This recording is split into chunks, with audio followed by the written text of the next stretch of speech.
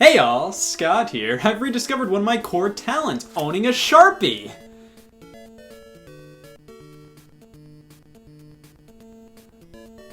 I should have patented this when I had the chance. Portable video games, allowing you to play games in inappropriate situations. They make loitering a whole lot less obvious and give you something to do at funerals. Thank God for their existence. What would I do on the bus without them? Human shit?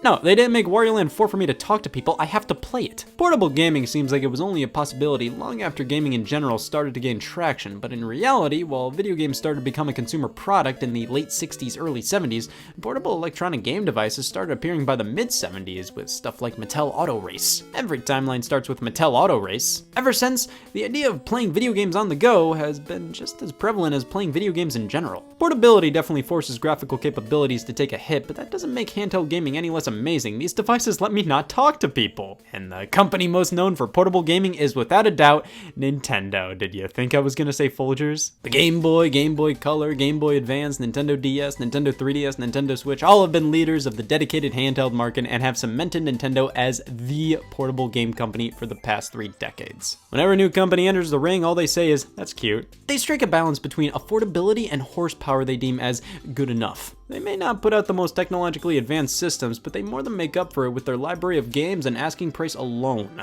It's weird to think Nintendo's best successes come from their portable business. Whenever they dangle nostalgia in front of our faces, it's mostly for their home console stuff. You don't see them talk about Super Mario Land 2 as much as Super Mario Bros. 2, even when Land 2 was actually more successful. I assume it's because home console games age better than handheld ones. I just find it odd because when you look at their history, Nintendo's bread and butter has always been portable games, evidenced by the fact that their first big success in the video game market was just that. The Game & Watch wasn't Nintendo's first foray into video games, but it was their first major success in video games, and it all started back in 1980.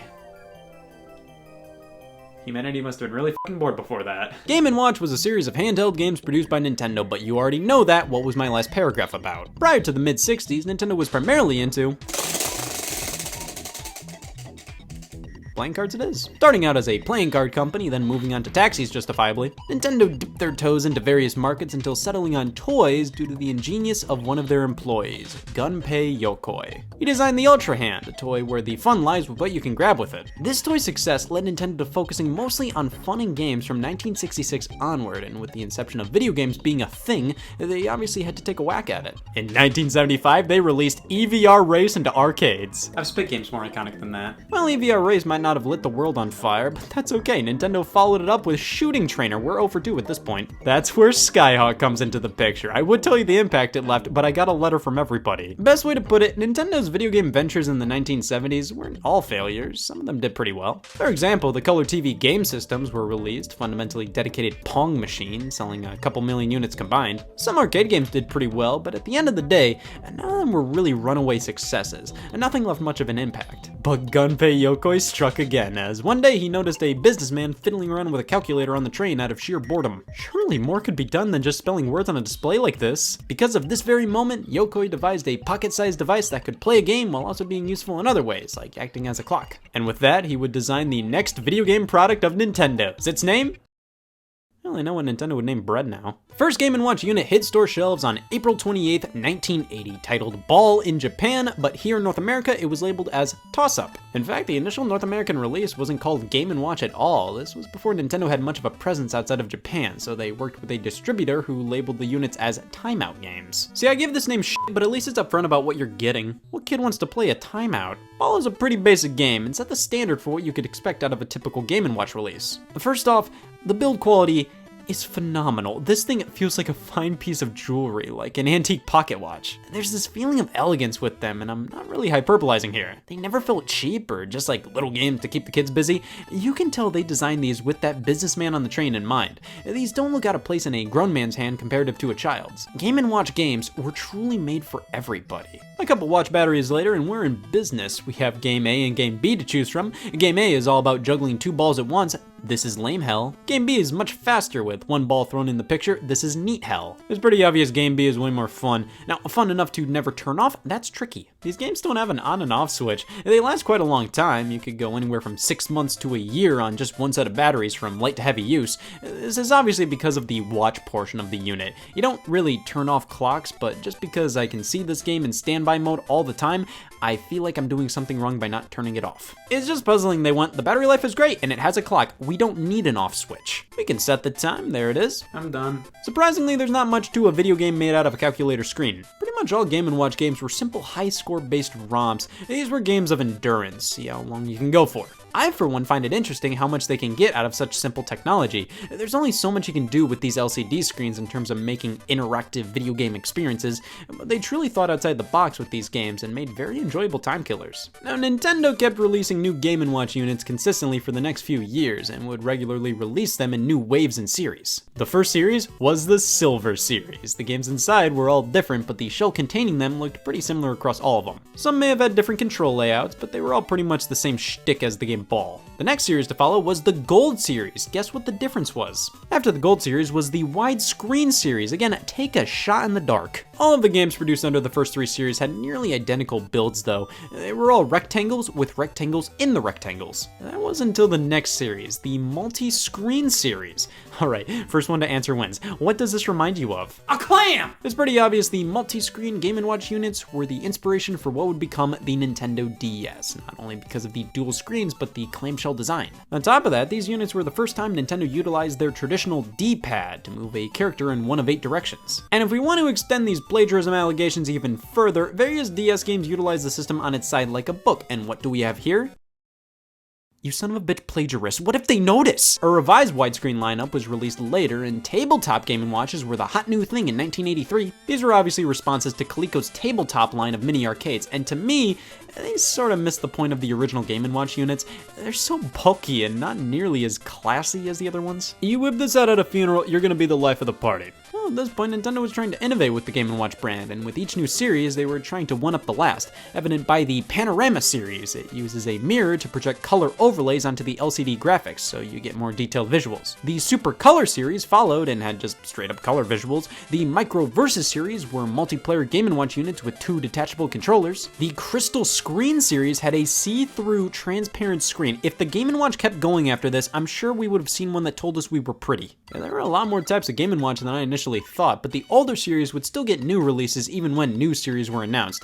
I mean, the final original Game & Watch release in 1991, Mario the Juggler, was a part of the new widescreen series, which got its start in 1982. Watching these games being played doesn't do them justice, because this looks really fucking lame. You really have to get these in your hands to fully appreciate them. I have a couple of them in my collection and they're great. I of course have Ball, the first one ever released, though this was the 2011 reissue Club Nintendo offered to its members. It's very close to the original, but has some altered info on the back and the option to turn the sound off. That same businessman on the train would be blaring this for everybody to hear. Mario's Cement Factory with the original box! Yeah, this looks like the last owner had more fun stepping on the box than playing the game. Once Nintendo actually started releasing character-based video games that were hits, they were sure to release Game & Watch units starring those same characters. Of course, we got some Donkey Kong ones. Here I have Donkey Kong 2. What? This is the only game called Donkey Kong 2. Of course, the sequel to the original Donkey Kong was Donkey Kong Jr., and then they moved right on over to Donkey Kong 3. The Game & Watch game decided to cut the bullshit because this is by all accounts heavily inspired by Donkey Kong Jr. in the arcades. This is pretty much just a renamed version of Donkey Kong Jr. But they already made a Donkey Kong Jr. Game & Watch before this. What the hell is this thing? You know I had to own at least one multi-screen unit, and yeah, the resemblance is uncanny. It has this soft lock lid to it that stops the screen from flopping out at random, I guess, which does remind me of the official Game Boy cartridge cases. I never knew there were so many different ways to rip yourself off. And finally, boxing, one of the Micro Versus units. This is cool. It comes in a chunky box and you can play by yourself or another player by extracting the control pads. Come on, this is amazing. Now this was re-released as Punch-Out in North America after the NES title experienced tons of success, but Boxing and Punch-Out Game & Watches are the exact same outside of the title being changed. Nintendo released roughly 60 unique Game & Watch games from 1980 to 1991, and while they vary in terms of themes and gameplay, they all have that Game & Watch feel to them. There were a ton of LCD games throughout the years from companies like Mattel and Tiger, and on the surface, there's not much different between a Game & Watch game and any other LCD game, but it's the replayability and weirdly enough, the graphical style of these things that make them stand out. I know some might be asking, what graphical style? There's something oddly charming about the graphics here. They have such a distinct style to them. You barely see any detail on these characters, but their expressions, the way they move, and how they would convey so much in such little graphics. It honestly impresses me how much character Nintendo was able to inject into single-screen games that have more in common with a calculator than anything else. Nintendo created a lot of Game & Watch games with generic names and setups. The themes and style remind me a lot of animation from the 1920s and 30s. Fire, bounce the people from the burning building to safety. Manhole, cover up the holes for people to walk over. Greenhouse, exterminate the bugs before they get to your plants. Many of these games have the same shtick. You have to juggle multiple things at once until you screw up. But they're still kind of addictive. Once you start playing a Game & Watch game, I mean, yeah, you're not gonna play it for hours on end, but I guarantee you'll keep playing until you lose. Nintendo repurposed many of their IPs that were successful throughout the 80s as Game & Watch units. Donkey Kong, Mario, Zelda, and they got the license to do games based on Disney properties, Snoopy, Popeye. They pretty much did everything they could with this brand back then. Over 43 million combined were sold. It's obvious to say the Game & Watch did pretty well. But of course, when was the last Game & Watch released? That's right, not yesterday, so why did they stop making them? I always fucking hated that thing. It didn't have Snoopy Tennis. While these did well, they obviously had their limitations. There's only so much you can do with this type of screen. Pretty much all the graphics that could possibly be displayed needed to fit on this one screen. You couldn't make different types of games outside of endurance rounds. Nintendo released the Game Boy in 1989. That used different game cartridges and weren't limited to this. They were full video game experiences. The screen could scroll! The Game & Watch didn't serve much of a purpose with the Game Boy taking off. Sure, buying one was cheaper than a Game Boy, but it was obvious the Game Boy was the better investment. Now, other companies, specifically Tiger Electronics, carried on the LCD game legacy throughout the 90s. These were fucking terrible. Nintendo knew what LCD games were capable of, and for sure what they weren't. They never really tried to make Game & Watch games something they weren't. They tailor-made them to be fun, even with the limitations of this screen. Tiger just kind of barfed out whatever they could. There wasn't as much love or attention put into these things. Most of their games consisted of, defeat this enemy until you get bored. Game & Watch games were made with so much more care and so much more love, and you can tell that with how much Nintendo cares about its legacy. In 1997, Nintendo released Game & Watch Gallery on the Game Boy, starting a series of 4 titles. Each one contained multiple remakes of Game & Watch games, both in their original forms, just remade on a Game Boy screen, and in modern forms, this time utilizing Mario characters and some new mechanics here and there. These modern versions do a great job contextualizing what the originals were trying to convey. Even if most were fairly understandable, some games you just said, alright. Whatever you say, Nintendo. The Gallery games are great, and I'd recommend them to anybody who wants to try these things out. I think the modern remakes make it easier to appreciate how they were able to do these exact games with such garbage hardware. Some Game & Watch games were later re-released as mini keychain games in 1998, the Nintendo Mini Classics. Yeah, these are Game & Watch games. Mr. Game & Watch has been a staple of the Super Smash Bros. Series ever since Melee in 2001, and each of his moves reference an old-school Game & Watch title. The game Manhole was released as a card for the Game Boy Advance's e-reader. Just swipe the card to play Manhole. 2 volumes of Game & Watch collection for the Nintendo DS were released through the Club Nintendo loyalty program and included some of the multi-screen games. Not remade like in the Gallery titles, just the originals. Kinda lame, but whatever. Various standard games were made available on the Nintendo DSi shop, and let's not even get into all the references Nintendo crams into their games. So much of Nintendo's core modern DNA is derived from the Game & Watch. The D-pad, dual screens, the kickstand, instant 2-player multiplayer, and weirdly enough, when you sit down and play these old Game & Watch games, you can get a whiff of that Nintendo charm, taking a simple concept and turning it into a fun and charming experience. Of course, with that being said, I don't think anybody nowadays would answer the question of, hey, do you want to play a Nintendo game with yeah, Donkey Kong 2! Hey y'all, Scott here. I've decided to start playing game systems with names that perfectly describe me, so I'm gonna start playing the Microvision. What's shaped like a brick and gives you hours of fun? It's a close second. The Nintendo Game Boy. That's right, it's a minor. Easily one of the most important systems in gaming history, and for good reason. There's some truth to why old people call anything that beeps a Game Boy. They worry me. But every time you see a portable video game device in a cartoon or something, it's almost always modeled after the original Game Boy. 2 buttons, a D-pad, cartridge slot. This thing is so portable game system. And even though I never officially owned one before my virgin phase, it doesn't feel like it. The original Game Boy launched a line of systems that lasted over 20 years, most models being compatible with the games from that first one. I remember bringing my Game Boy Advance to kindergarten, to which most 80-year-olds would say, that makes me feel old. The other kids and I would swap games around and try them them out on our own systems, and I saw some of them having these weird gray cartridges. I was only used to the Game Boy Color and Advance ones. Then one of the kids whipped out their Game Boy. It was the original, and even back then I thought, oh, we gotta see what happens when we put a newer game in there. This is amazing! No matter what era of Game Boy you grew up with, you still sort of feel that attachment towards the others. It's all Game Boy at the end of the day. Ever since, I've always had a huge interest in that first era of Game Boy. I loved my Game Boy Color and Advance games, but I wanted to see what it was like one generation earlier. And now that I waste my time, I can finally use the original Game Boy and see what it's like. It fucking stinks. The Game Boy was created in response to the booming success of Nintendo's home console, the Nintendo Entertainment System, and the limitations of their LCD games, the Game & Watch series. The NES gave you long-lasting experiences, each on their own cartridges, some of which were high-score-based games straight out of the arcade, but many were taking gaming to the next level. Rich stories, new worlds you want to explore, definitive endings, just like a divorce. The Game & Watch games were a line of handhelds that contained one game on each, using an LCD display like a calculator. These pretty much had to be arcade-style games, just see how long you can last, try to win, like a divorce. Now, handheld game systems with cartridges weren't anything new, but they weren't anything good. Mostly dumb, simple, high-score-based games.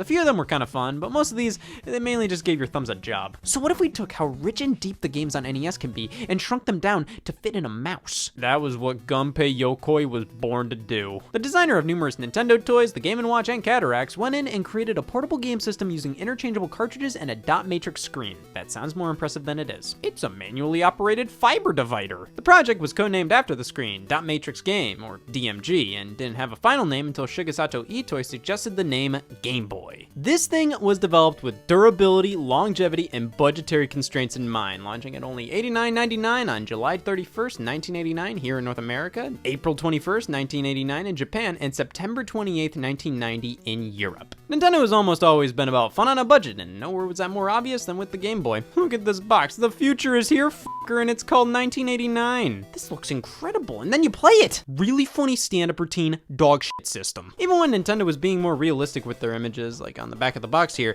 this screen still looks leagues better than what we actually get. A dot matrix display, what does that mean? It means let's get the hell out of here! Well, I guess if the Game & Watch has a display like a basic calculator, the Game Boy has a display like a more advanced calculator, one that can display more than just variations of the letter O. I mean, it still displays any old spray you could ask for here. It definitely can be used to play video games from this era, it just so happens to be ass green. Thank God I'm colorblind. The screen here is the Game Boy's biggest flaw. Not only is it not lit in any way, shape, or form, but it's not just black and white, it's black and puke. They used a green display with no colors because it helped the non-color visuals pop out the best at a low cost. Or they just thought it'd be funny. This is easily one of the most notorious elements of the original model. You can't use it. We have a contrast dial, which helps us see in numerous different lighting conditions, but for playing it dark, have an open mouth. We got the volume slider, headphone jack, and speakers for stereo sound, an extension port for accessories, on and off switch, a port for an AC adapter, a battery compartment begging for 4 AA's, 8 A's for just one device, and a full suite of buttons, the exact same buttons you'll find on an NES controller. They were obviously cutting corners a lot, but Nintendo ensured you would get as close to a console experience as possible with this thing. Of course, other companies responded, and they responded big. Just bring the damn TV with you at this point. Competition towards the Game Boy quickly emerged. Systems by Atari and Sega had full color displays that were in fact lit up. These systems were more powerful, and I think people bought them out of fear of being crushed. All signs pointed to these things wiping the floor with the Game Boy, but Nintendo had a few aces up their sleeve. The initial price point was significantly cheaper due to the Game Boy's cost efficiency. Not using a color display will do that to you. They're all about saving money. I'm sure Nintendo employees eat cereal with water. Due to using cheaper technology, the Game Boy was not only more portable than the competition, its battery life was actually tolerable. I can't remember the last time I put batteries in this thing. It's just been run off the same ones for years. It can withstand 15 hours of continuous play on 4 AA's. Sega's Game Gear and Atari's Lynx contributed to the battery life movement we're dealing with today. I think the Game Boy's design was far more appealing to everybody. These things honestly both look the exact same. The Game Boy was unique and it feels great to play. It may be bulky by today's standards, but you can still fit it in a pocket. All the buttons, the D-pad, they feel fantastic, like actual console controller buttons. Handhelds usually have the audacity to include small clicky buttons to fit on a slimmer, tinier device compared to home console controllers. The Game Boy has these big, meaty buttons that just feel right. They feel substantial, and none of Nintendo's future portables really replicated this feeling. It's a little awkward, obviously not the best it could possibly be, but it's well designed for 1989, and at its price point, it accomplishes what it set out to do, and while that definitely added to the reason the Game Boy absolutely drained the Lynx's blood for fun, the core reason it did so well was the games. It's in the fucking name. The Game Boy launched with 5 games here in North America, with one being notoriously bundled in. Not Yakuman. Tetris was already a well-known PC game at the time, but the idea to bundle it in with the Game Boy, genius. Nintendo was considering to put the game Super Mario Land in with the package, but was told while that would help the Game Boy appeal to kids, packing in Tetris would help the Game Boy appeal to everybody. So, in North America, the Game Boy launched with a Tetris game cartridge, not only helping the system, but the Tetris brand as a whole. These two things go hand in hand. Neither one of them would be the great success they became if not for each other. Tetris on the Game Boy continues to be one of the best versions of Tetris. I know what you may be saying, Scott, fucking Tetris is fucking Tetris. No man, Grass was way better back then. Hear me out, it's crazy, but not every version of Tetris gets things right. The controls feel off, the core Tetris gameplay is altered ever so slightly, but if you want the most pure and perfect version of Tetris, it's on the Game Boy. The iconic theme is here, it all controls well, it works perfectly within the Game Boy's limitations, like everything appears on screen just fine. It doesn't mess around with modes that are kinda cute, then you never play again. It knows what you want, you jump in, play Tetris, jump out. It's basic, but not to a fault, and that's what I like about this version. It's simple,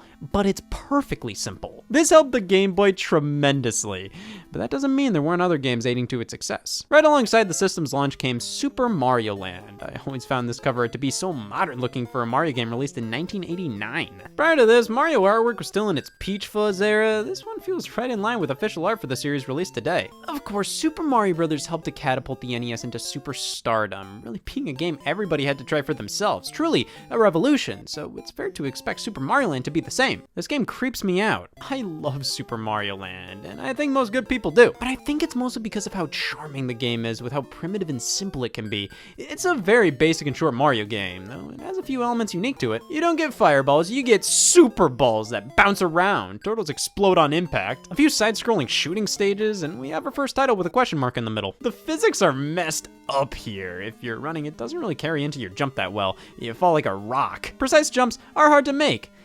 But none of this really matters. Like I said, the game is just so damn charming. It's not difficult, it's super short. You can beat it in like 30 minutes, so it's like, why complain about it? Is being critical about Super Mario Land going to change the world? Why does it matter that it doesn't control perfectly? It met the requirements of being Super Mario Bros. On a portable system, and that was a big deal. It still feels like Mario, and you could take it wherever you wanted. Sure, the screen of the Game Boy gets really blurry when there's a lot of movement. It can be hard to see enemies coming at you when you're running, but it's still playable. It's charming as all hell, and I still love going back to it over and over again. The game is simple, yet still Mario. The problems with the game are more so fun little quirks rather than deal breakers due to how short and easy the game is. I adore this game. Critically, you could tear it apart, but I feel like most people can see right past the flaws and enjoy this game for what it was back in 1989. The other launch titles were more so just the bare minimum of what Nintendo thought a game console needed at the time. Baseball and tennis, pretty much the same as the baseball and tennis games for the NES. Stay away. Then there was Alleyway, just a basic breakout clone, still fun and charming though, which is the opinion I have for most of these old Game Boy games. Yes, looking at them with a modern lens, they're all bitch simple. But being portable games in the late 80s, I find them to be more interesting than many home console counterparts they had. Like, I would so much rather play baseball or tennis on Game Boy than NES, and that may be because Nintendo's re-released their NES games far more often than their Game Boy ones, but I find these more endearing. The NES is more capable than this. The Game Boy, I'll take what I can get. Overall, not a bad launch lineup. 2 of the most iconic games on the entire platform, one of them packed in, a fun breakout game, and 2 sports titles if you want to get laid. The original Game Boy model wasn't the hottest looker though.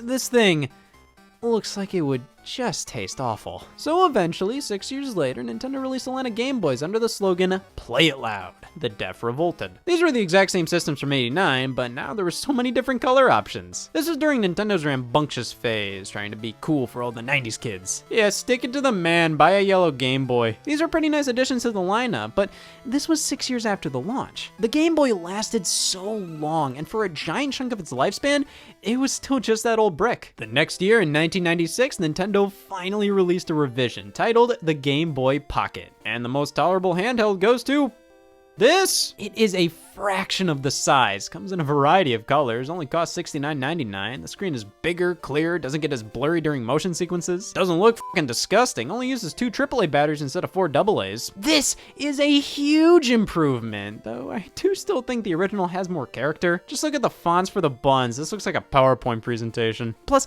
I don't think it's as comfortable as the '89 model. I don't like it when my hands on the back touch. Keep these things away from each other. But the Pocket helped rejuvenate the Game Boy, giving it a much needed modern makeover. It was still incredibly affordable, and at this point had a treasure trove of games in its catalog, plus most of the problems with the original were made much better now. But one thing still needed fixed. 2 years later, in 1998, only in Japan, Nintendo released the final revision, the Game Boy Light. One of the biggest issues with the Game Boy line was the lack of any light on the screen. You just straight up couldn't see it without some kind of light source. The Game Boy Light, however, popped a backlight into the display, which you can turn on and off. Without the light, this thing lasts 20 hours on 2 AA's, which is amazing. And then with the light on, it lasts for 12 hours, which is still very respectable. The handheld is very similar to the Game Boy Pocket in terms of design, but a bit larger, which makes it more comfortable. The backlight is pretty much just here so you can play in the dark. It doesn't make the screen more viewable in good lighting conditions. In fact, half the time I can't even tell it's on. It makes the handheld playable at night. That's pretty much all it does. I was hoping it was gonna give me advice. The problem is, this revision released a mere months before Nintendo released the full upgrade, the Game Boy Color. Featuring a color screen and exclusive games, it was pointless to buy this, even if it had the backlight and the color didn't. Since these released so close to each other,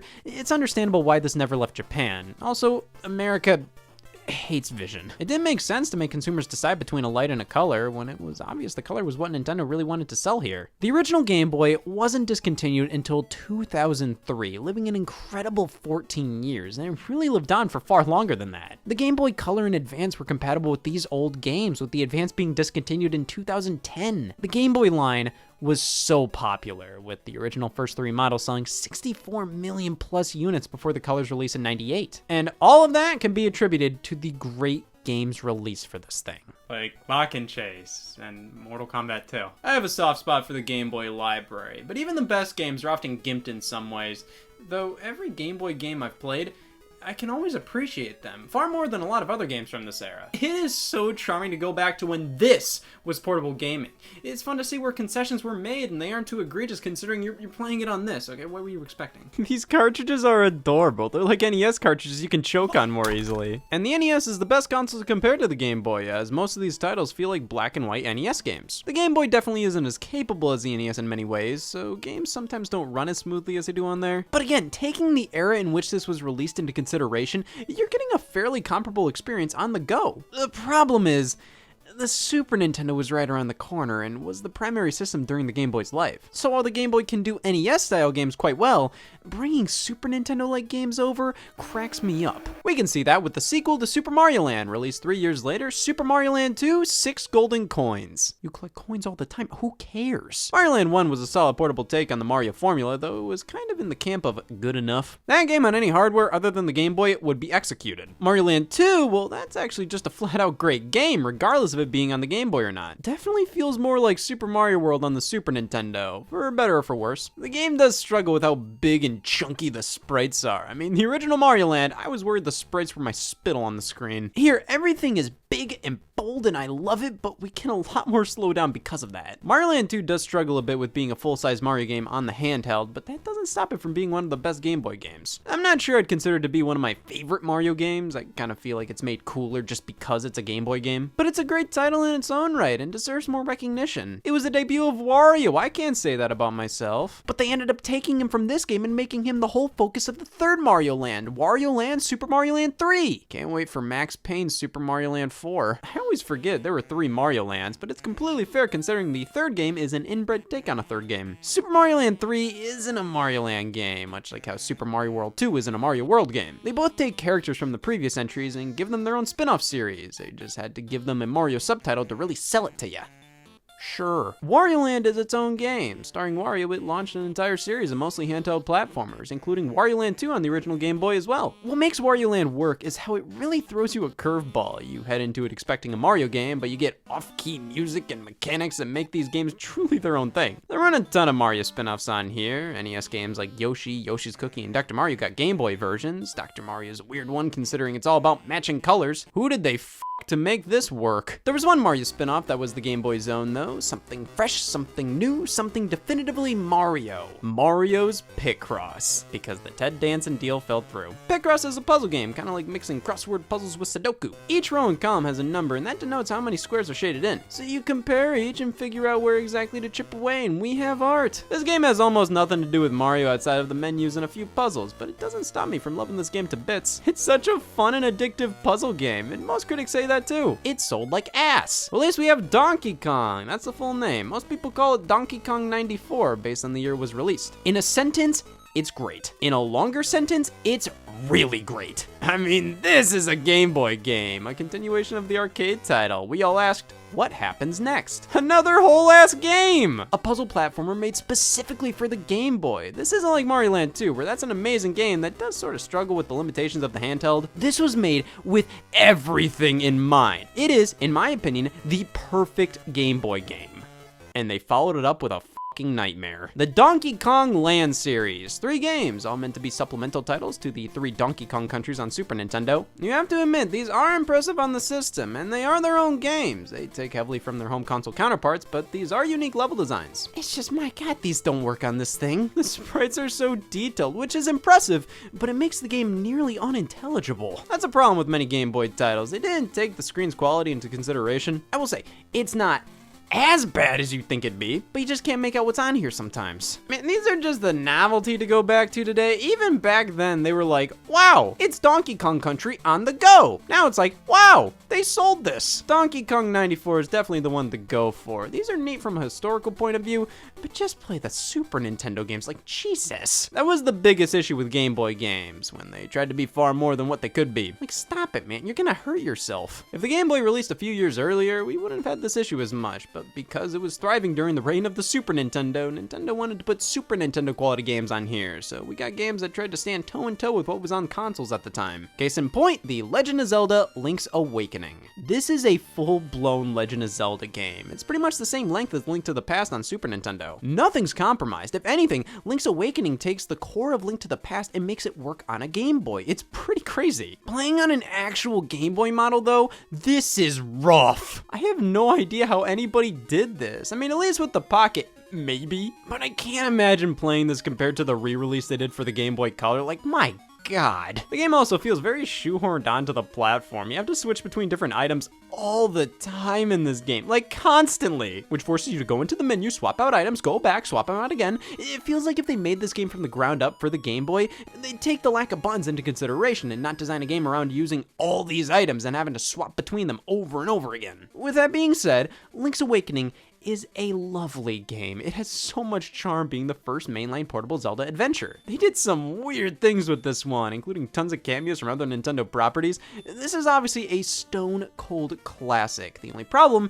is the system it was made for. When it got a full remake in 2019, it showed how much of this game at its core was already perfect. They only really changed things that were there due to the limitations of the Game Boy console, like the whole item swapping debacle. Other than that, it's the exact same game, and that speaks volumes of the original Link's Awakening's quality. This wasn't a completely watered down portable throwaway game. This was the real deal, and Nintendo's had that mentality with all of their handheld systems, which is why I think they've always succeeded. Whenever Sega or Sony would put out games on their portables, they were always lesser versions. Who cares about that Uncharted? It's just a side story. When Nintendo made a Zelda game for the Game Boy, it was the next big Zelda game. When Nintendo made a Metroid game for the Game Boy, it was a mistake. What am I doing? Metroid 2 Return of Samus, a fair attempt at a Metroid game on the platform. To be honest, Metroid during this time period was a bit too cryptic and obtuse for my Donkey Kong 94 brain. These games are so difficult to do anything in without a map. You have to draw one out yourself. In 1991, sure. In 1994, go yourself. Well, Kid Icarus got a sequel on the Game Boy too. Kid Icarus of Myths and Monsters, strangely a game that never released in Japan and was the only other Kid Icarus game until 2012 with Kid Icarus Uprising. This is basically more of the same from the NES game, but again, that's impressive and exactly what customers wanted. If you were buying Kid Icarus on the Game Boy, it was because you wanted Kid Icarus on the go, not a card game spin-off, Sony. That doesn't mean other companies didn't put their B teams on the Game Boy versions. We got a whole heap of third-party home console conversions, like 5 Mega Man games, some Castlevanias, Contras, a bunch of Final Fantasies that weren't actually Final Fantasy, they were random RPGs Square brought over to North America and called them Final Fantasy. These were all up in the air, like sometimes they can be good, and sometimes they're Castlevania the Adventure. I really have a love for the first Game Boy Mega Man game, Mega Man and Dr. Wily's Revenge. The Mega Man Game Boy games are like remixed abridged versions of the NES ones, but sometimes they weren't just remixed abridged versions, they were bad. Even then, I still look fondly upon all these games, even if they weren't that great. They give you fairly authentic portable takes on these franchises. Like Mega Man looks and plays like Mega Man, same with Castlevania, Double Dragon. The only exception I'll make is this? Fighting games, Street Fighter 2, Mortal Kombat, Killer Instinct. I feel really bad for the kids that said, Mom, that. Like, man, Mario's right over there! The fighting games felt more like things for your thumbs to do rather than actual engrossing video games to play. I mean, this gave you a Street Fighter 2-like experience on the go, but I just feel like you had way better options. Like, as handhelds progress, you can make an argument playing Super Street Fighter 4 on the 3DS helped you practice for playing the console version. No, there's not much to these versions. They're the fighting games on the Game Boy. A worthy attempt, but they just aren't what the Game Boy's good at. Like, puzzle games were the Game Boy's jam. Not only did we have Tetris, but Tetris 2. This isn't Tetris. Tetris Blast! Who the f*** are you? Tetris Attack. I love you, but stop lying. Kicks is great here. One of my favorite arcade games. A Taito classic published by Nintendo on the Game Boy. The Game Boy can handle this. Right? No matter how poor the hardware is, you're always gonna have somebody out there who wants to be a smartass. X was a Japan-only game published by Nintendo that laid the groundwork for Star Fox. 3D! In black and white! It's the future yesterday! Baseball 2000, a first-person shooter. Yeah, I mean, it's the Game Boy, it can do anything. I think Game & Watch Gallery helped show what the Game Boy was best at. These are remakes and ports of classic Game & Watch games, and it's a treat to have this era of Nintendo represented on the Game Boy, as it was its direct predecessor. Balloon Kid, a sequel to Balloon Fight, perfect fit for this thing. Great for simple, addictive gameplay. Space Invaders? Yeah, sure, it's great. The Game Boy may have had a lot of well-known franchises continue on it, but it started a few key ones. Mole Mania debuted on the Game Boy. That's something you hear every day. We get it. This is an obscure Nintendo-developed game. It's produced by Shigeru Miyamoto, and it's a fun puzzle game. You go between the top layer and bottom layer of each stage to get to the end. It feels like something that should have seen more success, but Nintendo realized kids hate moles.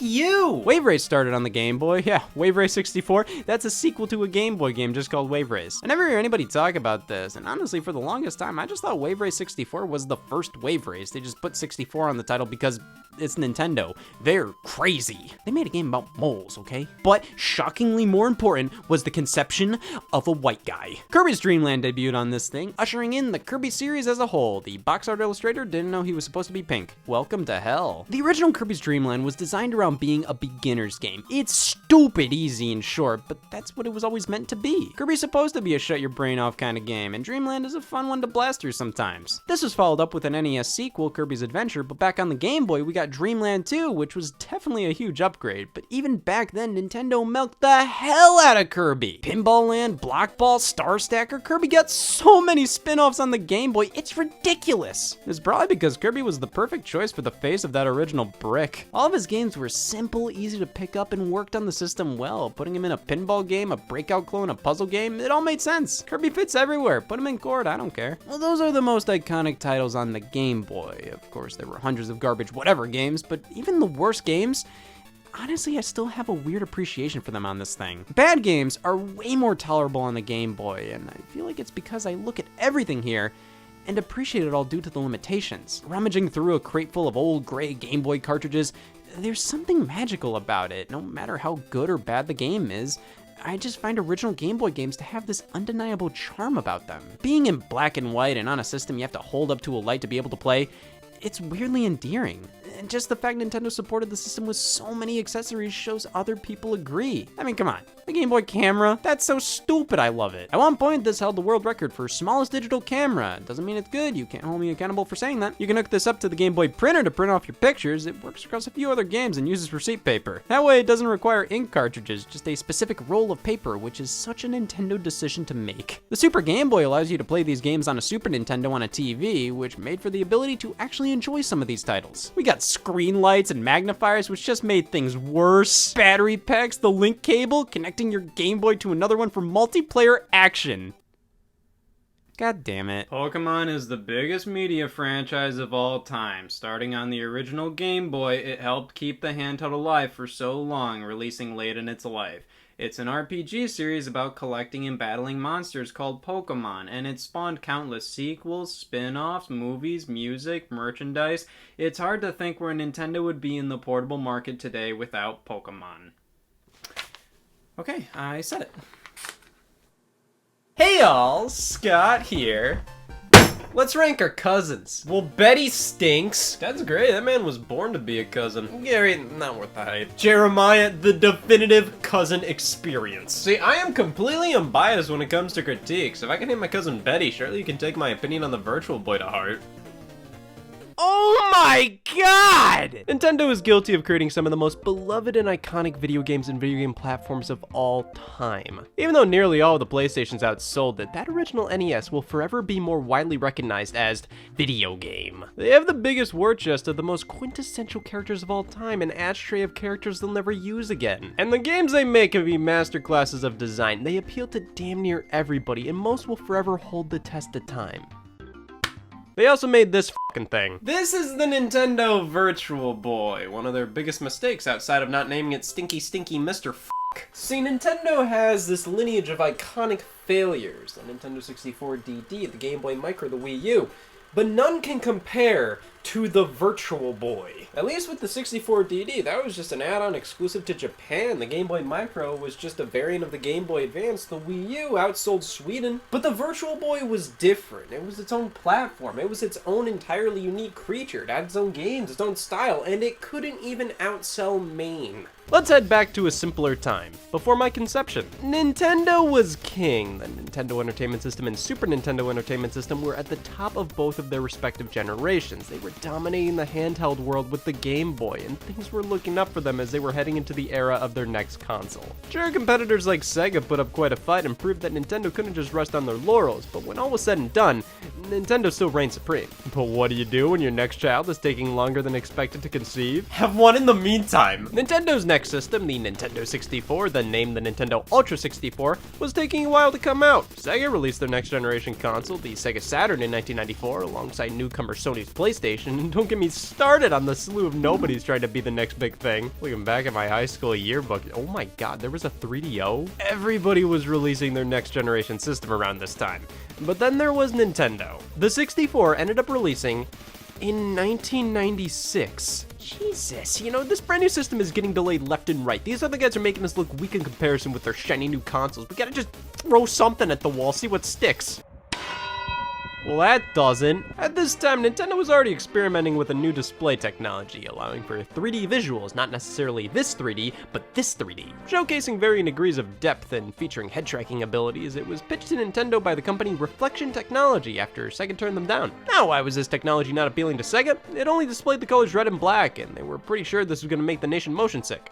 Now, Nintendo, they didn't give a shit. They saw potential in this tech and partnered with the company to potentially develop it into a consumer product. The head of this whole endeavor was Nintendo's beloved Gunpei Yokoi, an employee who was with Nintendo ever since 1965. This man was the embodiment of Nintendo's key design philosophies. He loved taking weaker hardware and making something special out of it. His talent could be seen within the toys Nintendo made, their games, consoles, and the influence he had on the company has and will forever live with them, even after his departure from the company in 96 and eventual death in 97.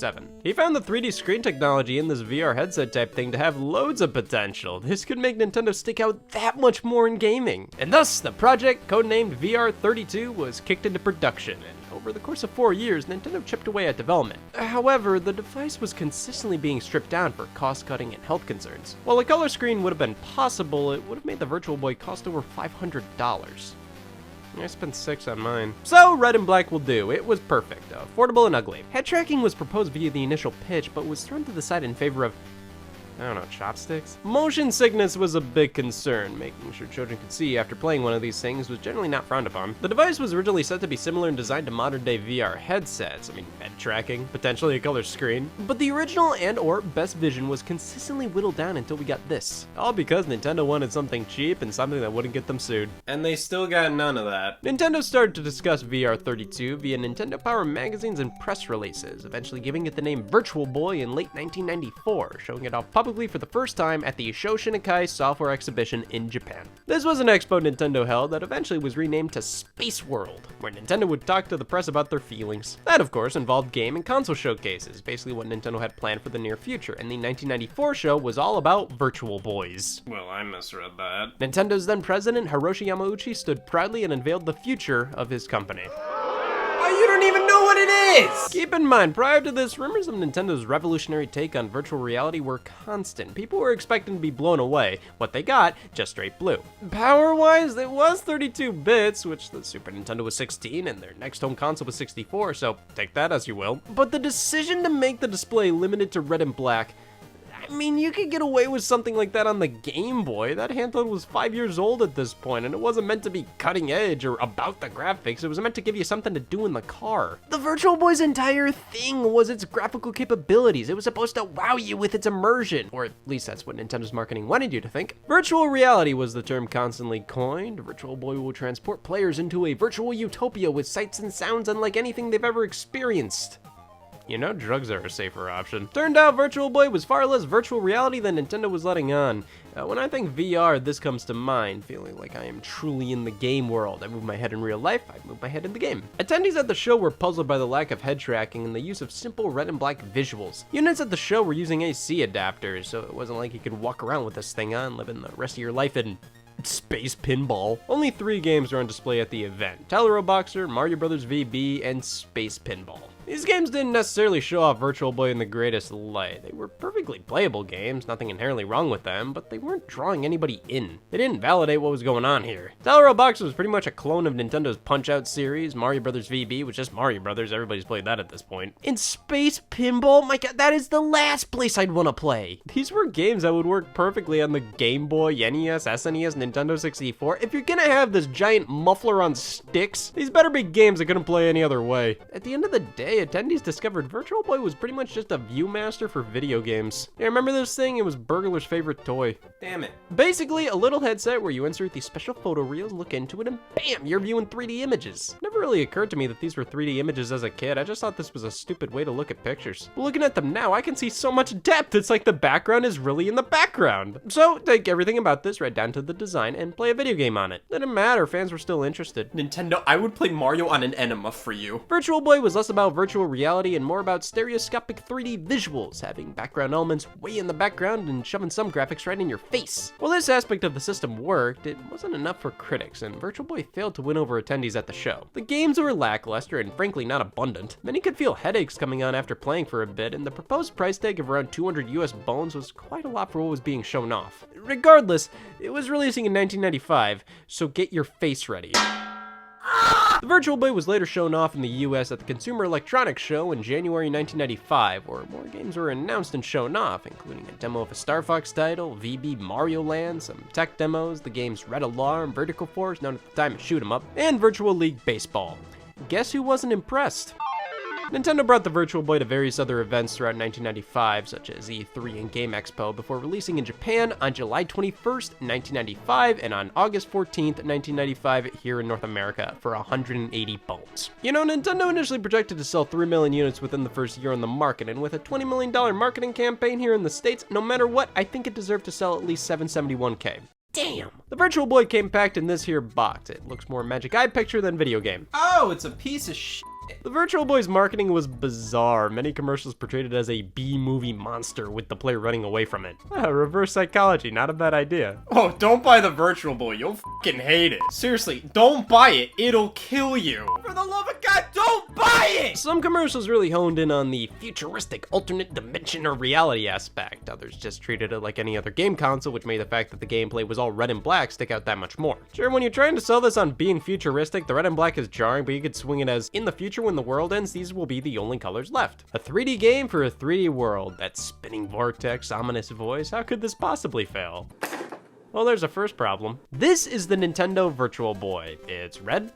You know, you gotta hand it to Nintendo, the design of the headpiece isn't too far off from something like the PlayStation VR. The difference is, this rests on your head, this has chicken legs. So Nintendo opted for this design, as putting a head strap on here would be too much of a bother for them. What if a kid is wearing this while walking around and falls on a hungry bear or something? What if the Virtual Boy induces motion sickness or hurts a child's eyes during crucial retina development? What if the Virtual Boy causes them to go blind? We can't have that, then they can't play more Virtual Boy. What if they don't want to take the system off their face? Who wants to live in the real world when you can escape from reality in the Mario's Tennis realm? Putting the system on a stand like this sort of forces you to approach it like a quick novelty, almost like a tower viewer. Video game addiction has always been a concern with parents, but it was definitely at a peak back then since it was a newer concept. They probably didn't want to create a system where to play it you had to completely disconnect from reality and zip tie it to your face. So for this design, we can put it on a desk and bend over, or lay on our back and have it spill all over our face. It's like my eyes are being waterboarded. However, it turns out Nintendo was developing a shoulder harness for the system. and I'm sure it would have made next better everywhere. There are two controls on the headset itself, one to adjust the focus of the screen and another to adjust the placement and angle of the eyepieces. The stand can be adjusted as well for ultimate viewing pleasure, but that doesn't stop it from looking incredibly shoehorned on. This thing looks unfinished, like the stand is something your dad would whip together to hold this up. We can remove it from here just like that, and oddly without the stand this looks more natural. Volume slider, headphone jack, a link cable port for multiplayer, and a port for the controller. Now the Virtual Boy's controller is actually pretty good and fairly ahead of its time. We've got these grips, which aren't entirely new. We saw that on the PlayStation controller and on my thighs. But these feel so ergonomic and honestly pretty modern. Two buttons on the back act like normal shoulder buttons, but these really feel like precursors to triggers or even the back buttons on those Pro Line controllers. And two D-pads, which is the most unique thing about this. That's a lie. While barely any games on the system utilize them, this is incredibly forward-thinking for the era.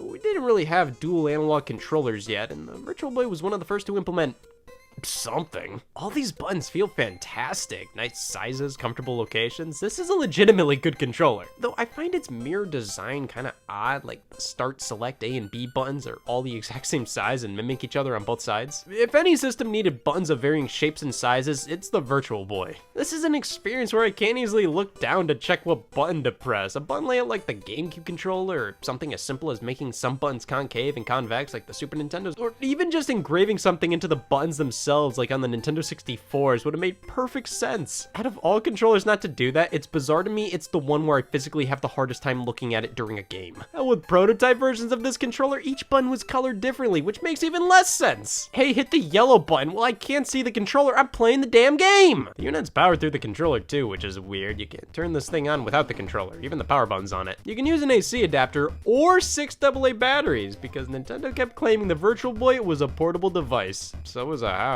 With 6 AA's, the Virtual Boy lasts roughly 4 hours, which is pretty bad by 1995 Nintendo standards. Many attribute the excellent battery life of the Game Boy to its success, but it could have been more successful if it caused seizures. Nintendo had to cover their ass with this thing, putting as many warnings as possible here. Basically, if you had troubles with nausea, motion sickness, epilepsy, I'm pretty sure your doctor already gave you a list of don't even think about it. Me personally, the Virtual Boy doesn't give me a seizure, it just makes me sad. So what is it like playing one of these? Well, line your eyes up with the two eyepieces and bam! Basically, it looks like a small widescreen display surrounded by black, which, I mean, hey, black is one of the two colors the display can show, so it works. It could look far worse. While looking through, you do see quite a lot of depth with the images. 3D-wise, it's a lot more that's deep in the background than that's right in my face. But I think the 3D looks pretty good for the time, honestly, and the display quality itself is very crisp. The Virtual Boy achieves this by using oscillating mirrors to reflect LEDs on each side of the system for both eyes, allowing for stereoscopic three-dimensional depth in the visuals. You know, that sounds stupid enough to try 16 years later. Yes, Nintendo revisited the idea of a portable system with stereoscopic 3D later on with the Nintendo 3DS, this time not requiring you to shove your face in anything. Glasses-free 3D was definitely the way to go here, but after trying the Virtual Boy out,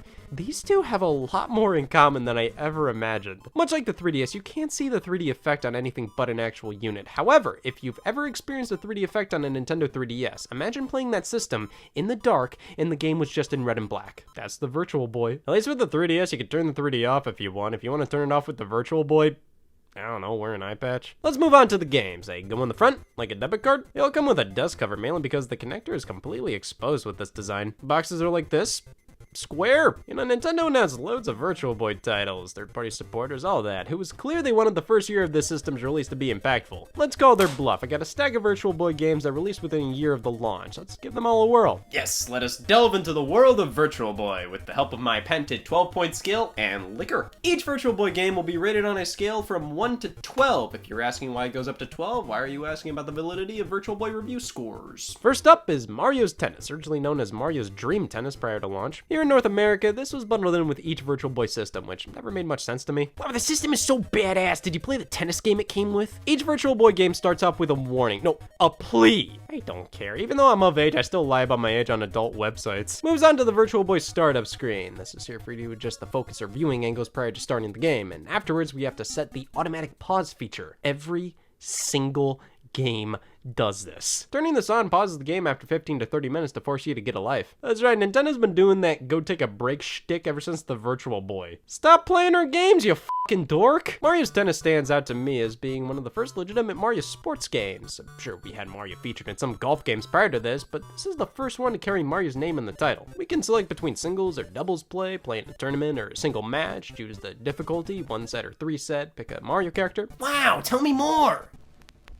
Mario's Tennis is incredibly basic and bare bones. The characters all pretty much feel like carbon copies of each other. The courts are all the same, with random background elements being the only differences, but even then you can't pick and choose which court you want. You can't even play multiplayer. Not only is it not an option, there was never a Virtual Boy link cable released. They went to all that trouble of making this port. They can't let it go to waste. I keep all my spices here. Weirdly enough, various marketing materials and commercials for Mario's Tennis claim it does have a multiplayer mode, but I refuse to look any further. I don't have anywhere else for my spices. The Virtual Boy link cable may have been canceled, but fans have created their own version. There are no official games that support it, so it's good we aren't spending our time making shit that doesn't matter. What makes Mario's Tennis stand out is the 3D effect. You ever play a tennis game from this era? It's terrifying. It is so difficult to judge where the ball is in relation to your racket. With the Virtual Boy's 3D effect and this specific camera angle, it's so much easier now, and the overall feeling of depth works quite well. The camera angle does make doubles matches a bit weird though, as if I'm closer to the net, I can't see a lick of what my partner's doing back there. It's a perfectly playable tennis game. The problem is, who the hell wanted that as a pack-in for their next-gen virtual reality experience? I get that Mario's Tennis is a Virtual Boy game that definitely benefits from having the 3D effect, so it makes sense to shove it at the forefront, but as a pack-in title? I don't know, it's just not exciting. May I suggest, it's quite boring.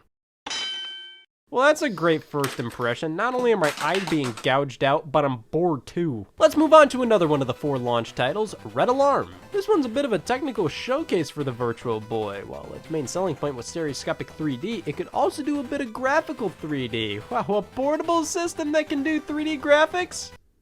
A system that can do 3D graphics? Well, Red Alarm seems to be a technical showcase for what the Virtual Boy can't do. This is a game very similar to Star Fox on the Super Nintendo. You pilot an aircraft shooting down the enemies. It's pretty self-explanatory. The problem is, I have no clue what I'm looking at. The Virtual Boy couldn't render this many 3D graphics, so due to technical limitations, the developers settled for basic wireframes. Because of that, everything looks the same. The environment, enemies, projectiles, it all blends in. Now, to be fair, when played on an actual unit, the 3D effect does help to distinguish what's a background detail and what's not, but it's still confusing. Sure, the Virtual Boy can do some light 3D stuff like this, but if you have to strip it down this much, I think at that point you should just consider not making this game for the Virtual Boy. If it wasn't for the wireframes, this obviously would have been a pretty impressive game for the time. Plus, there's nothing really wrong with the gameplay, but as it stands, I don't know, man, I just feel like my time is worth more than this. That's right, I'm moving up the totem pole.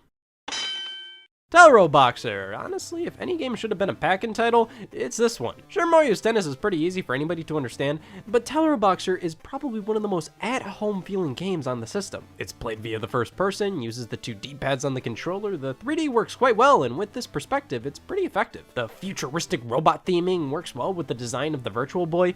This feels like a game for the Virtual Boy. Mario's Tennis and Red Alarm feel like Game Boy and Super Nintendo games that were left out in the sun. It's a pretty good game, incredibly similar to Punch-Out, as you have to find openings to punch your opponent while blocking and dodging at the right moments. The 2 D-pads control each separate fist, and with the overall theming and 3D effect, this feels like the definitive Virtual Boy experience. Not saying this couldn't work on other consoles, but out of most of the system's other games, this feels tailor-made for it. Galactic Pinball, yeah, one of the first titles shown for the Virtual Boy. Initially titled Space Pinball, they settled on Galactic because you're more likely to try something if your friend says, this shit's galactic. I think a pinball game does make quite a lot of sense on here considering the static nature of it. Like when you think about it, if you play the Virtual Boy at a desk, it kind of feels like your own personal arcade cabinet. Plus the back buttons feel pretty similar to those on a pinball machine, and the 3D effects could be pretty cool. At the end of the day, Galactic Pinball, it's alright in my book. It's pinball in space. They have some fun mini-games here and there, like Samus's ship from Metroid appears and you have to shoot at enemies. I do kind of like this one, though much like Mario's Tennis, there's not a lot to it. And that was the full launch lineup in North America. Impressed? Let's hope not, because we have more games to talk about. You don't want to get over-impressed. Next up is Virtual League Baseball. They have a whole league for that now? A few weeks after launch came Virtual League Baseball, or as it's known in Japan, Virtual Pro Yaku 95. They're the exact same games, but the Japanese version has far more cartoony character designs. I'm sure they wanted this to be a more mature, traditional baseball game here in the West, appealing to the everyman. I'm no pussy, I want a realistic baseball game for my one video game console, the Virtual Boy. But were these character designs truly too Japanese or cartoony to where they just had to change every single one? Like, they just have bigger heads and they didn't even change the title screen. They still have the more cartoony character design here. What was the point of any of this? I think changing the box art to this made sense, but changing the sprites in game? I don't know, what's the point? Well, Virtual League Baseball is just baseball, nothing else really to it. 3D does help the judge when you should swing the bat, so yes, this is warranted.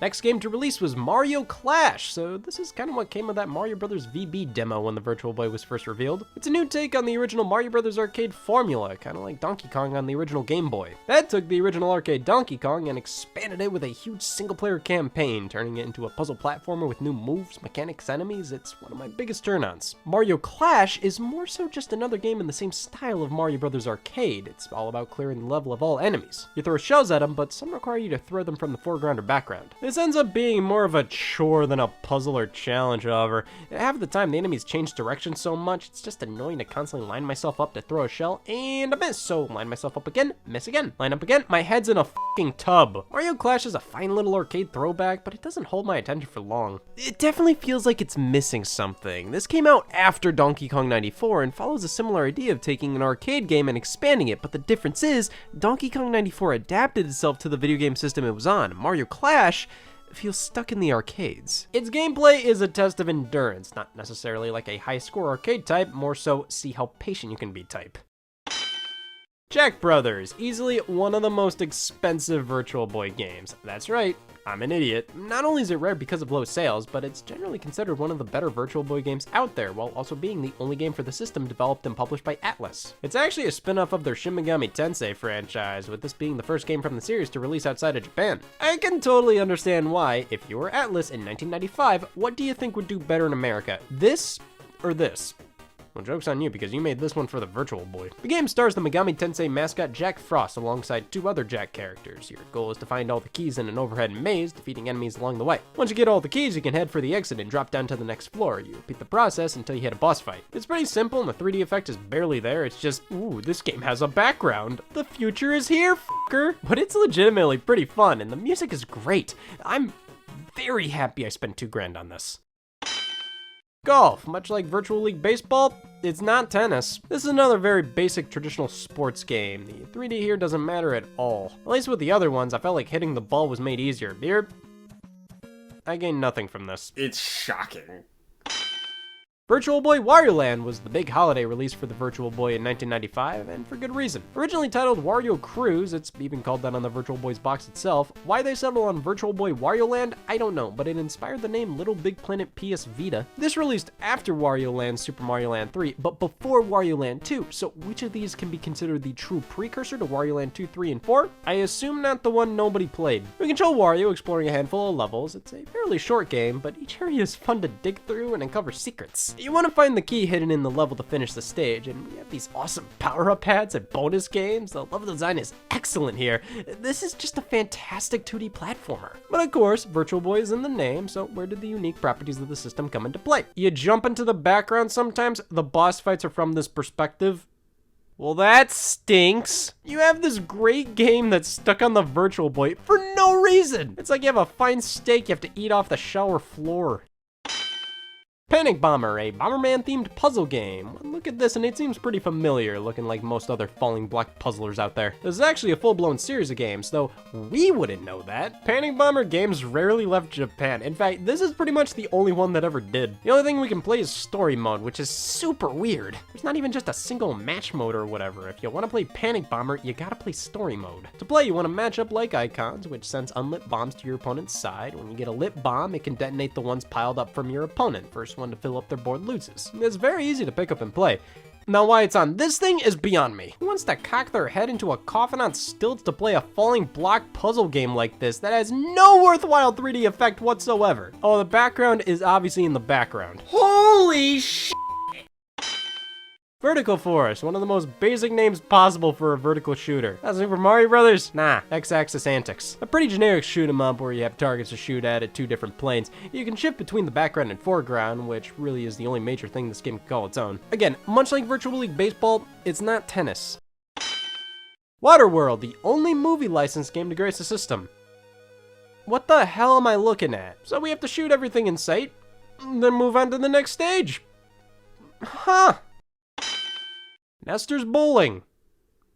Oh, Nestor's Funky Bowling. Oh, I am so f***ing ready. Nestor's Funky f***ing Bowling. Leave it to Nestor to give bowling the funk. Nestor was a character from Nintendo Power magazine, so to see him get his own game is pretty cool. Now, was he an avid enough bowler in the comics he was in to warrant funky bowling? I thought this would have been a prime opportunity to put a little Nestor comic in the instruction manual, but no. All it says is he wanted to be in a bowling game. You can play as Nestor or his sister Hester, who only ever appeared in this game. The physics feel weird here, but that's to be expected for a mid-90s bowling game. The pins just don't act like pins, but if you can get over that, it's a serviceable bowling game. I can't. 3D Tetris. Right away, this is probably the most enticing Virtual Boy game to me. Just the idea of Tetris in 3D is kind of intriguing and actually sort of takes advantage of the bane to my life expectancy. I'm pretty sure I'm infertile now. 3D Tetris is played from an overhead perspective, and you do your normal Tetris shtick, but this time you have a whole 3-dimensional plane to fill. So basically, instead of trying to clear one line, you have to clear the entirety of the square we see from this perspective. It is quite literally playing Tetris by looking down on the playfield. It's a really cool concept, but I find there to be no real middle ground I'm happy with here. It's either too slow and easy or too fast and confusing. The lower levels are chump change. It's just like, come on, give me some action. What the f was that? The higher levels have Tetris pieces not normally found in regular Tetris games, and it just gets confusing based on how many layers of puzzle pieces we're dealing with here. You flip the pieces around with the dual D-pads, making this another fabled Virtual Boy game to use this thing. In the end, I'd love to see this concept attempted again. I think it has loads of potential, and it's alright here, though I would have liked it if they included a standard Tetris mode on top of the 3D Tetris stuff. Well, next up. Well, in the process of going through the Virtual Boy's first year of games, I accidentally went through only its first 8 months of games, which in tandem is all of its games. The Virtual Boy lasted from August 1995 to March 1996 in North America with only 14 releases. But Japan had 8 exclusives. You really think I'd play Waterworld and say no to Space Squash? First up, V-Tetris. No wonder 3D Tetris only had 3D Tetris. For V-Tetris, play V-Tetris. This is just Tetris, no real advantages to playing it on Virtual Boy. Though the 3D effect that happens when you clear Tetris is pretty neat, kinda right in your face. There's a mode that involves an entire cylinder of Tetris going on, and you can rotate around it, which is a concept that appears in Pokemon Puzzle League on Nintendo 64. This is Tetris, but with an extra letter. Space Squash! Honestly, I was expecting a 2D shooter, but what I got was Kinect Adventures. Now, this is a cute concept that takes advantage of Virtual Boy. Imagine Pong, but from a 3D perspective with limbs. Cute game, not much more than that. Virtual Fishing, a fishing game on Virtual Boy.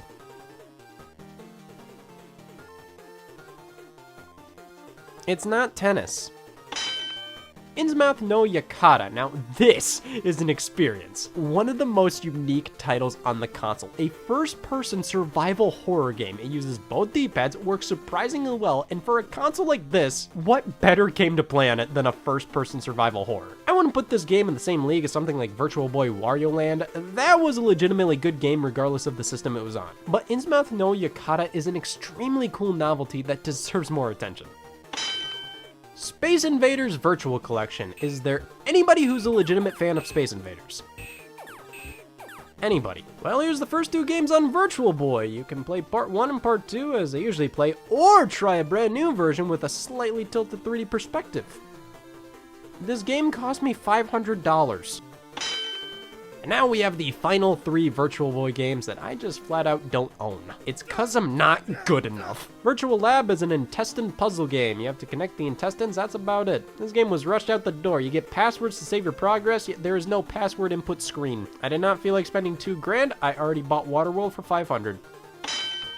Virtual Bowling. This one I would consider unofficially the rarest Virtual Boy game, considering I can't find a single copy for sale. It doesn't help that many just assume you're talking about Nestor's Funky Bowling, but there's nothing funky about this one. It's a very similar game in the sense that it is also a bowling game on Virtual Boy. It's not bad, but what else can I possibly say? It isn't f***ing tennis. Finally, SD Gundam Dimension War. I'm gonna speak for me here and say this isn't really my thing. A tactical role-playing game. Out of all games to make with giant robots on Virtual Boy, a tactical role-playing game. At least there's big action scenes when you fight opponents, and back to chess.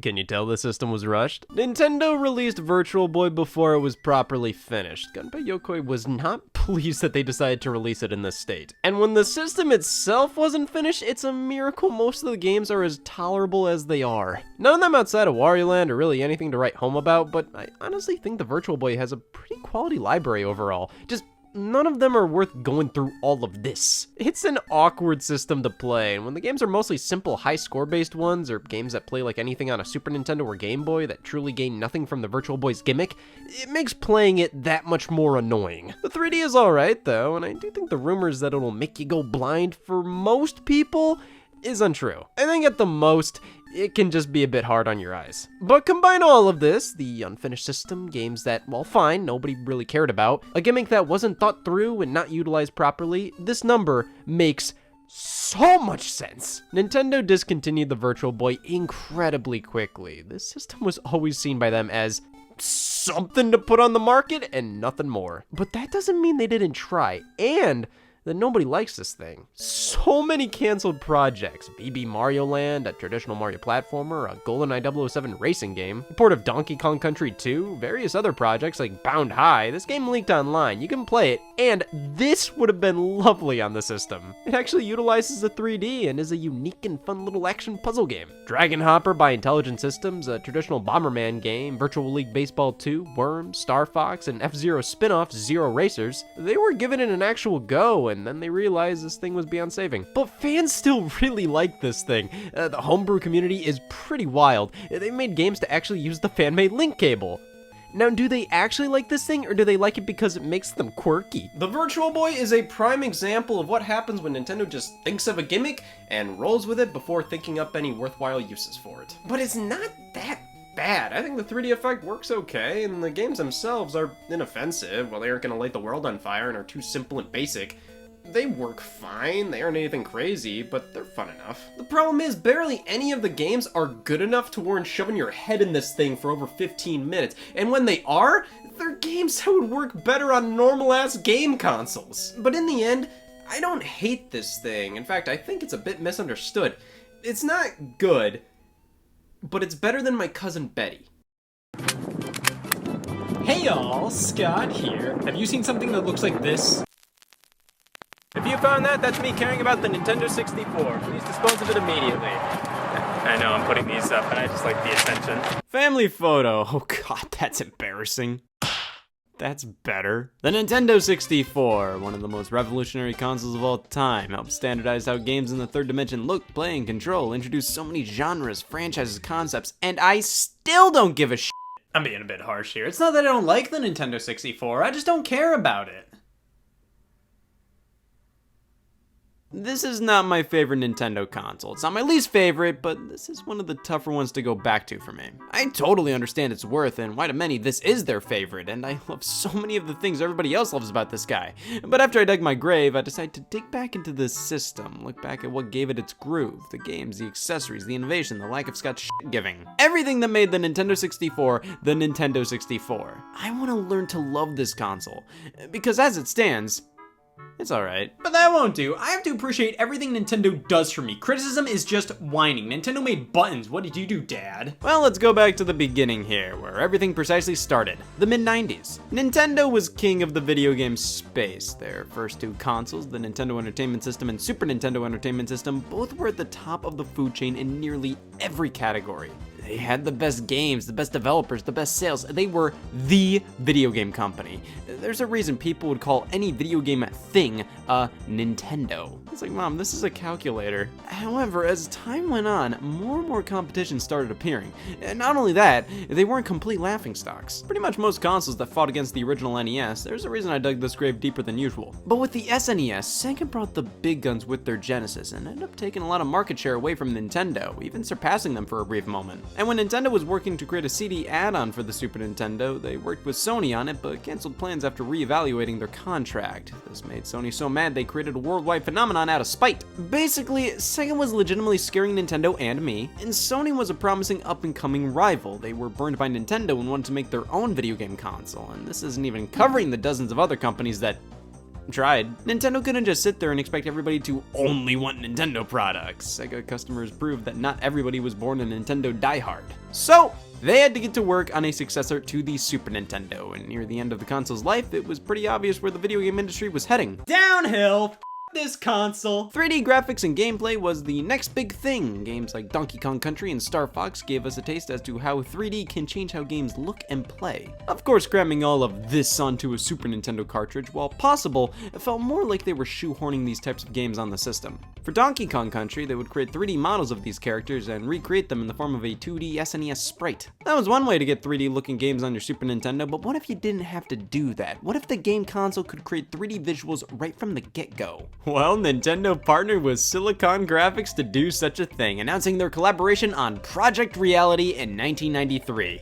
Yeah, Reality. At the time, these were the graphics dreams were made of. Like, the tech demos shown off weren't too far off from full-blown computer animation. By 1994, the official name of Project Reality was revealed, the Nintendo Ultra 64, Nintendo's next home console. I love adjectives and numbers, I'm sold. If you think game companies trying to push how powerful their consoles are now is a bit much, they made the defining feature of this console's name a tech spec. That's like Sony naming their next PlayStation the PlayStation GDDR6. 64 refers to how this console was 64 bits. Mom, don't you care? Bits were the hot ticket item back then. It all boiled down to how many bits does your console have? The NES only had 8, but the Genesis had 16, but the Super Nintendo had 16 as well, and the Sega Saturn and PlayStation were 32, but just for good measure, Nintendo skipped all the way over to 64. Technically, Nintendo had a 32-bit system at the time, the Virtual Boy, and even that had the codename of VR32, showing how important bits were to marketing back then. I guarantee you, nobody who actively argued about how many bits their console was even knew what bits were. Hell, I don't even know, and I'm complaining about it. All people knew was the higher the number, the gooder the fun. And Nintendo wanted to flaunt just how powerful their system was by lodging a number that meant absolutely nothing to anybody prior into their console's name. But they just couldn't help themselves and threw an Ultra in there as well. A couple months later in '94, the console design was revealed. And it's functional. I have no idea what this looks like with its little feet and hourglass figure. The cartridge designs were also shown off here, with the most prominent feature being the fact they exist. This, right here, may have been one of Nintendo's biggest mistakes. By 1994, it was pretty obvious that CDs were the future of video games. They could store so much content, video and audio clips at great quality, and they were so cheap to produce. The Ultra 64 cartridges could barely hold anything in comparison, could barely hold video and audio clips, and if they could, they were severely compressed and downgraded and cost a mortgage to produce. But they were harder to pirate and had faster load times. That makes them better. And ever since that decision, Nintendo's always been number 1, 2, 3, 1, Wii U. The Ultra 64 was consistently talked about for years, with a release by holiday 1995 planned. Eventually, they renamed it to just straight up Nintendo 64, which, yeah, Nintendo Ultra 64, you only really need one of those. But even with the name and console design finalized, Nintendo delayed the system a good handful of times until finally nailing a release in June 1996 in Japan, September 1996 in North America, and March 1997 everywhere else. 4 years after it was announced. Yeah, this console took a while to actually exist. And that was unfortunate because Sega and Sony had a 2-year head start. Their consoles released in 1994, but they weren't Nintendo. They were dog shit. Nintendo was fine with delaying their console and choosing to only use cartridges because they felt that people would choose to wait for an N64 instead of just buying a PlayStation. They sure didn't. To be fair, the Nintendo 64 sold incredibly well throughout its launch window, doing better than the competition for a brief moment. But then, it happened.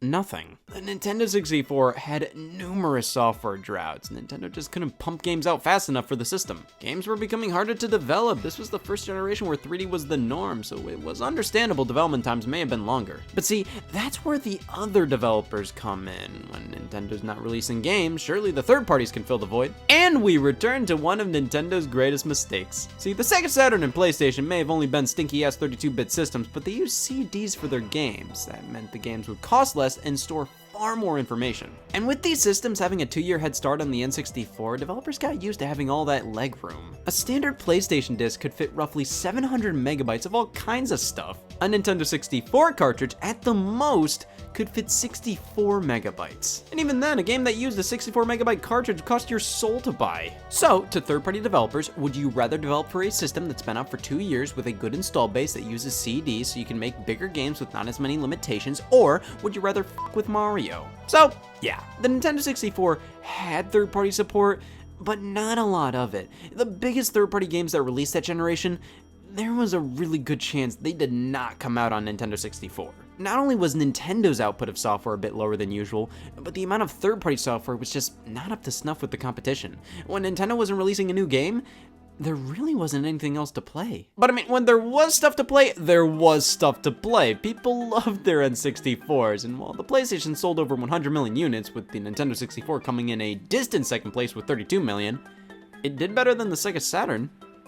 But that's something everybody can say about themselves. I think the lack of third-party support in some way made it so the people who owned a 64 felt a deeper connection to it than the PS1. That console kind of felt like the console people would just buy by default. Yeah, it has the most games, it plays music CDs, I'll go with this one. If you wanted an N64, you wanted an N64. You were willing to look past the issues because you really wanted to play the games. I just always see more people passionately talking about the Nintendo 64 in comparison to the PS1. While these are both two systems beloved by many, I feel like if you take 10 different people who owned a PlayStation, each of them probably don't have a ton in common. There were so many games on that system, there's a chance everybody played different PS1 games growing up. If you take 10 N64 owners, they all played Super Mario 64, Mario Kart 64, GoldenEye, Ocarina of Time. Not saying that's a good or bad thing, but I feel like the lack of a ton of software on Nintendo 64 in some ways helped bring more Nintendo fans together. That's almost the weirdly beautiful thing about a console that didn't do that well. The Wii U era was pretty tart, but I felt there was this cool connection I had with other Wii U owners. It was called a mutual hatred. So this is the Nintendo 64, originally launching for $199 with no pack-in game initially. Thank God, I'm allergic to deals. It was pretty much tradition for Nintendo to include a game with the console up to this point, but they decided to forgo that with the N64. Again, comparing the PS1 to the system, PlayStation just comes out on top here. You buy an N64 with no game, it's completely worthless out of the box. At least with the PlayStation, you could play music CDs on it, which gave it some value without a game. What are you gonna do with an N64? Take it for a walk? The system itself was standardized across the world. The name and design were the same in all regions, so we all said at the same time, what the f is this? This is such a silly looking console. It doesn't look bad by any means, it's just kinda odd. But it's not full-blown odd, it looks basic and strange at the same time. However, this design gave way to some incredible colors and special editions. There were so many variants out there. This is one of the first big consoles to really push different colors. But of course, the charcoal color was the de facto, coming with a great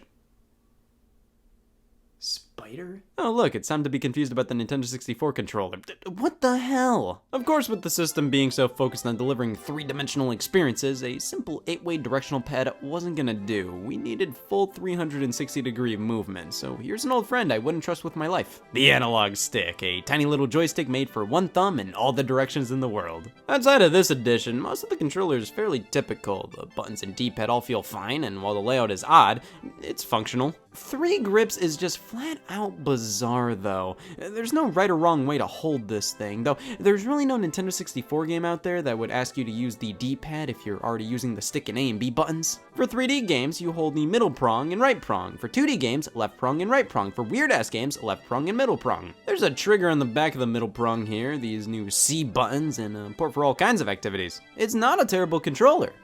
It's just not great. The stick is sort of garbage feeling, and sure, no game asks you to have access to all these buttons at once, but isn't it weird that this controller makes sure you can't access all these buttons at once? Like, is there any good reason why if you design your game around using the analog stick and A and B buttons, you just can't use the D-pad or L button? Regardless of my problems with it, the Nintendo 64 controller deserves respect after a shunning, but incorporating the analog stick helped innovate games so hard. And we can't ignore the fact you could use 4 of them on a console, no problem. 4-player multiplayer. That was another one of the Nintendo 64's claims to fame. Most consoles will only have 2 controller ports, and you would have to grab an accessory to up it to 4. Because of that, not many games in general supported more than 2 players, but the N64 really pushed for more people playing at once. It was the only console that generation to have 4 controller ports, which really helped it stick out. And just like the console, controllers came in so many fun colors. Do I like this thing or not? Well, we gotta move on to the games, and Nintendo, the least you could have done when moving strictly to cartridges for the system was give them labels. I had to resort to buying fan-made ones on Etsy, and they're pretty fun! It makes it exciting when you buy a new 64 game, like, oh, I get to use another sticker! Even with the labels, the way these things are shaped make them kind of a pain to store. Anyways, the Nintendo 64 launched with games here in North America, and 2 of them at that. Japan had it way better. They got 3 games. Alongside the system's release, Super Mario 64 and Pilot Wing 64 came out, that was it. If you were living in Japan, you had the choice of buying Saikyo Habu Shogi as well, which meant you were either buying Mario 64 or Pilot Wings. Super Mario 64 was the flagship title, the reason you wanted to buy a Nintendo 64 if Pilot Wings was sold out. Popping this cartridge in and turning it on. It's me, Mario. Hello. Oh my god, he has a face? This right here helped show just how powerful the Nintendo 64 was, and this isn't even the game. Mario's smooth facial animations, the high quality model, being able to manipulate his face to be whatever you want, this was an ingenious title screen, and it's completely superfluous. It has nothing to do with the rest of the game. But it's here to show something that could not have been done on prior hardware, and it's just for fun. The game itself, I mean, what else is there to say? I mean, it's no Pilot Wing 64, but it has its charm. Mario 64 may just be one of the greatest launch titles in history, not only showing why the N64 mattered, but what video games could be. 3D gaming was nothing new by the time this thing finally came out, but Mario 64 was the first to truly nail it. Having this controllable camera system and these wide open worlds to explore and jump around in. Half the fun in Mario 64 is just running, jumping, doing whatever. Wasting time. Some of my favorite memories with this game had nothing to do with completing the objectives. It was exploring Peach's castle, both on the outside and the inside. It was falling into a new level and just jumping about, doing all these fun tricks. This was the perfect selling point for 3D gaming, showing how it wasn't a gimmick. It wasn't about graphics, it wasn't about just looking more and more realistic. 3D worlds are so much more immersive, and the kind of fun I have in Mario 64, just rolling around exploring, it couldn't be done in 2D. There were so many more variables here that let the player be creative. You don't just go left or right, you have 360 different directions you can go in. While there were objectives to complete and the actual game was incredibly fun and replayable, Mario 64 gave you the tools to make your own fun alongside it. As a kid, it was a blast using my imagination with this game, coming up with crazy things to do or just not do anything at all, just enjoying being in this world. This will always be one of the greatest video games of all time. One of. Pilot Wing 64, a sequel to Pilot Wings, a launch title for the Super Nintendo. You know, it made sense to make this a launch title for the 64, as the original Pilot Wings was showing how the SNES could sort of kind of do pseudo 3D stuff. Now with 64, we have the real deal. There's not a ton to this one, different missions to complete with different flight vehicles. It's fairly basic, but a lot of the fun comes from just flying around. It's enjoyable to just hover over these environments, and just like with Mario 64, it's fun to stray from the core objective and make your own fun. This launch was very quality over quantity oriented, which I guess was Nintendo's mentality throughout the 64's life. Less than 300 games were released here in North America, with less than 400 overall worldwide. That's still a decent number of games, but comparing that to pretty much any other major console, it's like, man, what's going on here? Nintendo consistently had issues with game output, delaying games quite a bit, especially in 1997. Look at this lineup. These were the only games Nintendo published for the 64 in 1997. None of these are bad games, but when Tetrisphere is 17% of your game output, something's f***y. And when we take a look at what Sony was publishing on the PlayStation in 97, yeah, issue alert. I mean, but when Nintendo released a good game, they released a good game. The Legend of Zelda Ocarina of Time was what many people were looking forward to, and it was basically another Mario 64 in terms of impact. Gone was the top-down perspective of 2D Zelda, and in came a third-person viewpoint in a 3D world. The added dimension really helped to push the character, story, and universe of Ocarina of Time. It truly felt like you were on an adventure, and these characters were actual people. Ocarina revolutionized what adventure games were and is still considered one of, if not the greatest game of all time. We're 3 for 3 here. Not only did we get one Zelda game, but 2 Zelda games for the system. Crazy considering not many games came out on the N64, but we ended up getting 2 games in a series notorious for long wait times between entries. The Legend of Zelda Majora's Mask was a very smart sequel, reusing assets in the foundation of Ocarina of Time and making something fairly unique in comparison. Doomsday is inevitable, and you have to do your general Zelda stuff before the time limit runs up, but you can and manipulate time to your advantage. This, alongside the far darker tone, is what makes this game really stand out, and while it doesn't appeal to everybody, it definitely has a huge fan base, and hey, we got 2 fully 3D Zelda titles on the same system. That's not a bad deal. Majora did require the expansion pack though, an accessory for the people who care too much. See, there's this door on the console, we remove it, and oh man, how could I forget to mention the jumper pack, my favorite! This comes standard with the console, and you need it inserted to have anything work, but we can remove it and replace it with an expansion pack for maximum better? Only 2 games straight up required it, as it gave the N64 more RAM to work with, Majora's Mask and Donkey Kong 64. Perfect Dark sorta needed it, but you could kinda play some parts of it without an expansion pack. A handful of games supported the accessory, but it was not required by any means for most. Hell, Donkey Kong 64 barely even required it. The only reason it needed it was to fix a game-breaking bug the developers had no idea how to fix otherwise. The only solution was to make the expansion pack mandatory, so it was bundled in with the game. Oh, Donkey Kong 64. It was really cool to see all these game series make the jump to 3D, even if it was Donkey Kong 64. This is a bloated mess of a game. I mean, overall it's alright, but man, there are just too many collectibles. But hey, Donkey Kong in 3D, that's pretty neat. It was cool seeing these characters and worlds from a brand new perspective. And we have none other than Rare to thank for that, one of the definitive developers of the Nintendo 64. Sure, they worked on the Donkey Kong Country games, but the N64 was where they really hit their stride. I have no idea how they were able to pump out so many good games in such a small amount of time. Like, 3 of the 6 Nintendo 64 games Nintendo published in 1997 were developed by Rare. While they weren't owned by Nintendo, they had a strong partnership with them at this time, leading to games like Banjo-Kazooie and Banjo-Tooie, 3D platformers not unlike Mario 64, but with their own flavor and spin. Conker's Bad Fur Day, a 3D platformer definitely unlike Mario 64, playing around with the concept of looking like a cutesy family-friendly game when in reality being not a church. And my god, they really knew how to use this hardware. Conker specifically included just a ton of voice acting and cutscenes, which was hard to do on this system. You have some quirky one-offs like Blast Corps, all about vandalism, Jet Force Gemini, Mickey Speedway USA, Killer Instinct Gold, oh my god. Sure, not all these games were 100% winners, but at the very least, they were fairly quality titles for the time. But then they decided to squirt out GoldenEye 007, a landmark game in history, wherefore for 4. How the hell did this even happen? A movie license game that came out 2 years after the movie ended up being a landmark title on home consoles, revolutionizing the first-person shooter, including one of the most cherished multiplayer modes of all time. It's definitely hard to go back to now, but you can always appreciate what it did for gaming and how amazing this was back in '97. Somehow, Nintendo had the James Bond license for video games at the time, and they definitely made the most of it. They made 2 games, but one of them was GoldenEye. When the license went to Electronic Arts, Rare wanted to make a spiritual successor to GoldenEye, and ended up both developing and publishing Perfect Dark in 2000. Again, similar to GoldenEye, I winced at the thought of going back to it today, but back then, yeah, this was good and stuff. It pretty much used every aspect of the N64 it could have, included the transfer pack accessory. You plug this into the controller and you can pop certain Game Boy and Game Boy Color games in to have home console and handheld games interact. I love stupid junk like this. Not a ton of games supported it, but the one game that mattered did.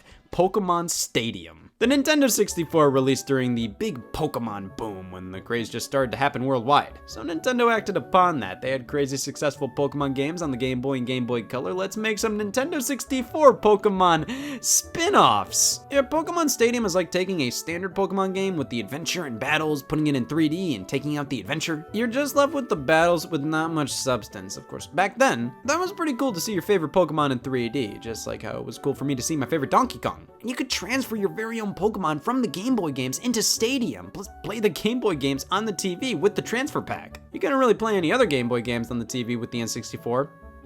Just Pokemon. See, Nintendo let you play any Game Boy game on your Super Nintendo with the Super Game Boy. Why they made an accessory like this that let you only play one Game Boy game and nothing else, I don't know. But all Pokemon Stadium games supported the transfer pack. Pokemon Stadium 1, which only released in Japan. Pokemon Stadium 1, which is Pokemon Stadium 2 in Japan. And Pokemon Stadium 2, which was Pokemon Stadium Gold and Silver in Japan. Never liked Logic. There was AU Pikachu, which used the voice recognition unit, don't you? It doesn't. Pokemon Puzzle League, which was just a Pokemon-themed version of Tetris Attack, which makes it my favorite Pokemon game. And Pokemon Snap, an on-rails photography game. Try to get as good Pokemon shots as possible.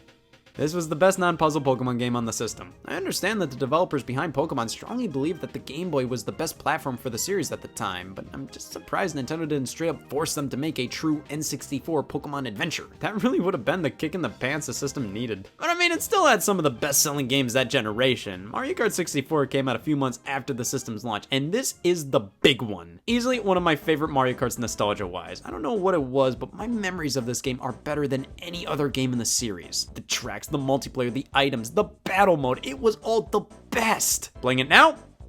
It's fine. I mean, playing with friends, any Mario Kart's gonna be a blast, but just looking at the core game, the core controls, it's not as good as I remember. At least we have Diddy Kong Racing. This was the big holiday title for 1997. When Mario Kart released earlier that year, yeah, that was really needed. But in many ways, this is better than Mario Kart 64. The characters are actual full 3D models, while in Mario Kart, they're all flat. There's an adventure mode, bosses, more characters developed by Rare. Again, how did they do this? Like 3 months after GoldenEye! And there were so many other racing games. F-Zero X, sequel to the SNES launch title. You know, with that one, you had to take their word for it, where you were and truly how fast you were going. Here, you get the full F-Zero experience. It is blisteringly fast. Wave Race 64 and 1080 snowboarding, the extreme sports racing games by Nintendo, but loads of fun, and they even brought back Excite Bike with Excite Bike 64. Of course, these racing games may not have been the most deep experiences out there in comparison to games like Final Fantasy VII and Metal Gear Solid on the PS1, but they were fun multiplayer experiences, and that is what made the N64 stand out. So many of Nintendo's flagship games on this console were multiplayer oriented, even if they hailed from a series that used to be single player only. F-Zero X introduced multiplayer, and so did Star Fox 64. And Star Fox 64 was a huge release, basically acting as a retelling of Star Fox on the Super Nintendo, but now on a system that isn't choking on its graphics. And the initial release included the Rumble Pack. Now, this is big. Plug it into your controller, pop some batteries in, and what happens in the game affects your controller. It really added to the experience and made big moments feel that much bigger. I'm surprised Nintendo never updated the N64 controller to have the Rumble feature built in. So many games supported it, way more than any other 64 accessory. Except the memory cards, but even then most of the games I cared about just saved directly to the cartridge, so oops, I don't own one. Yeah, I have a will to live, but not a 64 memory card. Something's not right. Anyways, yeah, multiplayer was a big part of the Nintendo 64's identity. I immediately think of party games instead of huge sprawling adventures when the console comes up. And to be fair, I think we can credit it with the birth of the modern party genre. Mario Party was introduced on this console and appeared 3 times. A virtual board game where mini games are played after everybody takes a turn moving. Fun occurs, bullshit's inevitable. Listen, I can go on and on about these games, and well, yes, they are the most balanced, they are the most well thought out, amazing games out there. They're super fun with friends, so much garbage happens. These are great, kick back on the couch, have pay attention kind of games. But when it's time to take them seriously, it's time to really take them seriously. While I think Mario Party 2 is the most well-rounded of the 3, I have a soft spot for the first one. Literally. There are multiple mini-games in the first entry that require spinning the analog stick, and the most effective way to do so is to use your palm. Why wouldn't Nintendo get sued? So, if you complained for a brief time, Nintendo would send you gloves free of charge and quickly put out Mario Party 2 with less hand-altering action to avoid further action. But hey, if you wanted something a bit more traditional, Mario sports games started to make their mark on the 64. They were always a thing, but truly became their own here. Golf and tennis were great entries, and they even supported the transfer pack, communicating with the Game Boy Color versions. And then Dr. Mario 64 came out, and it was the last Nintendo published N64 game here in North America, and you'd think they'd put a lot of time and effort into it. This is just Dr. Mario. I mean, it has 4 players, which is cool, but for the last Nintendo 64 game made by Nintendo a few months before the GameCube was releasing, I don't know, this looks kind of stinky. Kirby 64 The Crystal Shards was another late N64 release, and it looks really impressive. It's still a 2D game, but with consistently changing camera angles. The colors and models look so nice, and plus you can inhale an enemy, obtain their power, and mix and match it with another enemy's power. It's cool, alright, moving on. Even though Kirby was a 2D platformer, there wasn't a ton of them on here. Sure, there was Yoshi's Story, a successor to Yoshi's Island. Not as good, but an interesting follow-up. Most games were just straight up 3D, which, like, obviously, why wouldn't they be? That was half the appeal of the system. Games were in 3D now. But looking over at the PlayStation and Sega Saturn, they knew 2D games still had appeal. They weren't worse than 3D games, they were just different. So those systems had a pretty good mix of 2D and 3D games, while the 64 primarily focused on just 3D. That isn't terrible or anything. I mean, there were still 2D games here, with one of the most prominent being...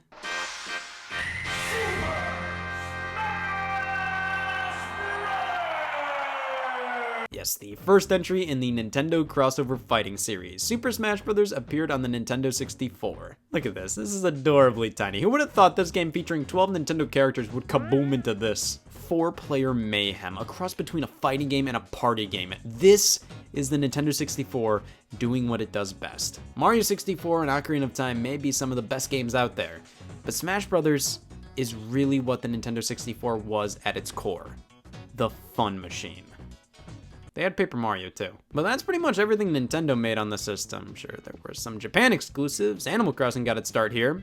Like super late, it came out a week after Dr. Mario 64 and was the last overall Nintendo published game on the system, but it happened. Sin and Punishment and Custom Robo appeared only in Japan, but that's pretty much it. So I think it's time to discuss not what appeared on the Nintendo 64, but what didn't appear. No Metroid game, no Fire Emblem game, that was a little odd. Third-party support was incredibly minimal. Sure, the system got a few games here and there, but Squaresoft, the makers of Final Fantasy, they originally were planning to support the system just like any of Nintendo's previous consoles, but decided to go with PlayStation because of those sweet, sweet discs. They didn't publish anything on Nintendo 64. And then the other big guys, Capcom, Konami, they made a few things, but not nearly as much as they did on PlayStation. Sometimes the 64 would get table scraps from the PS1, like Mega Man 64. It's just Mega Man Legends from the PS1, a spin-off adventure game. Why not just call it Mega Man Legends? Calling it Mega Man 64 implies this is the definitive Mega Man Nintendo 64 experience, not a port of a PS1 adventure game spin-off of a platforming series. Also, let's discuss the 64 name. My god, why did every other game have to have 64 in their title? It just wasn't consistent. Why did Mario get it but not Zelda? Why did Donkey Kong get it but not F-Zero? Why did Mario Kart get it but not Mario Tennis? Pilot Wings but not Yoshi? It was just weird what Nintendo considered deserving of an actual subtitle and what wasn't deserving. It almost felt like they were saying, yeah, this is just the Nintendo 64 version of the series and nothing more, keep walking. And a lot of other companies outside of Nintendo did this, and in my opinion, it made things somewhat confusing. Like Mega Man 64 is a port of a PS1 game not called that, but Doom 64 is a completely brand new original game. At that point, why not call Resident Evil 2 on the Nintendo 64 Resident Evil 64? This was another Capcom game, the second one of 3, the third being Magical Tetris Challenge. This is all they did on N64. But Resident Evil 2 is wildly impressive. This was a 2-disc PS1 game, and they crammed the whole thing on a cartridge with not nearly as many compromises as you'd expect. This is crazy. It's unfortunate not a lot of other games like this reported, but to be fair, this was a miracle it happened in the first place. Konami was more prominent on the system, though that's really only because they were publishing a lot of sports games at the time. They made 2 unique 3D Castlevanias, I don't like them. I mean, they made Symphony of the Night for the PlayStation and Sega Saturn in Japan. This was a refined 2D experience. The Castlevania 64 games are wet and muddy and just feel so lonely and not fun, and I'm sad. Nintendo 64 games in general just don't look that great. They look so muddy and blurry if you're playing on an original console. Playing anywhere else, like on the Wii Virtual Console or something, they're a bit cleaner, but still, this era just doesn't age very well at all. The N64 didn't get a lot of other games. Third parties primarily would port over family games, sports games, some 3D platformers. Every now and then some exclusives would appear, like the Turok series, but there were barely any RPGs. Now, for somebody like me, thank God! Oh, come on. Basically, there were only 3 RPGs on the entire system. Quest 64, which the only reason this game exists was to be one of the only RPGs on the system, Ogre Battle 64, and Paper Mario. This was mainly a 3D platforming adventure game and party game machine. It did those things very well, but it wasn't a great all-in-one console. Which, to fix that issue, Nintendo released the 64DD add-on, I think. This was announced before the system even came out. Great, an add-on for a system that's not even close to releasing. I'm so excited to buy 2 things. This is actually just straight up called the 64DD, not the Nintendo 64DD, and these are incredibly rare and expensive. You'd have to be a f***ing idiot to own one of them. While it was announced in 1995, it released in 1999. It was created to avoid the storage limitations of the N64 cartridges by using magnetic discs. It barely helped. Like, N64 cartridges at their max could store 64 megabytes of stuff. These discs were 64 megabytes standard. Like, CDs were around 700 megabytes. Why even try to release this? It could do all kinds of things. It had an internal clock. It could connect online. It failed miserably. Only a couple games released for the thing. It only came out in Japan, sold like ass, was delayed several times, and by the time it came out, it was worthless. The Sega Dreamcast already released. The PlayStation 2 was announced. I feel like Nintendo wasted so much of their time with this thing. dozens upon dozens of games were planned for the DD, eventually getting canceled. Without it, I'm sure we would have gotten way more N64 games. All of these games that were being worked on for the 64 DD, they ended up saying, well, let's either turn them into N64 cartridge games or wait to release them on better hardware. And that just left the Nintendo 64 with Dr. Mario 64 being the last game Nintendo made for the system. What a way to piss out. Yeah, I think this deserves a discussion on its own. If I ever own one. But that was the Nintendo 64, and overall, it's a pretty good system. Though, no matter how I look at it, I'm always going to see a troubled console that didn't live up to what Nintendo wanted out of it. For every one thing Nintendo innovated with this console, there was another that was ridiculously close-minded and stuck in the past. And while I respect it for being such a landmark console with such amazing games like Mario 64 and Ocarina of Time, I just feel like out of the 400 so games that released for it, there's only like 40 of them that are well worth playing today, and only 20 of those 40 have aged well. But the good games for the system were really good games. It nailed multiplayer, and no matter what, there will always be a reason to fire this system back up. It may not be my favorite Nintendo system, but I care about it. I found it! Hey y'all, Scott here. I think I've reached a critical point in my life recently. I feel like I have to actually get up and do something rather than just piss around talking about the Game Boy Color or whatever. So, this is it. I need to decide. Do I get up and contribute to society, or do I talk about the Game Boy Color? Yes, finally, I can experience the Game Boy in color! The Game Boy line of systems, honestly the brand most synonymous with portable on-the-go gaming. Oh man, what am I gonna do on this road trip? Throw a couple Game Boys in the back, you'll be fine. This is the original Game Boy released in 1989. It obviously released that year, there was no way you could miss it. Obviously it was produced with performance and cost effectiveness in mind. An ass green screen with no color, just varying shades of... This is fucking disgusting. But it lasted forever on 4 AA batteries and was at a decent price point comparative to the other handheld competitors at the time. The Sega Game Gear and Atari Lynx had full color displays and they were lit up as well. You could actually see them. Who could possibly fathom wanting this in comparison to these? Well, Nintendo had an ace up their sleeve. You see, the Game Boy had Tetris, Mario, Zelda, Tetris, Donkey Kong Tetris, Golf, Tetris, it had Tetris. Basically, you bought this to play video games, you bought these if you had insecurities. The original Game Boy completely solidified Nintendo's reign on the handheld market, and nobody could really top them. They had a solid price point, battery life, and the best game library you could ask for. Did you really want to get caught playing Sonic Triple Trouble? While the Game Boy was a massive success, it obviously warranted a successor, or at the very least, an upgrade. You really think Nintendo looked at this and said, yeah, that's good? They did. It took them 7 years to admit this may not stand the test of time. 1996, we got a redesign, the Game Boy Pocket. More compact, a much clearer screen, but it still wasn't lit or anything. You still needed to bring a lighter if you wanted to play at night. Well, 2 years later, in 1998, Nintendo released another revision of the Game Boy, the Game Boy Light. Like they started to give a shit a decade in? The Game Boy Light was fundamentally the Game Boy Pocket, but not with a screen you could actually use in the dark. It was only released in Japan. Nintendo knows what we like over here. 2 revisions, still no true successor to the handheld. All the Game Boy games coming out were still designed for the brick of '89. By '98, this thing was screaming, I'm 9 years old, please let me die. It's truly surprising Nintendo was able to make the Game Boy last that long with no true successor in sight. I mean, sure, they released the Virtual Boy in 1995. They sure did. Okay, that was a concept for a product that never should have left the research and development department. Nintendo delayed the Nintendo 64 and needed to release something, which oddly enough was the working title for this. This wasn't a successor to the Game Boy. In what realm was this a handheld? But by 1998, things needed to change. The fact was, the Game Boy experienced a resurgence in popularity due to the release of Pokemon. Game developers were getting antsy. They wanted more power. They didn't want to be restricted to hardware from the 80s. But for a true giant leap in technology, Nintendo needed to wait a few more years. They were in fact working on a true successor to the Game Boy, but it wouldn't be until 2001 for it to release. To satiate everybody in the meantime, the Game Boy Color came out.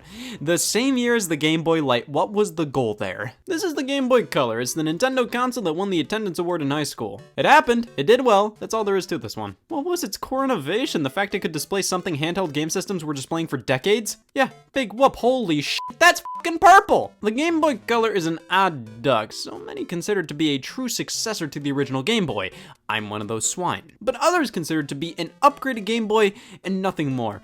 Something along the lines of the PS4 Pro to the PS4, the DSi to the DS, the new 3DS to the 3DS. Obviously, these were superior pieces of hardware to their predecessors, but they weren't generational leaps in quality. They were fundamentally better running systems to play the same games on. They may have had a handful of exclusive games, but fundamentally, they were still that same old system nobody wanted anymore. I think Nintendo themselves have this mentality with the Color, because usually whenever they spoke about how many units the Game Boy or Game Boy Color sold in their lifetimes, they would usually group them together. Here's my problem with that. Yes, these console upgrades sometimes have their own exclusive games that can only play on them specifically, but they're usually few and far between. I can count on 5 body parts how many Nintendo DSi exclusive games were released to stores. The Game Boy Color had hundreds of games that only worked on the Game Boy Color, definitely more than a lot of other systems that were considered their own thing. So I don't care. The Game Boy Color, to me, will always be the first true successor to the original handheld. It's its own system. If I defend a game system this much, do you think it'll notice? So what's the deal with this thing? Well, the Game Boy Color is fundamentally a souped-up Game Boy. It was released in the latter half of 1998 worldwide because in the background, Nintendo was working on a much more advanced handheld to be released later. This was released to keep the Game Boy relevant and stop it from feeling too outdated and obsolete. The design of this handheld is one of the most iconic relics from the 90s, which is crazy considering it's so damn similar to previous models. Everything's laid out in the same way, it's nearly identical to previous designs, but I don't know how they did it. They made the Game Boy Color have its own unique look. You can immediately look at this and tell it's a Game Boy Color and not an original Game Boy. The shape is slightly tweaked, proportions are a bit different, it's the same general design, but updated in great ways that not only make it a better system, but add to its own character and charm. It does feel a bit more kiddie now though. See, the original Game Boy, this looks like a tool. This looks more like a toy, especially with the logo. Well, in terms of new features, the Color has no feature. No more contrast dial. Oh my god, that was my favorite part of the original Game Boy. It gave all games hard mode. This was always there because the screens were never great and you'd have to adjust them based on your lighting conditions. Here on the Color, they were so confident with this screen, they removed it entirely. And this is a much better screen, but it's still not lit up. Strange considering the Game Boy Light released before this and the big fancy new one went back to a non-lit display. Nintendo's fire code must have been strict. Now, obviously it wasn't included to keep costs down, but under normal lighting conditions, it looks fine, it's just not ideal. We only need 2 AA's to power this bad boy, or you can plug it into the wall with an AC adapter.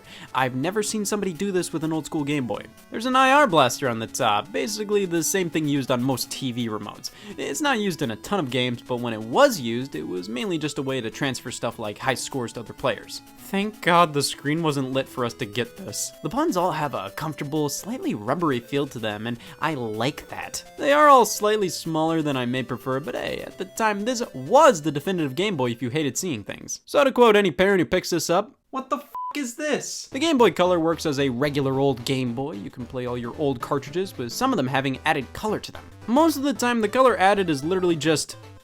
Well, now the game's not completely colorless. There's faint color added here and there, but it's not enough to really say, oh wow, all my Game Boy games are in color now. They just use different color palettes in these games. They never programmed Wheel of Fortune to have color, so the Game Boy Color adds a faint dab of it here and there in very smart ways, so it doesn't look out of place or anything. It's still pretty much black and white, but what once were varying shades of gray on the original model are now varying shades of certain other colors. You can actually change the color palettes on the old Game Boy games with different color combinations on the startup screen. Like I said, a nice little bonus, though it's not full color and it's not like it changes any of these games. But hey, have you ever wondered what color the sky was in Mario Land? God, you need this thing right now. Speaking of Mario Land, a few select original Game Boy games had specific colors programmed for them, so if you'd play them on the Super Game Boy adapter for the Super Nintendo or later on the Game Boy Color, they'd be more colorized than other Game Boy games, though not like that much more. But that's just the original Game Boy games. The Game Boy Color also plays special Game Boy games that take advantage of the new hardware. The Game Boy Color enhanced games are just standard Game Boy cartridges with a splash of color on them,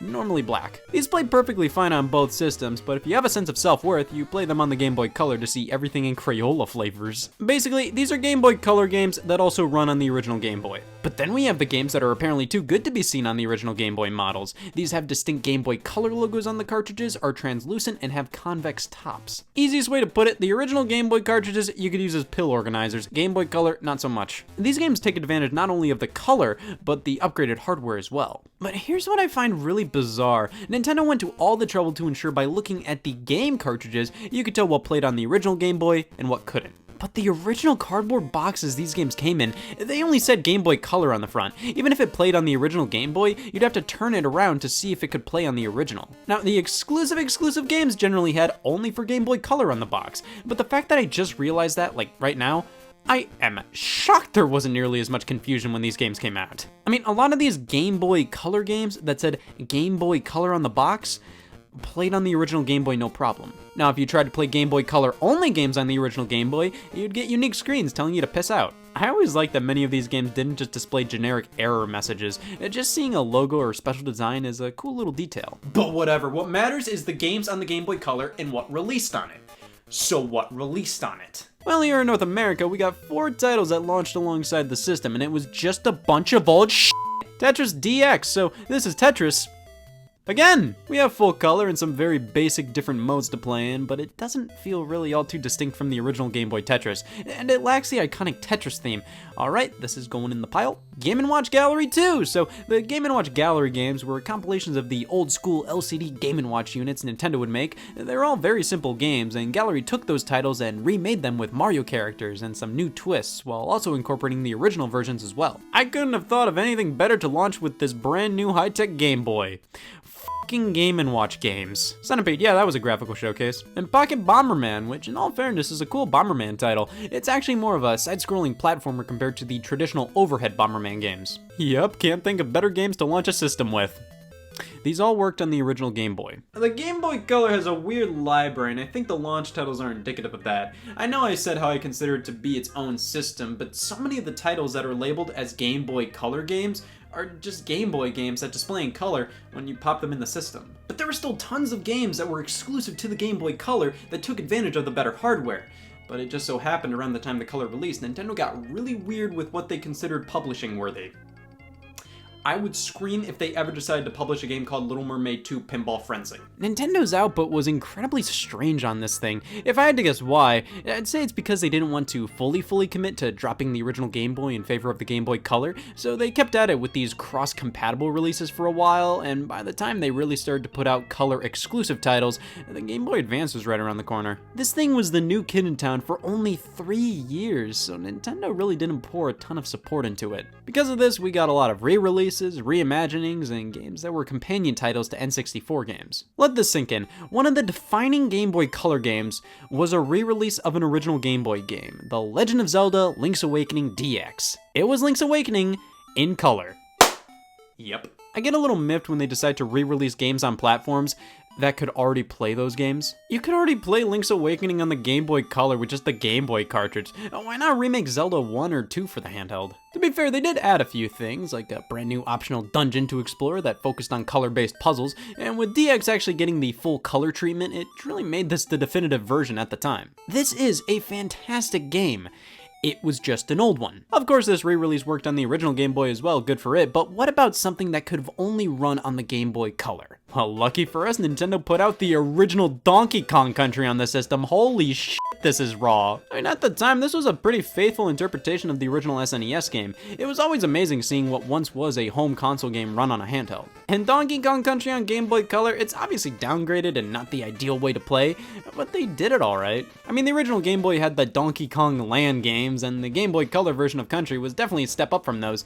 This is a neat little novelty, but not much more than that nowadays. What about Super Mario Bros. Deluxe? This was the original NES game, but with so many new features and bells and whistles, you could go backwards in this one. They added an overworld map, a save feature, more modes like You vs. Boo, where you race a Boo to the end of the level. The original Super Mario Bros. 2 can be unlocked. We have a calendar? This is an incredible version of Super Mario Bros. The one issue is that the screen is so zoomed in, it can be a nightmare to play. Yeah, because the aspect ratio of the Game Boy Color was so skinny and the screen itself was so tiny, everything is crunched onto the screen, and because of that, it does require a bit of getting used to. Back in the day, this was the best option to play Mario 1 on the go, but now when I play this, I just think, my god, it doesn't have to be this way. Nintendo always does this thing where they make the definitive version of one of their games, but it would have like one massive downside.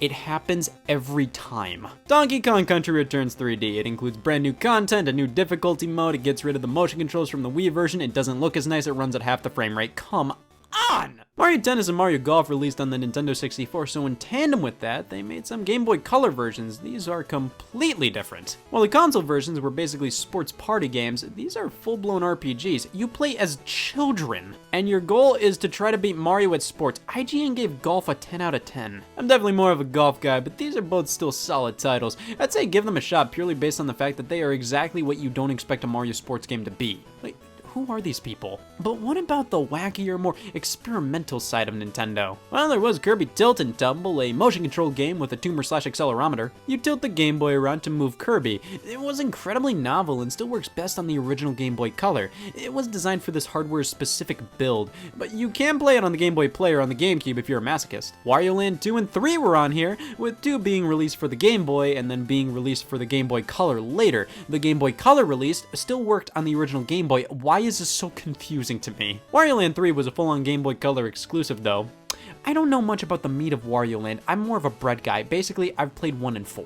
But Nintendo's crowning achievements on the Game Boy Color are obviously The Legend of Zelda, Oracle of Seasons, and Oracle of Ages. Original Zelda titles. These are very much cut from the same cloth as Link's Awakening. They look very similar, but these were developed by Capcom, and they went for the Pokemon approach of selling 2 games that were kind of sort of the same. The Oracle games are more so 2 chapters of one story, where you can play them in either order. Whatever one you finish, you get a code to enter in the other game, and you see how they connect. It's a brilliant idea that was only done this one time for Zelda. But of course, if we're talking games that had a dual release that were kind of sort of the same, but not really, yeah, sure, Pokemon. Pokemon Yellow was sort of kind of a Game Boy Color game. It had some color enhancements thrown in there, but the core of the game was still a classic Game Boy title. Pokemon Gold and Silver were made from the ground up for the Game Boy Color. They worked on the original Game Boy. Are you fucking kidding me? Well, the enhanced version of Gold and Silver, Crystal, released as a Game Boy Color exclusive.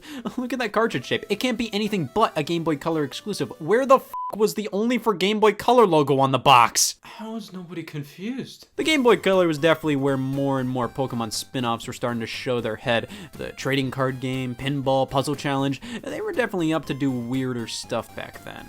Speaking of which, Nintendo didn't do a ton of huge first-party stuff on this machine, but they published damn near anything they could. Quest for Camelot? Go for it. Bugs Bunny's Crazy Castle 3? Why not? Beauty and the Beast, a board game adventure? Fuck it. Hamtaro, Ham Hams Unite? I've heard worse. Little Mermaid 2, Pinball Frenzy?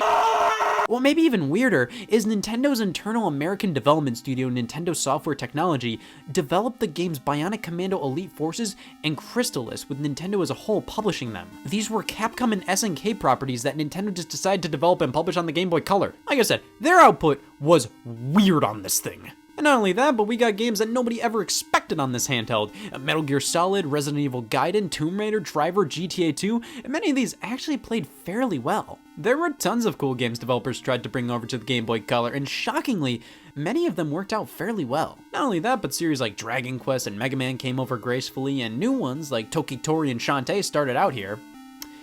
It's still a weird fucking handheld. I may have been wrong about this thing. This system isn't nearly as in-depth as I thought it was.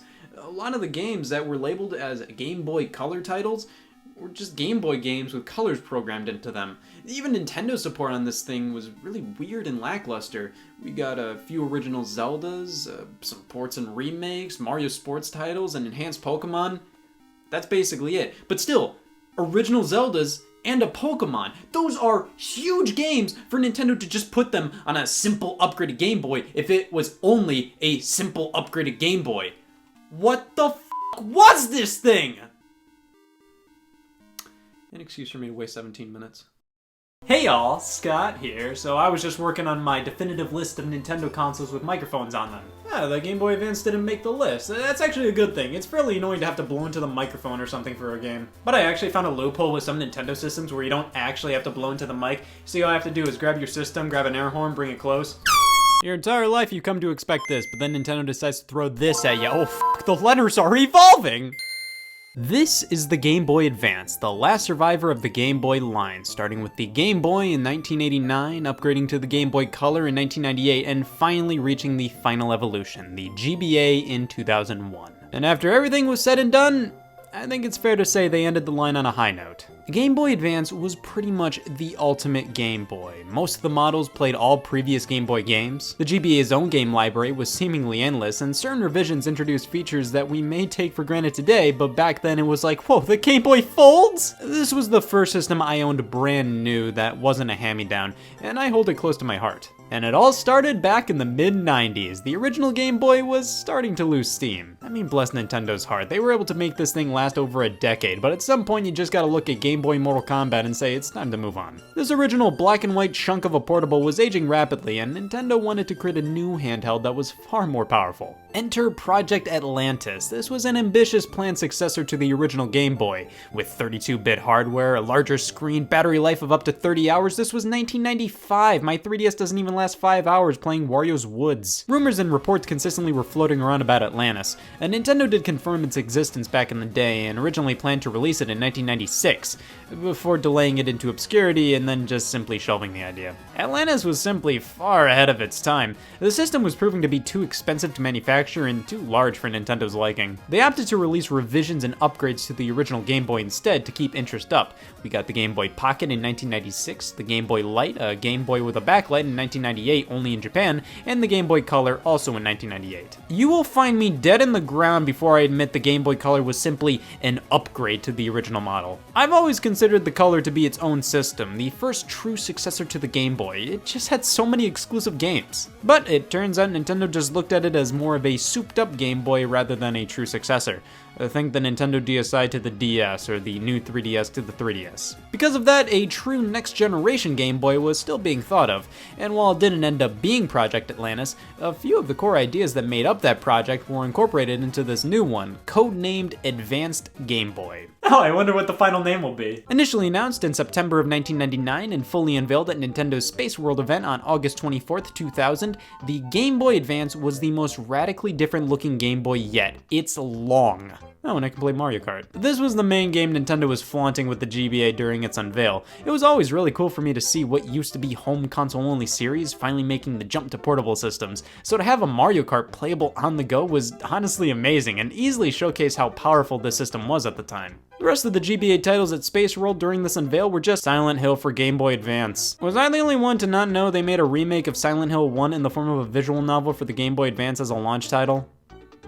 Was I? Konami was a big supporter for the system at the event, showing off a new Castlevania and Konami Crazy Racer. Sure, I can deal with this existing. Mega Man Battle Network, Advance Wars, and Golden Sun were also shown off at Space World, with the GBA's launch price announced to be $100. It launched in Japan on March 21st, 2001, here in North America on June 11th, and in Europe on June 22nd. The purple Game Boy Advance was the one I owned, and compared to previous Game Boys, Nintendo definitely decided to widen things out with this model. You know what, compared to the regular format of Game Boy systems up to this point, the original Game Boy Advance is really comfortable, and being in this landscape form factor, in my opinion, balances this whole thing out a lot better than old Hamtaro player over there. Unlike the Game Boy and Game Boy Color, the Advance has 2 whole shoulder buttons, that's it, that's why they called it the Advance. Yeah, you'd think they would have given this thing 4 face buttons as well, but it's whatever. I can take just the shoulder buttons, they're a fine addition. I like how fat and long the shoulder buttons are, it makes them so much more comfortable than every other Nintendo handheld with shoulder buttons. And I do like all the buttons here in general. Everything has a nice softer plastic feel while still feeling incredibly sturdy. It still takes batteries, 2 AA's, and the screen. What the hell am I looking at? This was the biggest drawback of the Game Boy Advance. The screen didn't have a backlight, front light, nothing. It was completely dependent on the lighting around you, and even in the best possible conditions, it was still hard to see the screen. It was never a huge issue, but it was always something that was less than desirable. It's something I can look back at now and say, oh my god, I put up with this? That's when you have to break out the accessories. I'm pretty sure some people built empires out of the Game Boy Advance light business. Here we have Worm Light. Just gotta plug it into this port and blam, I can finally see what I was playing. Oh my god. Like I said, the screen was tolerable, but the Sega Game Gear back in 1990 had a backlight. The Atari Lynx had one in 1989. How Nintendo made the Game Boy Light a few years earlier, with the entire selling point being the backlight. So the fact that this advanced Game Boy didn't have one was kind of ridiculous, let's be honest here. Game cartridges were half the size of traditional Game Boy games, yet they packed a way bigger punch. You could still play Game Boy and Game Boy Color games here with the trusty shoulder buttons commanding the video to go widescreen or go back to the aspect ratio God intended. Now all of this is great, but Still, that screen, man, it honestly keeps the GBA away from reaching pure greatness. Well, only 2 years later, in 2003, the Game Boy Advance SP released, a full redesign with features that have become Nintendo staples ever since. A lit screen, a clamshell design to protect the screen and become even smaller, and a rechargeable battery. The SP stood for special, and they weren't kidding. I'd consider this to be one of the most important console releases in Nintendo history. This is honestly what I think of when I hear GBA. It's so compact, and the screen actually being usable makes a huge difference. Who would have thought? Now, this wasn't a big problem back in the day, but I do find the smaller size of the SP to be less comfortable than the original. These are tic-tac shoulder buttons. Everything feels a bit better with the old one. Nothing's outright bad here, but I do think the original had a perfect balance of being compact, yet comfortable for big and small hands alike. That's not to say the SP isn't comfortable to play, but just in comparison to the original, I think that one's better. And while we're whining about the SP, let me just get this one out of the way. Where's the headphone jack? To save space and money on this unit, Nintendo didn't include a headphone jack. You had to buy an adapter that goes into the charging port. This was honestly never something I thought of as a kid, but I can assure you it annoyed at least one person out there. Plus, if you use the adapter, you can't charge the Game Boy while using headphones. This isn't a modern smartphone, this is a Game Boy, damn it. Other than those little complaints, the SP is the definitive Game Boy. I had the flame red color, and I sunk so much time into this thing. It could play old Game Boy games, new ones too, finally with a screen you can actually see, a rechargeable battery, a stupidly compact design, and Nintendo said, "F it, we made it better." When you look into buying a Game Boy Advance SP nowadays, you may see people specify what model number they have, AGS-001 or AGS-101. The main difference is the quality of the screen's light. 101 has a full backlight, and it is a huge upgrade. This thing is leagues better. The original SP did the job and is perfectly usable, but this is even more usable. That's the only difference between these models, the quality of the screen brightness. You can definitely get by with an AGS-001, but if you don't want to be a fucking loser, then yeah, the 101 is for you. The Game Boy Advance line up to this point was a tremendous success. This was fundamentally how Nintendo made most of their money during the GameCube era. They sold nearly 80 million units of these systems combined. But when 2004 came around, Nintendo released the Nintendo DS for some reason. This was weird because they made it clear this was no replacement for the GBA, rather it was another pillar for their handheld business. Was that some kind of joke? It ultimately was the replacement for the GBA, and they didn't want to say that because that would kill the GBA's sales, plus the DS was a risky move at the time, so if it failed, they could just keep supporting the Advance. I never really got the whole "it's not a replacement" shtick because they said the DS was backwards compatible with the GBA, implying, you know, it was the successor. But releasing the DS in 2004, that was odd. The GBA was such a successful system, and after only 3 years they released a new handheld? Games continued to come out for the Game Boy Advance after that point. It didn't mark the end of the system, but still. After the DS release, Nintendo wasn't finished with new Game Boy models. We got one final Game Boy Advance revision, which was also the final Game Boy in general. This was a giant failure. The Game Boy Micro released in 2005 to 2.5 million lifetime sales and getting discontinued 3 years later. This was in the era Nintendo was kinda trying to mimic Apple. The DS and Wii's marketing always gave me iPod vibes, and the Game Boy Micro sorta felt like their take on something like the iPod Nano. A budget gaming device all about looks and being tiny. The Micro removed Game Boy and Game Boy Color support, which makes it far less useful than the SP. It doesn't work with certain accessories, and its small size can definitely be annoying to some. This is a tiny thing. It almost needs to be seen to be believed. I didn't realize how small the Micro was until holding one for myself, and I hate to admit it, but I fell in love with this thing. The Game Boy Micro is one of the most beautiful devices Nintendo's ever created. The screen is absolutely gorgeous, a bit better than the SP-101 actually. It can only play Game Boy Advance games, which is kind of a bummer, but hey, the library is so big that it doesn't matter that much. This is definitely more of a novelty rather than a definitive way to play Game Boy games, but if you can find it for a cheap price, go for it. This is the Famicom Special Edition, made in commemoration of the system's 20th anniversary, but a key attribute of the Micro was swappable faceplates to make your own special edition. It had a lot of cool ideas, but this was definitely not a necessary revision of the Advance. With a launch price of $100 in 2005, it was simply too pricey. It was a far less functional Game Boy Advance coming out after the DS release for $150. That could also play GBA games, and you could find an SP for much cheaper which could play all the Game Boy games in the world, so this was more of a device you buy to make some kind of a fashion statement rather than to just play some games. It may have failed and may be sort of worthless compared to the SP, but I love this thing, it's so cool. I personally think each of the GBA models have strengths compared to each other. The original is the most comfortable, the SP gives you a lit screen, clamshell design, and rechargeable battery, and the Micro is the sleekest and coolest looking. But I think it's pretty obvious, if you had to get one, it would have to be the SP101 model. While the Micro has a slightly better screen, this can play all Game Boy games, the screen is already great and is cheaper than the Micro.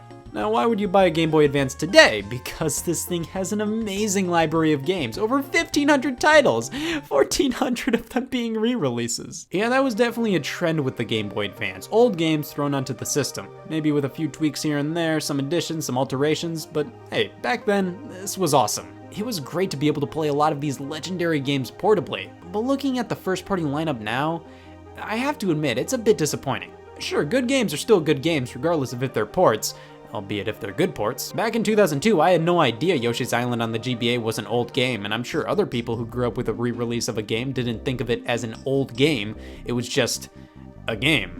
And for the people who played these games on the original systems, it was still pretty cool to be able to play these things portably for the first time ever. However, it does make the Game Boy Advance lack a bit of its own image, and there were simply so many ports and remakes from Nintendo and other companies as well, that now I kind of look at the system as just a portable Super Nintendo and not much else, because that's where a lot of its most memorable games came from. A good chunk of Nintendo's main series all got remakes or ports, plus one original title. But weirdly enough, the Mario series was an exception. Anybody else find it odd that there was not a single traditional original Mario game on the GBA? There were a lot of Mario games, no doubt, but no traditional platformer. Instead, we got the Super Mario Advance series. These were 4 remakes of 2D Mario titles. Super Mario Advance was a remake of Super Mario Bros. 2 USA, followed up by Super Mario World, Super Mario Advance 2, Yoshi's Island, Super Mario Advance 3, and Super Mario Advance 4, Super Mario Bros. 3. These names make me queasy, and I also don't know why they felt the need to shuffle all the games out of chronological order like that. These remakes were pretty solid though. Some of them took versions of these games from Super Mario All-Stars on the Super Nintendo and squished them onto a GBA cartridge, adding stuff like cutscenes and new sound effects while also changing a few things here and there. Mario Advance 1 and 4 are easily the most unique. Mario World and Yoshi's Island are pretty similar to the original games. I hear people cry about the Yoshi's Island port all the time, screaming it's just not the same. I personally always felt like people were a bit too picky with that. Like sure, the SNES version is definitely the better version, but the GBA release is perfectly fine. Like it's still Yoshi's Island, it's just not as nice graphically. Advance 4 was a remake of Mario 3, and it is easily the coolest one of the bunch. They added a ton of stuff, and they changed loads of animations and graphics amongst all the Advance games to make them less dated and weird. Like the scene in Mario 3 always made me fidget in my seat. Here in Advance 4, it looks much more natural. All the Mario Advance games came with a remake of the original Mario Bros. Arcade game, and I love this thing. This is the best version of Mario Bros. In my opinion. The physics are actually tolerable in this version. Main problem with remakes on the GBA though? Screen crunch. These games weren't made for a display this tiny, so they had to zoom in the view a bit, which ends up cutting some things off the screen and leads to you running into enemies you couldn't see or not being able to see as much ahead of you. It is a bit annoying, but it can be dealt with. That sadly does make some of these remakes not as good as the originals by default, when if it wasn't for the screen crunch, they'd potentially be the definitive versions. While these remakes helped supply enough Mario content for GBA players, it was still odd to me that they didn't have an original Mario platformer. Instead, we got a whole lot of side games. Mario vs. Donkey Kong was a puzzle platformer that was pretty much another Donkey Kong 94 from the original Game Boy. That game was amazing, and this one is also pretty great. You just control Mario going through all these puzzle rooms with loads of acrobatics and keys. This was the introduction of the Mini Mario toys, where they then took over the Mario vs. Donkey Kong series with the second game, and we never got to see this style again. Nothing screams Weird Kid on the Bus playing Game Boy Advance more than Mario & Luigi Superstar Saga. The first in the Mario & Luigi series of RPGs, and potentially the best one. This was the main entry I got into, and yeah, it's definitely a fun one. A wacky RPG where you control both Mario and Luigi, and it also included the Mario Brothers arcade game. Well, now I've gotta say this is the best game of all time. Not all the Mario Game Boy Advance games were winners, though. Care for some Mario Pinball Land? This was weird. They had to structurally reform Mario from the inside out to even get this concept to work. It's okay, I guess. It's just kind of annoying to play for me. me. These physics never felt like the most right thing in the world to me. Two series that finally made their way onto portable systems with the GBA were Mario Kart and Mario Party. Mario Kart Super Circuit was an original Mario Kart, but included the entirety of Super Mario Kart's tracks as well, which makes sense because Super Circuit is the most similar to Super Mario Kart. The characters kind of look like how they did in Mario Kart 64, but everything else is pretty Super Mario Kart-y. It's a decent enough portable Mario Kart for the time, and just nothing really worth going back to now. Mario Party Advance, I never played, but can you really blame me? It's Mario Party Advance. Camelot made the Mario Tennis and Mario Golf games for the system, as they usually do, but they also worked on their own RPGs for the Game Boy Advance, the Golden Sun games. Golden Sun's a pretty traditional RPG, but with graphics like these, it really stood out on the system. Of course, blown up on a big display, they look kinda rough, but on the original screen, they looked stellar. Yeah, this was a solid game on the system, and that's coming from your local RPG hate and fling smash owner. Nintendo put out a lot of stuff on this thing we hadn't seen prior here in North America. The GBA was the first time Fire Emblem and Advance Wars left Japan. That was huge! These series have been going on since the Famicom, so to finally get them in the States was awesome. Sure, we did get a Fire Emblem anime on VHS here in North America in 1997, but does that really count? Metroid got two games, Metroid Fusion in 2002 and a remake of Metroid 1, Metroid Zero Mission in 2004, two fantastic Metroid experiences. A new original game and the definitive way to play the first one. Fusion is considered Metroid 4 and is just a good 2D Metroid game, the last original 2D Metroid game for like decades, but hey, at least we got Zero Mission as well. A very necessary update to Metroid 1. Zelda had a similar presence. We got a port of Link to the Past featuring a new multiplayer side mode, Four Swords, which later was expanded into its own game on the GameCube, Four Swords Adventures. But the big one was the Minish Cap, developed by Capcom. This is such a great Zelda game, it's just pure top-down Zelda fun. You have a talking hat. I made it clear that, hey, I love what I play of the Zelda games, but I barely finish them. I am making an oath right now, though, that I will finish the Minish Cap.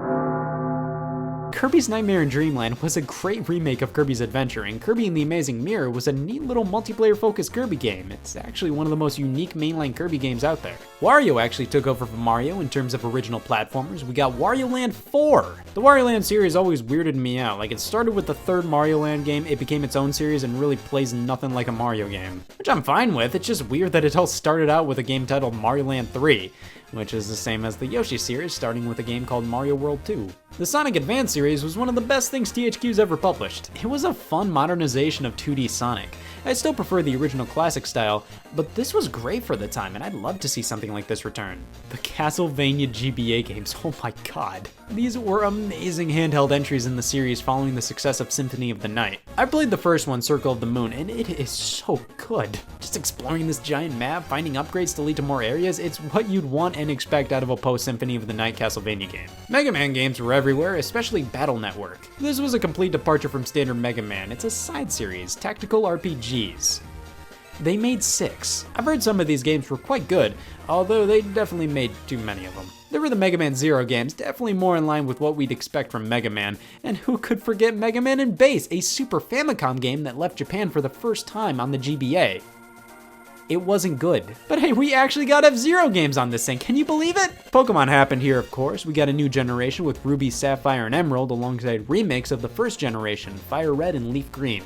But you know me, I'm not big into Pokemon. I think I figured out why though. You see, I didn't grow up with it, and I feel like Pokemon just isn't easy to get into if you didn't grow up with it. But the GBA was how millions experienced Pokemon for the first time, and that can't be undervalued. But of course, like I said, the Game Boy Advance was a re-release fiend. The Donkey Kong Country series, Contra 3, Final Fantasy, Street Fighter, Phantasy Star, Namco Museum, Doom, Earthworm Jim, Mega Man and Base, oh Jesus, Sonic Genesis, oh f***. There was also the classic NES series, a bunch of old NES games released as cartridges for 20 bucks a pop. I love the packaging here, and the cartridges are even colored to look more like NES games. But some of these titles just were not worth that much money. Japan got cooler boxes though, with tiny replicas of Famicom boxes and neat outer plastic shells. Like I said, the amount of ports is a bit disappointing, but they at least mean the GBA had a rock-solid library. Sure, the DS and 3DS probably had more original new titles from Nintendo and major third parties, but the GBA's library at the time was phenomenal. The fact you could play all these amazing games portably was mind-blowing, and it had some great original new games on top of that. Like Drill Dozer, when Game Freak had some free time between making Pokemon games, they pumped this thing out. You have a giant drill, it's good. It even had Rumble implanted into the cartridge. They had a few of these Tumor platformer carts. There was Yoshi Topsy-Turvy with a tilt sensor, nobody needs this. But WarioWare Twisted had a gyroscope. This is still considered as one of the best WarioWare games to many, and hey, WarioWare started on the GBA. I adore WarioWare! Quick bite-sized micro games getting flung at you at lightning speed, it's so great, and the Advance got 2 of them. While its library may have been a bit been there, done that heavy, there was still a little bit of something for everyone on the GBA. It was fairly powerful enough to do things that still impress me. Loads of games still look good to this day. While it was obvious it primarily exceeded at 2D games, seeing 3D stuff run in the system was pretty crazy back then and still impressive now. And it could play episodes of Sonic X. Game Boy Advance Video, cartridges that contained episodes of TV shows with a few movie releases. I owned a few of these back then, and it was pretty cool to watch Nickelodeon shows on my Game Boy. I guess these were made to compete with the portable media craze with iPods, portable DVD players, and the Video Now. I love this thing. Watching these cartridges now? Well, it could be worse. Oh yeah, it definitely could. The e-reader! This was an accessory, alright. Nintendo created this thing to scan cards that contained code. Swipe a card, the e-reader would read the code, and you would unlock certain things in games, or swipe a bunch of these NES cards and play old school NES games. Yes, if you needed more of a reason to believe the classic NES series was overpriced, here are some dirt cheap cards that play the same game. It's a huge novelty, it's kinda cool, but there's not much of a reason to use this now, or to ever use the e-reader even when it was new. The neatest thing it did though, was add new levels to Mario Advance 4. They designed dozens of brand new levels, some that incorporated elements from games like Mario 2 or Mario World. These are crazy. Now you could track down all those special level cards, or you could just download Mario Advance 4 on the Wii U and blam, all the e-reader levels are unlocked, that's nice. Some GameCube games supported the e-reader, which you'd use by linking up the Game Boy Advance with this cable. You could actually link your GBA with a bunch of games to unlock things or play certain mini-games, and sometimes it was recommended, like with Four Swords Adventures or Final Fantasy Crystal Chronicles. The GameCube also had the Game Boy Player, which allowed to play all Game Boy games on the TV. You see, there was a god, and it was Nintendo in 2003 when they released this thing. But out of all Game Boy Advance accessories or models, they all pale in comparison to the Vistion Dockable Entertainment featuring Game Boy Advance. An entertainment system for vehicles that could also play Game Boy Advance games with a wireless controller. This is by far the most unique and mind-blowing Game Boy Advance model of all time that's sure to put anybody who comes in contact with it into a state of shock and awe. Oh shit, it's a Game Boy. Hey y'all, Scott here. I cherish the Nintendo GameCube. It's all I'll ever need. Okay, I'm not upset, but my insulin was there too. The Nintendo GameCube. I would love to have seen that meeting. Name it after a shape. Name it after a f***ing shape. Oh yeah. This was my childhood system, and by proxy, is my favorite game console of all time. Funny how that works out. Everything about it, I absolutely adore. It has one of my favorite libraries, controllers, and system designs out there. It's impossible to not have fun looking at this thing, let alone playing it. And with how many people I hear constantly talk about their nostalgia link to the GameCube, I was shocked to find out I was hearing voices in my head. Yeah, the GameCube sold pretty poorly, not only in comparison to the competition at the time, but previous Nintendo systems. See, as a kid, I never realized this. I was too busy stick flicking. I always knew the PlayStation 2 was more popular, but it wasn't until I logged onto the internet one faithful day I discovered just how many people said geometry can kiss my ass. The GameCube was where I became a Nintendo fanboy, i.e., a fucking idiot. I was willing to defend this console to death. It could have been convicted of manslaughter, and I would say, yeah, well, the third-party support was better than you think. I would go to my friend's house who had a PlayStation 2, look at the controller, and scoff. Yeah, you may have every game known to man release on this thing, DVD playback, music CD support, backwards compatibility with the PlayStation 1, more robust online multiplayer, but I can bring mine to lunch. I mean, looking back, I can clearly see a lot of the GameCube's downsides and how they might have contributed to such low sales. It doesn't mean I love it any less, it just means I might not make my emergency contact. Might. But it's hard to ignore how it feels like everybody's had a GameCube experience in their lives. There's death, taxes, and Luigi's Mansion. So let's discuss the Nintendo GameCube, Nintendo's first foray into the GameCube market. Nintendo dominated the video game industry with their initial home consoles, the Nintendo Entertainment System and Super Nintendo Entertainment System, yet started to struggle with their third, the Nintendo 64. While a modest success, not only were sales going down with each new Nintendo console, they were no longer top dog. With a controller like this, anything was possible, even failure. Sony Sony's PlayStation sold over 100 million units, over 3 times as much as what the 64 sold. Now, why did Nintendo struggle so much this generation? I don't know. Well, the PlayStation used CDs for games. That allowed for far more data to be stored, bigger levels, more content, full motion video, and amazing audio quality. Couple that with the fact CDs were cheaper to mass produce, and the Nintendo 64 using cartridges just became that much more pathetic. Like, you just want to wipe your nose whenever you use this. So, while there were some outstanding titles on the platform, Nintendo just couldn't compete with Sony. Only a little over 300 games were made for the 64 compared to the PlayStation's.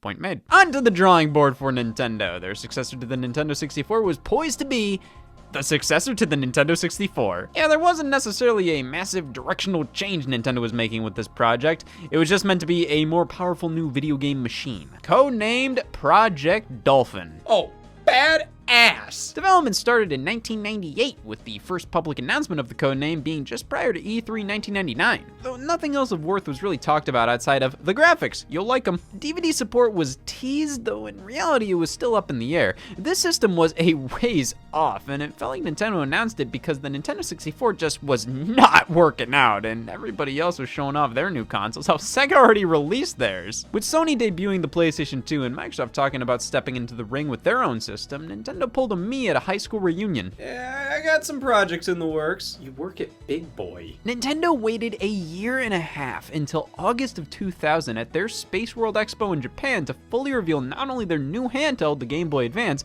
but their next generation home console as well, titled GameCube. With a name like that, you can't be disappointed. The way they revealed it here made GameCube feel like a fashion statement with great specs. So many funky colors, and after complaints as to what the hell the N64 was, Nintendo went, alright, shapes are in. This was where many GameCube games debuted, albeit in the form of tech demos, or at least that's how they were presented. The first game officially shown for the GameCube was Meowth's Party. Bizarre first words. Early versions of Wave Race, Blue Storm, Luigi's Mansion, Star Wars Rogue Leader, and Metroid Prime were shown, though Nintendo claimed that none of these represented games in active development and they were all just tech demos, which they say during every console reveal. Which this was also the case for the infamous clip of a Zelda GameCube title showcased at the event as well. Link and Ganondorf fighting it off with a graphical quality fans could only dream of. The GameCube was set to be fairly powerful, more so than the PlayStation 2 and Sega Dreamcast, and Nintendo was planning a launch in July of 2001 in Japan and October of 2001 in North America. Big things were in the works for not only this system, but the Game Boy Advance as well. The Nintendo 64 experienced numerous software droughts, which obviously was something Nintendo was trying to avoid this time around. They always do. So, they just gave up on the 64 as early as May 2001, releasing their last game half a year before GameCube launched, and most games in development for the 64 were moved right on over to the GameCube. Nintendo was putting their all into this generation. Honestly, I mean, the Game Boy Advance had so many games, more quality support than the Game Boy Color and original Game Boy ever had. And adding their next-gen high-tech system to the mix, also with a healthy amount of titles, you'd think they would have dominated this generation. You'd think! Nintendo is a stubborn child who doesn't actually understand why they fail in the first place sometimes. Dude, the bullet wounds help me run faster. Yes, Project Dolphin was revealed to use discs, and it seemed that Nintendo was finally responding to everybody saying they needed to move to CDs or DVDs. This wasn't what we meant. GameCube games came on discs, yes, but they were mini DVD type discs. So they were cheaper to produce than traditional Nintendo 64 cartridges, and they could store a lot more on them.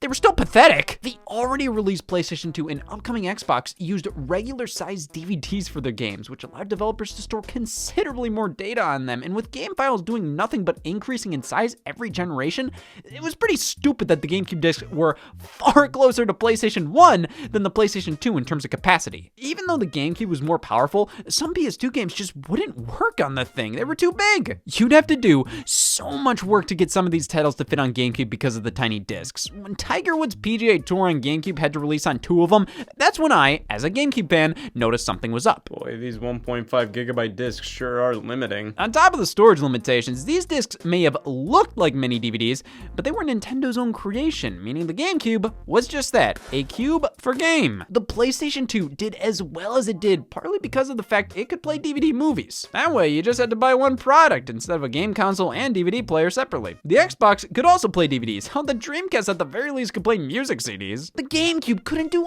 anything like that. So yes, while the move to discs was good, it felt like Nintendo still wanted to put their own stupid fucking spin on it. Like, fine, we'll do discs, but you're not gonna like it. They were so concerned over piracy, and the GameCube discs were trickier to copy, plus not having to cram DVD playing technology into this thing aided in giving the system a pretty low price point. Nintendo announced a starting price of $199.99, which was $100 less than the competition.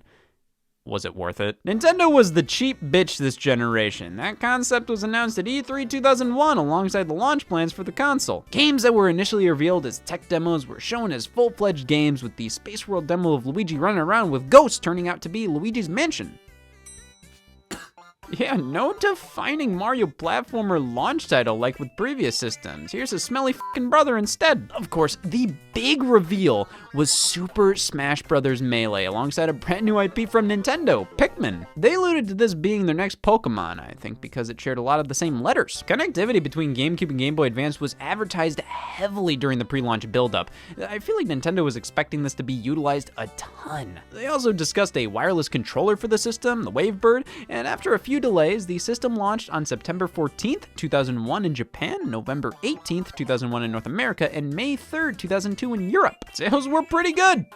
Until they weren't. That's generally the case with Nintendo consoles. They sell really well at launch, but if that continues throughout its life, it depends. The GameCube appealed to Nintendo fans. They were the ones who bought it up at launch. If you weren't a die-hard Nintendo fan, you'd still find something to like about the console, no doubt, though there were obviously better PlayStation 2-like options available to you. With that being said, the launch of the GameCube was only 3 days after the original Xbox, 389 days after the PlayStation 2, and a little over 10,000 days after Watergate. What did Nintendo have to show for it? Oh, it's purple. The GameCube launched in 2 colors, jet black and indigo. For some reason, this was Nintendo's go-to color in North America, especially during this generation with the Game Boy Advance sporting it as well. This felt like Nintendo trying to appeal to both hardcore children and hardcore man children. Like, look, the black one fits right next to any printer. The purple one is too much fun. Like, I want to do stocks, damn it. While the design is much more grounded than the Nintendo 64, it definitely feels like its successor, especially with the 4 controller ports on the front. I think Nintendo struck a wonderful balance between standard-looking game console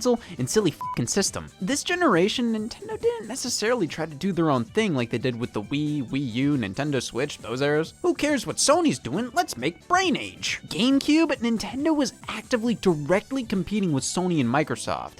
However, they obviously didn't want to rid the GameCube of any Nintendo charm. It was so much smaller than other game consoles at the time. I mean, you could fit it in a car, hell, 2 of them! But the biggest Nintendo-esque innovation was being able to hold the damn thing. Video game consoles have always had this issue, and Nintendo fixed it by installing a handle for maximum looking like a lunchbox. They wanted people to lug their GameCube around and bring it to friends' houses, sometimes even going as far as considering the GameCube to be pseudo-portable. I mean, yeah, this was one of the most comfortable home consoles to travel with, but keep in mind, you also need a controller, an AC adapter, and AV cables and games, so the portability of the GameCube with the handle kind of becomes a moot point when you have to wear cargo shorts to carry the rest. I think this was more of a design choice to give the GameCube more character rather than being about functionality. Without the handle, it's literally just a game-cube. With it, it's a GameCube. I mean, I think it's important to have an instantly recognizable design for your system. If you just try to identify systems via their silhouettes, even if you think the PlayStation 5 looks disgusting, it's a better reaction than trying to figure out which one of these rectangles is the Xbox One. Let's die it right! The handle helped characterize the GameCube. It's quirky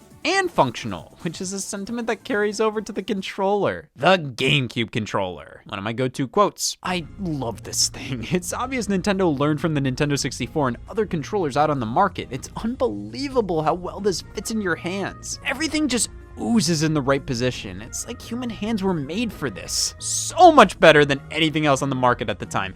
The PlayStation controllers, they're good, but they feel a bit too rigid, like they were made to look good rather than feel good. Xbox controllers, it just looks like it would be uncomfortable to be this. Dreamcast, you're lucky you have good games. This, I mean, it's pretty stupid looking, but it just makes so much sense. This button layout is ingenious. You have one big button that's supposed to be for your primary action in the game. Then you have everything around it, and every button has a distinct shape, which makes it so much easier to just focus on the game without looking down at the controller. If you ever play GameCube with somebody and they ask you where the B button is, you're kidding, right? Analog triggers, they're pressure sensitive, meaning in certain games you can give a shit or kind of give a shit.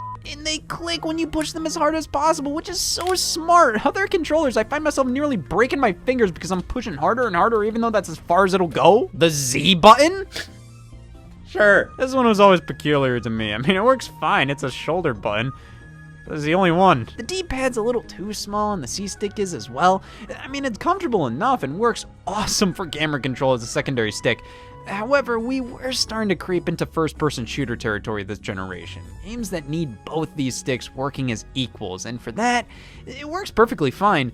It's just a little funky. The GameCube controller has a few quirks where some games may not work well with it. The button placement doesn't line up at all with the Super Nintendo, so if you ever play an old school game with it, arthritis can be considered a feature. Just one Z button on the top is strange. There's also no select button, just one for start/pause, which is interesting they denote on the controller that this is a pause button. The D-pad and C-stick are a bit too tiny.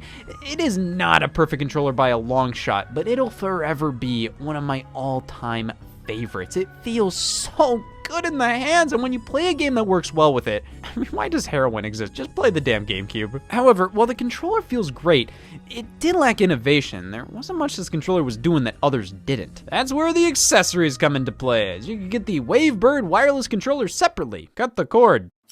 The Wavebird was a revolution for controllers, launching 1 year after the GameCube's initial release. It wasn't the first wireless controller, it was the first good wireless controller. Wireless controllers used to primarily use infrared technology, much like a TV remote, meaning you had to keep them pointing at the transmission signal. The Wavebird used radio waves, which allowed you to point the thing wherever you want. They don't give a shit. Just plug the adapter in, match up the numbers via the dials, which, Nintendo, I was wondering if you could make these smaller. Pop 2 AA's in, and for up to 20 feet away, you're good to go. The battery life is incredible on the Wavebird, though since you have to turn the controller itself off, it can be easy to forget to turn it off. And because of the need for batteries, Nintendo left out the rumble feature of the wired controller, which was built in now. But this wasn't available at launch. So what was available at launch? Just enough. The GameCube launched with 12 games here in the States. Yikes! Definitely wasn't the craziest launch, as a third of the games were sports titles nobody remembers. Oh god, what was the Madden that released that year? Though there were some standouts. Disney's Tarzan Untamed, which, hey, IGN thought it was 0.1 point better than the PS2 version. Star Wars Rogue Squadron 2 Rogue Leader was a big deal. If you wanted a graphical showcase, this was the game to get. It still looks impressively close to the movies, and was just a straight up great game to boot. Nintendo had a thing going with LucasArts at the time, really pushing Star Wars titles on their hardware. I mean, a Stormtrooper was one of the Nintendo characters represented on the Nintendo 64 console box. I would say more about this game, but I've never seen a Star Wars movie. Every day becomes that much more too late to start. Sega was notably one of the bigger names on the GameCube at launch, just months after wrapping up things with the Dreamcast. What once was Nintendo's biggest rival became one of their biggest supporters, starting with Super Monkey Ball, the first Sega game on a Nintendo home console. This was a big deal, and for some, it was revolting. Not in my house. But for many Nintendo fans, they finally got to experience Sega games on their turf. And as it turned out, Super Monkey Ball became one of the most beloved GameCube titles. Originally an arcade game titled Monkey Ball, released earlier that year, Super Monkey Ball is an enhanced port, i.e. they added Gon Gon. The premise couldn't be simpler. Monkey, ball, you. Just roll the ball to the goal. You control the environment, not the monkey. Don't explain this while sweaty. Seriously, one of the simplest ideas ever for a game. But it doesn't matter because that ended up making it unbelievably accessible and understandable. The game is brutally difficult at times, but never unfair and too daunting for casual players. There's no buttons involved. Just move the stick, and if that's too simple, well, play the party games, you fucking creep. The main game is very grounded in its arcade roots. It's mostly about endurance. How many stages can you beat, and when you lose, it's back to the beginning. And not only does this mode have multiplayer, the rest of the game features all these extra things you can do with others that truly make this an awesome party game. Crazy Taxi also released at launch. Originally an arcade and Dreamcast game by Sega, the GameCube port was oddly published by Acclaim. Sometimes Sega didn't publish their own stuff in some regions back then. Sonic Advance by THQ? Just for good measure. But what about Nintendo? What did they bring to their own party? Well, Wave Race Blue Storm for one.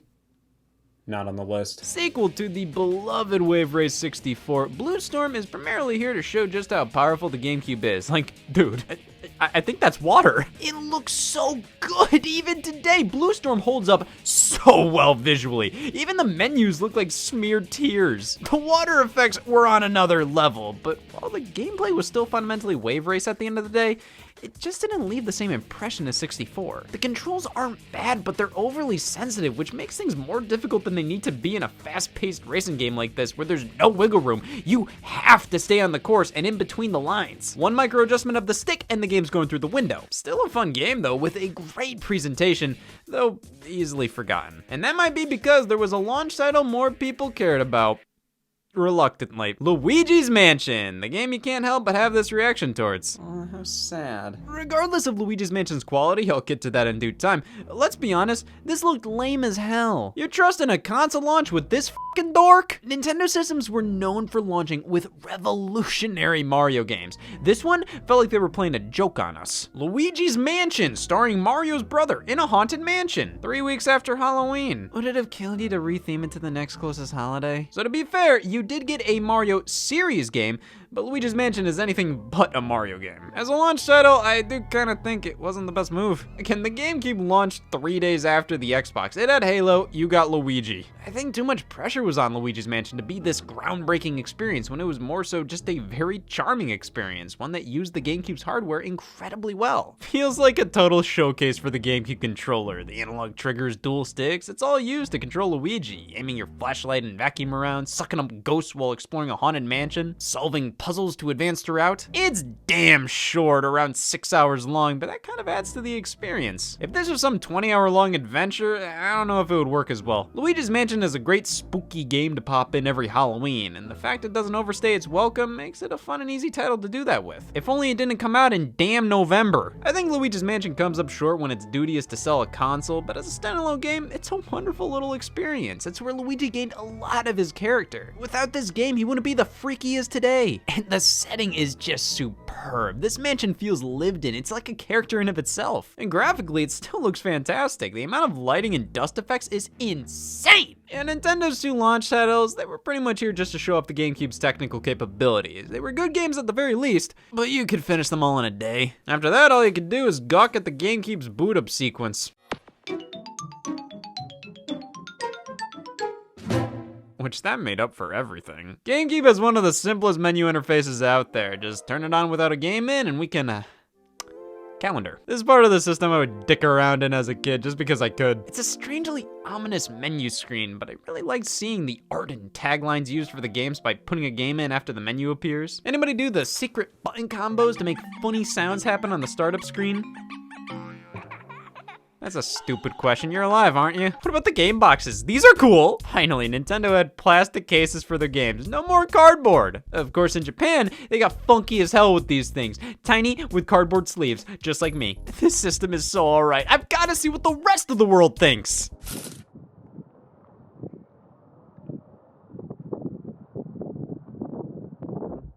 Damn. I could not buy a GameCube all f***ing day. So that was the GameCube's launch. Nothing amazing, nothing that bad. It was just alright. The launch mainly comprised of sports games, licensed games, and oddball exclusives, most of which you can complete the day you bought the system. However, it wouldn't be much longer until more games came out. Just 2 weeks later, it happened. December 3rd, 2001, Super Smash Bros. Melee released. That's what the police reports say. It may have missed the GameCube's launch, but it didn't matter. You could just replay Luigi's Mansion 60 times. I definitely gave the launch lineup a hard time, but in reality, when you have the next major game come out just 2 weeks later, it kinda doesn't matter.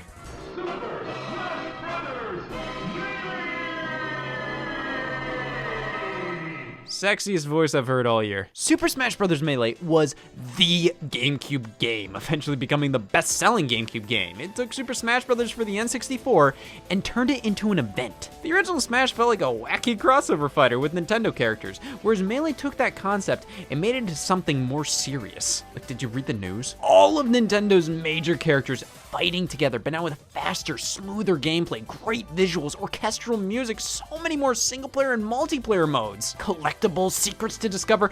This was the full package. It was a staple of every GameCube owner's collection, except for me. I played it at a friend's house. I remember the main thing that stuck out to me was the fact that the Mario game had a teen rating. Like, come on, this wasn't War of the Whiskers. Melee was the perfect jack of all trades. Obviously, it was a sublime multiplayer experience, but single-player wise, there was so much to do and unlock. Just getting all the characters and stages took a fortnight, and then all the trophies you could collect and ogle, the various single-player modes like Classic Mode, Adventure Mode, All-Star Mode, just so many things to do, whether you're playing alone or playing with friends, which undeniably made this one of, if not the best GameCube game.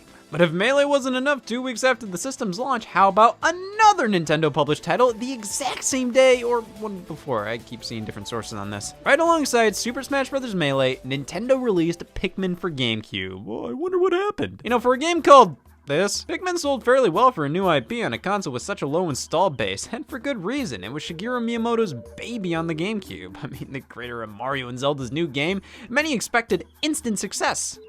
You ever tried to explain how to play Pikmin to somebody? You look like an idiot. Pikmin is a game you have to play to get. Every time I tell people, oh, it's quite simple, really. You play as Captain Olimar, crash landing on an alien planet, and you discover Pikmin creatures that grow on the ground, and you pluck them up and throw them enemies and tell them to build things, and each color has different strengths and weaknesses, and you have to round up all your Pikmin before nighttime. They look at me like I'm deranged, and I'm just saying, ignore the bloodstains, I'm telling the truth. This is one of my favorite games, partially because, while the concept is hard to explain, believe me, the game does a great job teaching you everything without feeling overbearing or taking too long to do so. The moment you start playing, it all clicks. Pikmin is a wonderfully fun little game, and coupled with Nintendo's other first-party efforts, it shows that half of their lineup was traditional Nintendo experiences re-energized, and the other half was something completely new, which was kind of my perception of the GameCube's lineup throughout its life. The launch window of GameCube was quite good, all things considered, and the strong initial sales indicated that, and that's all she wrote. Nintendo had a really hard time selling the GameCube from 2002 onwards. It felt like the mega fans all bought it at launch. The end. Now, this was the go-to console for kids. I should know. I was once a kid. I'm who everybody goes to for all their kid-related questions. I got my GameCube in 2003, the Platinum Edition, really the only other color introduced here in North America. It always said limited edition on the box, and it's like, really? I saw these everywhere all the time. It was limited to 50 billion units. Limited to! You know, these are probably the least desirable now because this was around the time Nintendo wanted to cut the GameCube's price point. In 2003, Nintendo slashed the price down to $99 and got rid of the digital AV out port on the back, which was used for us Nintendo fans' fancy penis component cables. Only God owns these. They're so expensive and hard to find, and for what? Holy shit, Mario's hat is red! They do look far better than the regular composite cables, but barely anybody used them, and that could be attributed to them being only available to purchase direct from Nintendo. Wow, nobody used the digital AV out. I wonder f***ing why. So they axed the port halfway through the system's life. I mean, it was dumb that they didn't widely offer these, but growing up in the early 2000s, nobody used these. I can't blame them for cutting support. It was all about the yellow, white, and red AV cables because everybody actively hated themselves. However, if you want to use the GameCube now, you definitely want to get an older model with that digital AV port, not for the component cables, but for the modern HDMI adapters. This one's from Eon, and there we go. This looks better than most neighborhoods in my area. The GameCube cleans up obscenely well, much better than the PlayStation 2, so most third-party multi-platform games will look better on here than that console. However, it never really mattered because most of the third-party games people wanted weren't on the GameCube. So that's the deal with owning a game console as a kid. These things never mattered. You don't know what's going on. You just like playing the GameCube. And I looked over at my library and I saw all these third-party games not made by Nintendo. And I thought, what are these people talking about? The GameCube has so much third-party support. And then I realized all of the third-party support was made for Embryo. Third-party games on GameCube. They exist? Most were of the licensed kids game variety. Now, some of these games were pretty great, but most of them were nothing to write home about. As a kid who had a GameCube, this was never an issue. These were the games I would be playing regardless of whatever console I owned that generation. But if you were a badass, you mostly had to look towards a PlayStation 2 or Xbox. The GameCube ran into countless limitations regarding the disc capacity. Many times GameCube versions of games would cut video cutscenes or gameplay content in general to fit on the disc, or they just had to double up on them. And if they actually got some games to fit on the system, they would oftentimes be the worst selling version. Most people who bought the GameCube bought it for the Nintendo first party exclusives, and the rest were parents who bought it for their kids. So oftentimes GameCube got at least an entry or two from a series, but then eventually they would just skip it with the following games. But it just straight up never got Grand Theft Auto 3, Vice City, San Andreas, Metal Gear Solid 2, 3, Devil May Cry 1 through 3, Final Fantasy 10, 11, 12, Silent Hill 2 through 4, Burnout 3, Revenge, basically none of the multi-platform Dance Dance Revolution games,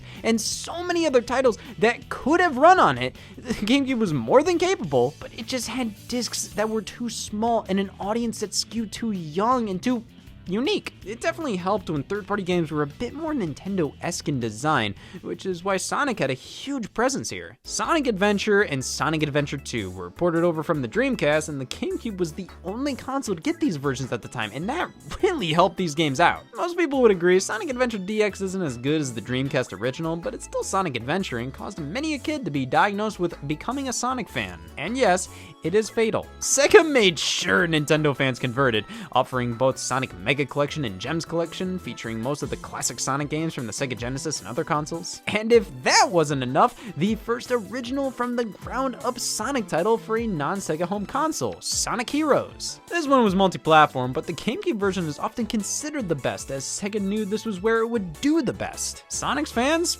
were mostly on GameCube. Then there was Shadow the Hedgehog. They did Sonic Riders. I still have no goddamn idea how to play this game. There was a lot of, I don't know what it is, but there was a lot of it. I only own Sonic Mega Collection, but I still hardly have a lot of nostalgia for Adventure and Adventure 2 Battle just from seeing clips of them within Mega Collection. There's this whole history of Sonic video, and man, I knew there was just so much Sonic on GameCube that I just didn't have access to. All these games have their flaws, but all in all, this was a pretty good generation for Sonic. And hey, the developer Sonic team kept busy with a brand new IP exclusively for the GameCube, Billy Hatcher and the Giant Egg. I wish! Super Monkey Ball got a sequel, Super Monkey Ball 2, 1 year after the original, and even though the first was quite good, this one is undeniably better. It was made specifically for the GameCube, which means we have an actual story mode with typical level progression. It's pretty much more of the same, but better. This is definitely one of the standout series on the system. Everybody remembers Super Monkey Ball. Nobody remembers Super Monkey Ball Adventure. This was a weird one, not developed by Sega. Instead, Traveler's Tales, a spin-off, released within a 1 year span of Sega releasing 3 Super Monkey Ball games. Billy Hatcher died for this? Sega also ported some of their other non-Sonic Dreamcast games, like Skies of Arcadia and Phantasy Star Online, fundamentally the online GameCube game with online multiplayer. You can buy this broadband adapter, which, according to the box, extends possibilities. Might want to remove the plural from that. While only 2 Japan-only games and Phantasy Star used it for online multiplayer, this adapter was mainly used for LAN play, connecting multiple GameCubes for multiplayer without split screen.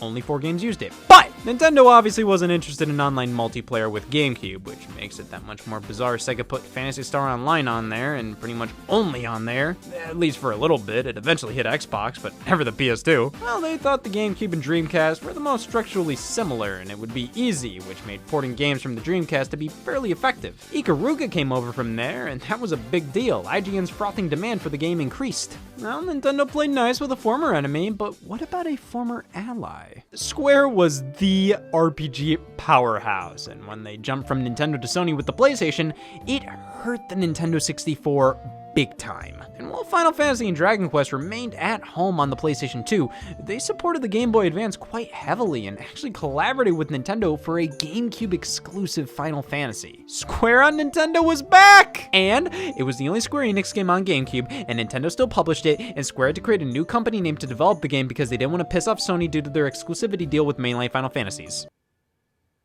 Was it worth it? Well, it was a fairly decent success. It was just a spin-off of Final Fantasy, but a multiplayer one. Final Fantasy Crystal Chronicles. Using the Game Boy Advance as multiplayer controllers. This was a random initiative Nintendo had in the GameCube's life to push games using the Game Boy Advance. I guess because that system was doing so well, Nintendo thought maybe pushing it alongside the GameCube would help things. The olives aren't selling well, push it with milk! I mean, it does offer unique gameplay opportunities, like with Pac-Man Vs. While Crystal Chronicles was developed by Square and published by Nintendo, this one was developed by Nintendo and published by Namco. Hell, Miyamoto even designed the game. It's multiplayer Pac-Man, with players on the TV as the ghosts and the player with the Game Boy Advance as Pac-Man, and it's so damn good! It's a small game, though. It was never meant to be available by itself. They gave it away with certain games as pre-order bonuses, and it eventually came with this Pac-Man World 2 bundle. Talk about bang for your buck. I'm gonna talk about this now because the lady at Great Clips wasn't listening. Pac-Man World 2 is great. It's critically nothing special, but I think it did a bang-up job evolving Pac-Man into a 3D platformer. The music and visuals just make me so damn happy. Pac-Man World 3 creeps me the hell out, okay? Pac-Man talks, which implies he has organs, which implies he can bleed. 2 is a good time, nothing special, but I think it's very entertaining.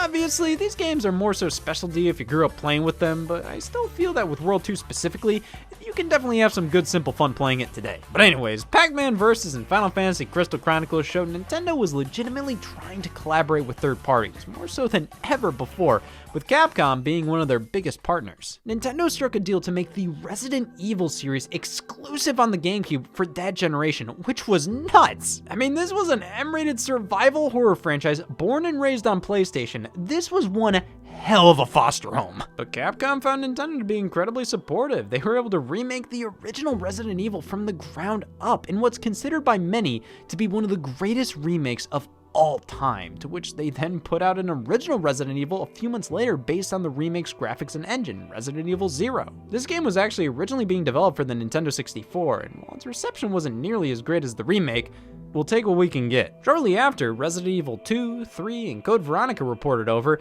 These weren't at all remakes. 2 and 3 were literally just the original PlayStation games running on GameCube. This is a common practice today, seeing old games released on new consoles with little to no graphical improvements, but it's so weird on GameCube, like this isn't right. Some Resident Evil games still appeared on PS2, but the series was pretty loyal to Nintendo in this era, evident by Capcom's initiative, the Capcom 5. 5 brand new AAA exclusive games from Capcom for the GameCube. These included Piano 3, Beautiful Joe, Dead Phoenix, Killer 7, and the big one, Resident Evil 4. Capcom meant business with the GameCube. Dead Phoenix was canceled, Beautiful Joe was ported to PlayStation 2, Killer 7 released for PS2 day and date with the GameCube version, Resident Evil 4 was announced for PS2 before the GameCube version even released after the director promised to cut his head off if such a thing ever happened, but thank God Piano 3 stayed exclusive. Credit where credit's due, Beautiful Joe was amazing and was exclusive for roughly a year. Hell, it got a sequel and now is exclusive to GameCube for a month, and Resident Evil 4 on GameCube was exclusive for almost a year as well and is superior visually. The PS2 version adds some content, but still, RE4 was one of the greatest games of all time. It may be available on countless platforms now, however, I still will always see it as a GameCube game, even though that's so far in the past at this point. It's easy to forget sometimes. Well, Nintendo brought over one PlayStation franchise, how could one more hurt? Metal Gear Solid: The Twin Snakes, a remake of the original Metal Gear Solid by Silicon Knights. This is a weird one. It takes the original game and mixes it with the gameplay of the sequel and cranks everything up to be as over the top as possible. It's still a totally valid way to experience Metal Gear Solid and gave the GameCube something the other consoles just didn't have. But that's not always a great thing. Swinging back to Capcom, Mega Man Network Transmission. Who gives a shit? Capcom only released 2 original Mega Man games, Network Transmission and Mega Man X Command Mission, both far cries from what you'd expect from a Mega Man game on a Nintendo console. They were just okay. If you wanted the actual games, there were 2 collections which did the trick. The new Mega Man X platformers were still exclusive to PlayStation 2, which is just weird. But for multiplats, Ubisoft supported the GameCube quite a bit. The Prince of Persia series, Beyond Good and Evil, Tom Clancy, they were pretty much all on the GameCube, and Namco gave it Tales of Symphonia, which is still definitely the most beloved Tales game out there. GameCube did much better with RPGs than the Nintendo 64 did. The PlayStation 2 still had it beat, but it was obvious there was a little something for everybody on this console, which was something Nintendo really strived for. Not only did they try to make as many exclusivity deals as possible, they lent their characters out to other companies. Soul Calibur 2 launched across all 3 systems, with each one having a unique character. PlayStation 2 had Heihachi from Tekken, Xbox had Spawn, but GameCube had Link from The Legend of Zelda. This is something Nintendo is far more willing to do nowadays, but this is still pretty wild to see and made the GameCube version a success. Not enough for Soul Calibur 3, but out of all the companies, I think EA may have given the GameCube the most consistent support. Madden, FIFA, NHL, NASCAR, Tiger Woods, SSX, 007, The Sims, Harry Potter, Medal of Honor, Need for Speed, Time Splitters. Nearly all of EA's software releases at the time released on GameCube in addition to the others. Now, because of the lacking online support and smaller discs, they may not have been the definitive versions, and in most cases the GameCube version sold much less, but EA was rewarded for their loyalty. In NBA Street V3 and SSX On Tour, you can play as Mario, because Nintendo wouldn't budge on Doshin the Giant. Little Mac from Super Punch-Out was playable in Fight Night Round 2, alongside Super Punch-Out straight up being playable within Fight Night. You can't say Nintendo didn't try with third-party relations. It was really cute to see. But the PS2 had Grand Theft Auto. I don't really think Luigi and NBA was going to do much at that point. Third-party support wasn't nearly on the same level as the PS2 or the Xbox, but there was always more than enough to play if you only had a GameCube. And I think that was important. The problem wasn't necessarily that there wasn't anything to do with the GameCube, it was what you couldn't do with the GameCube. You couldn't play DVDs or CDs or not Nickelodeon Party Blast. However, there were so many unique things you could do with a GameCube. You could get a hernia. Nintendo's first-party output on this thing was unprecedented. One of, if not the best lineups they've ever had. Pretty much every single one of their core franchises got an entry on GameCube, and they introduced loads of new ones as well. But every Nintendo console is defined by the mainline Mario title that releases on it. And nearly a year after launch, the GameCube got Super Mario Sunshine.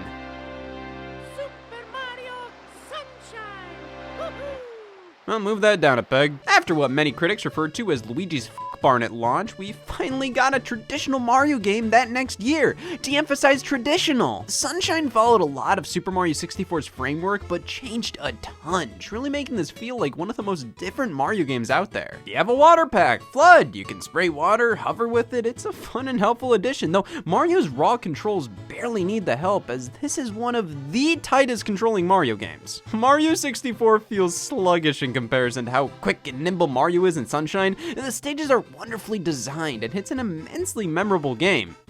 People fucking hate it. This is one of the most polarizing Mario titles. The difficulty can be pretty harsh sometimes, and going for 100% completion is grueling. It's not required, you don't get anything special for it, but elements of Sunshine definitely feel quite rushed. Lots of content was cut prior to release to get the game out in time, and while the title doesn't feel incomplete, it obviously is very conservative with the content that's there. They'll squeeze everything they can out of a level to make sure you play through it again and again, and coupled with the unbalanced difficulty at times, and Sunshine can be quite frustrating, but I still love it. While Mario Sunshine is a very peculiar Mario game, it's still a Mario game. The only Mario on the GameCube, take it. And weirdly enough, out of all franchises to get multiple entries on the platform, it wasn't Mario, it was Metroid. Holiday 2002, Metroid Prime hit store shelves. One day before Metroid Fusion released on the Game Boy Advance, after 8 years of no Metroid game, finally in 2002, fans could say, "God, stop with the Metroid games!" Prime was not only the first 3D entry in the series, but it was first person as well, a move that confused and worried many, but ended up making for one of the greatest games of all time. Metroid Prime was developed by newcomer Retro Studios and came out brilliantly. At the time, Metroid was at its height. So, a few years later, Metroid Prime 2 Echoes followed. Wait, it did? Echoes is barely talked about in comparison to the original and sold about half as much, so it still got rave reviews. I think Prime did so well because it was an entirely new thing. Everybody had to check it out. But then by the time Prime 2 released, I think that excitement wore down a bit. I don't know. Nintendo pretty much positioned Metroid as a competitor towards Halo. Prime 2 featured a multiplayer mode, but Halo 2 featured online and launched the same week. Oh, these numbers make a lot more sense. Oh. Still great games, more Metroid than I think anybody ever expected on this console, which I can say the same about Zelda. My there was so much Zelda content here, and it all started in 2003 with The Legend of Zelda: The Wind Waker. Okay, people weren't too thrilled with this art direction. When the GameCube tech demo looked like this, and soon after this was the Zelda game Nintendo showed, people weren't happy. They wanted Ocarina of Time with better graphics, and what Nintendo gave us was better than that. Everybody was pissed! Let's be honest, Wind Waker looks a million times better than that tech demo anyways, but people wanted a gritty, realistic Zelda. This was when Lord of the Rings was huge, so I think people really wanted a Zelda game that gave off the vibes of those flicks, and instead we got a pain chart. I mean, disregarding the graphics, Wind Waker is a great Zelda game. It's one of the most gripping titles in the whole series due to how lively and fun everything feels, but it's never afraid to be a downer or more serious at times. And while the cartoony visuals were lamented at the time, have you seen this game recently? Like, this looks better than some games look right now. If the game came out today, nobody would think twice about it. The toon style helped to make this game so damn everlasting. It will never look bad or outdated. And while many detested the style back in the day, it's the most frequently used Zelda art style. Numerous games use Toon Link, and I do feel like it's one of the most true to Zelda art styles out there. I've always felt Zelda's supposed to be colorful and lively, but the beautiful thing about it is, it's a legend. Each game is supposed to be a different story passed down generation to generation, and the differing art styles represent that. How each storyteller puts their own unique spin on things. So who the hell told this story? Just 1 year later, in 2004, The Legend of Zelda 4 Swords Adventures released, still using the Toon Link character design. Oh great, now there's 4 of them?! 4 Swords Adventures was the sequel to the bonus sub-game included in the Game Boy Advance port of A Link to the Past. Why did nobody care? Multiplayer top-down Zelda, and the only way to do it is to plug in one of these. Why did nobody care? This was the biggest push by Nintendo for the Game Boy Advance to GameCube road trip yet. You can play 4 Swords Adventure single player, but that's sad. To play multiplayer, everybody needs a Game Boy Advance with a GBA to GameCube link cable to play, because certain things appear on the TV, certain things appear on the GBA. Now, is this really necessary?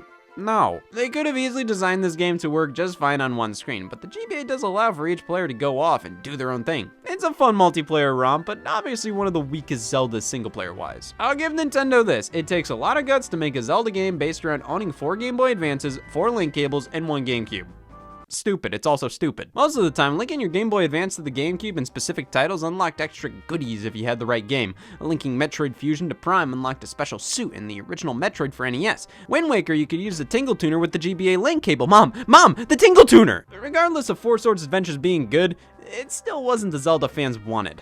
That came at the very end of the GameCube's life. Announced in 2004 and finally releasing in holiday 2006, The Legend of Zelda Twilight Princess. Nintendo listened. This was the Zelda people wanted. Something darker, more epic, and it was, again, a phenomenal game, though it doesn't hold up as well as Wind Waker does graphically. I mean, it all comes down to art style. Twilight Princess on GameCube still looks good. I mean, it honestly looks like an early Xbox 360 game, and the low resolution masks a lot of flaws. But come on, this just looks better. Gameplay-wise, comparing Wind Waker and Twilight Princess, I really think it completely comes down to preference. I don't think one is obviously better than the other. I'd say Twilight Princess is a more consistently good game with more to it. The original version of Wind Waker does have some glaring issues in the back end of the game. The infamous Triforce quest goes on for far too long, but Wind Waker is inherently more charming and memorable in my opinion. If anything, I think it's incredible we got these two games on the GameCube at all, and they were as good as they were. Twilight Princess was the last game Nintendo released on the GameCube, and they basically did it out of obligation because by the time it released, their next console had already launched, with Twilight Princess on it. The game got delayed so many times, Nintendo decided to release it on Wii first, and then follow it up with a version on GameCube. But since this is the original version, the original vision of the game, I think this still feels the best. Twilight Princess on Wii forces motion controls onto the player, which aren't horrible, but the game wasn't designed around them. Aiming your bow or slingshot is perfection with the pointer, but everything else is a bit more tacked on. It definitely feels most at home on GameCube, which ironically is where the least people played it. But its release cemented the GameCube as the ultimate Zelda machine at the time, especially taking the bonus discs into consideration. For pre-ordering Wind Waker, you'd get this special version of Ocarina of Time from Nintendo 64 on a GameCube disc, including a few demos and the never-before-released Master Quest edition of Ocarina of Time. And then just because they could, they released Ocarina of Time on GameCube again! Just in case you blinked the first time. The Legend of Zelda Collector's Edition. This came bundled with GameCube consoles for a period of time, mainly because they wouldn't sell. So Nintendo farted some Zelda games on a disc and called it a day. This disc includes Zelda 1 and 2 for NES and Ocarina of Time and Majora's Mask for N64, plus some some little bonuses like a Wind Waker demo and a short video retrospective of the Zelda series, sort of pointing out how you can play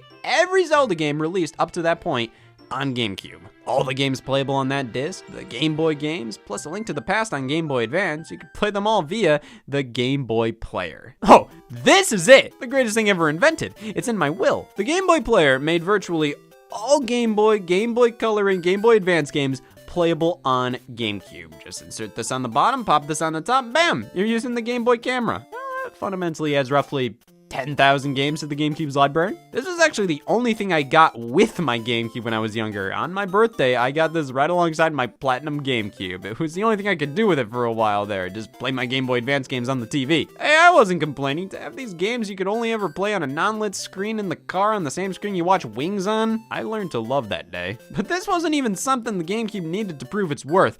It was the cherry on top. Mario Sunshine may have been the only mainline Mario, but we got literally every type of spin-off imaginable. First up, Mario Kart Double Dash. Why, yes, I'm turned on. Such a damn good Mario Kart. The gimmick of 2 characters per kart is so fun and adds way more strategy to which character to pick. It used to be, I like Yoshi because, damn! Now each character has their own special item and you can mix that with other characters' special item by pairing them together. Each character is their own weight, but mix that with another's, and there's so much more to consider now. Like, what will my mother think? God, I used to play battle mode so much with friends. It was my favorite part of the game. I tried to buy the game off of the friend who had it, and they would never budge. Sold me Mario Sunshine, though. The Mario sports titles were so plentiful. We got awesome renditions of Mario Golf and Mario Tennis, better than ever. Just good, solid, arcadey multiplayer sports games. But we got 2 new series on the system, Mario Baseball and Mario Strikers. Mario Superstar Baseball was developed by Namco of all people and followed the footsteps of Mario Golf and Tennis. It was baseball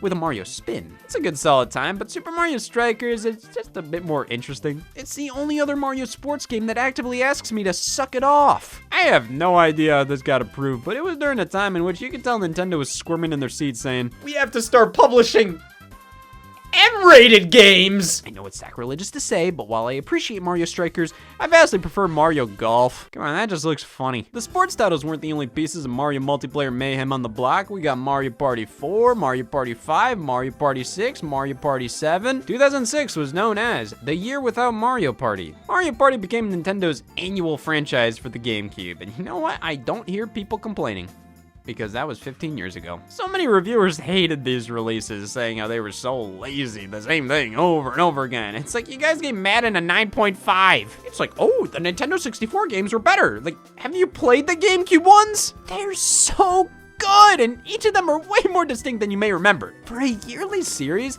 I think the differences between each Mario Party on GameCube is damn impressive. Hell, they introduced the GameCube microphone for 6 and 7, 6 being the best one. There's a whole day and night mechanic, but each of them is good in its own right. I don't think they had to really do a new one every single year, but hey, it made it so then no matter what was releasing on GameCube that holiday season, you could rest easy knowing if all else fails, you could always succumb to buying the Mario Party for that year. They legitimately did a lot more with each release than people give them credit for. I think the GameCube era is the best Mario Party's ever been. Okay, Dance Dance Revolution Mario Mix, the absolute worst Mario Party's ever been. Another one of Nintendo's collaborations, this time with Konami. You know, it's pretty strange to me that out of all franchises Konami had, Dance Dance Revolution never really hit the Nintendo consoles all too much. Like, come on, this is Nintendo fans' bread and butter. They like arrows and dumb shit.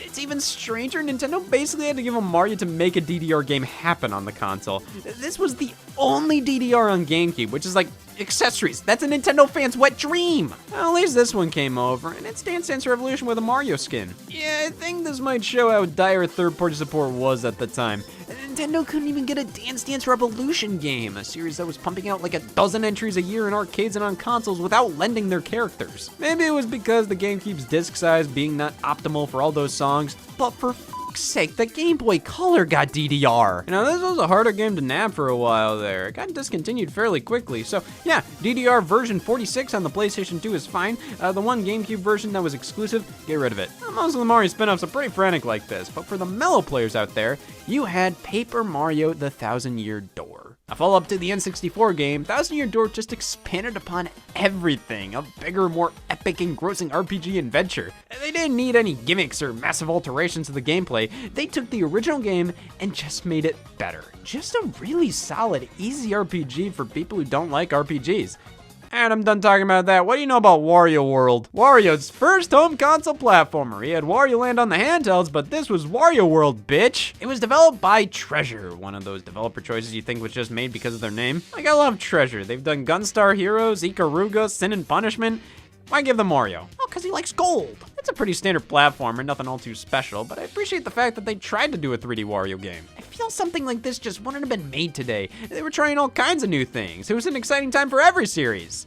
Except for WarioWare. WarioWare Mega Party Games. I love the WarioWare series, but this game is just unimpressive. It takes the micro games from the original WarioWare on Game Boy Advance and just puts them on a GameCube. They don't look any different. In fact, they just straight up don't look good. They do not hide the fact this is just a Game Boy Advance game at its core. You don't get the single player story mode or the extra side games from that one. Instead, they focus on multiplayer here. There are a ton of really fun multiplayer modes focused on playing the micro games. It can be an absolute blast. Though I do wish there was a bit more to this one. That's something I find myself saying about every WarioWare game. I love them, but they always feel like there should be more content, especially with this one. I mean, great multiplayer modes, but I want more, especially considering all the microgames are recycled from the GBA. It surprises me how well this game reviewed at the time, while Mario Party always got crucified for using the same dice in every game. Well, if Wario got 2 games, Donkey Kong better get like 3 bongo rhythm games. Oh, thank Christ. So Donkey Kong was in a weird place this generation. Basically, it was just a bunch of weird spin-offs for a while. And add Donkey Konga to the list. Donkey Konga used the DK Bongos, an accessory for the GameCube based on just Donkey Kong that works with 4 games. One less than the GameCube microphone. Accessories that were so much less specific got so much less support. Donkey Konga was a rhythm game. Pretty simple, clap and beat the bongos. They're all fun enough. 1 and 2 came out here, while 3 was exclusive to Japan for whatever reason. Were they scared? Konga was a fun little spin-off series, but Donkey Kong Jungle Beat is a bit more interesting, being a platformer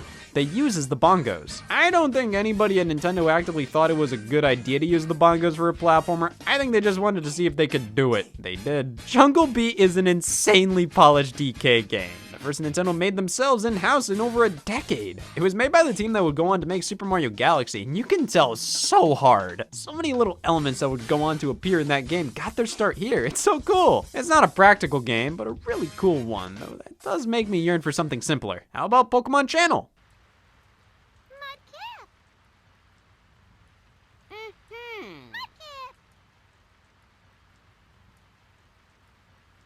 This is it. Pokemon Channel is a simulation game, pretty much a successor to Hey You Pikachu, but with even less content. You can watch Pokemon TV shows with Pikachu, play little mini games here and there. I am so glad I went with this and not the transfusion. There's also Pokemon Box, only available online and through the Pokemon Center store. It was just a game that would let you connect your Pokemon GBA games and organize your Pokemon. Again, glad I went with this instead. But there were legitimate Pokemon games released. Weirdly enough, full-blown RPGs. People clamored for a traditional Pokemon game on home consoles for decades, and the GameCube kind of gave us that to some extent. Pokemon Coliseum was basically a successor to the Pokemon Stadium games on Nintendo 64, but this one included a story mode. It's an actual Pokemon game on a home console, kinda sorta. Having somebody who couldn't give 2 left pisses about Pokemon try to explain how Pokemon Coliseum is an RPG but not like the main Pokemon games is like trying to watch him explain why you shouldn't be executed. So, while the mainline Pokemon games are about collecting all the Pokemon you can to help you battle your way to being the best Pokemon trainer out there through RPG mechanics, a game like Pokemon Coliseum is more so just an RPG adventure in the Pokemon universe. There's only like 50 Pokemon in the whole story and no Pokedex, so it's obvious the collecting aspect is de-emphasized in favor of just being a single-player RPG story mode in addition to the battling portion from the Stadium series. How'd I do? However, it's still an RPG Pokemon adventure on consoles. It may be a spin-off, but it's closer to a mainline game than it's not. I think it did a decent job giving a 3D Pokemon adventure on a home console. They even followed it up with Pokemon XD Gale of Darkness. I think they were definitely trying to make this look more like the Game Boy Advance games rather than a Pokemon Stadium type game. The title and especially the box art really feel more so like the mainline games. For most of Nintendo's home consoles, Pokemon releases were always just spin-offs. Prime example, the Pokemon Company always considered the franchise to work best in handheld form, while home consoles being more fit for other experiences. But Pokemon Coliseum and XD Gale of Darkness showed they were definitely being pushed as much as they could have to give the GameCube a more traditional Pokemon experience, even if they didn't completely meet all the requirements. And if Pokemon games couldn't save the GameCube, I'm sure they said, fine, we have nothing to lose. Battalion Wars. This was a different take on the Advance Wars series, more action-oriented compared to turn-based strategy. I've always found Battalion Wars to be a weird series of Nintendo, so it's a home console version of Advance Wars that really has practically nothing to do with Advance Wars. It's odd they did this because Fire Emblem, the series by the same developer as Advance Wars Intelligent Systems, had a very traditional entry on the GameCube. Path of Radiance. The first Fire Emblem on a home console to release outside of Japan, that was a big deal. I think. I mean, what, did you expect me to have anything to say about Fire Emblem Path of Radiance? It's Fire Emblem, I'm a fucking idiot. Do the math. I think it's great that they were consistently bringing out the Fire Emblem titles to the West, though. The Path of Radiance feels so epic and looks great even today. Now, it's wild to see the CGI cutscenes look so on par without cutscenes looking more modern Fire Emblem games. Path of Radiance was definitely a darker game compared to Nintendo's other outings, but it was still a Nintendo game at the end of the day. The one game took what it meant to be a Nintendo game somewhere it's never been. Eternal Darkness Sanity's Requiem, the first M-rated Nintendo published title. A survival horror game unlike any other. Even to this day, just walking around the opening where nothing of note happens, it's creepy as all hell. Just that ominous sound in the background. The game actively fucks with you at every turn, playing tricks on the player themselves to scare them, not the characters in the game. That's what's brilliant about this title and what makes it so special. It's one of the most truly scary survival horror games ever made. I personally think this holds up better than the first few Resident Evils. It's easy to understand why it didn't do the greatest sales-wise. I mean, why would you want a game that lies and tells you your save data has been corrupted? You're going out of your way to create problems for yourself. And then we have Geist, Nintendo's other M-rated game on the GameCube. And that's all it'll ever be. Yeah, this one didn't leave the same impact that Eternal Darkness did. It's okay, the concept behind Geist is wicked cool. It's about ghosts! Both of these games didn't light sales charts on fire, but at least Pikmin did well enough to net a sequel, Pikmin 2! Pikmin 2 is such a cool mess. It's quite a bit different structurally from the first, but that makes it more interesting. I like that they went in a new direction. They could have easily made Pikmin 2 more of the same, but there's legitimate reasons to play both titles. They took more risks on this console. For example, they brought over loads of games from series that were originally never localized. Animal Crossing launched on the Nintendo 64 in Japan only, but that exact version with some updates came on over to the GameCube worldwide. It was all about just being alive.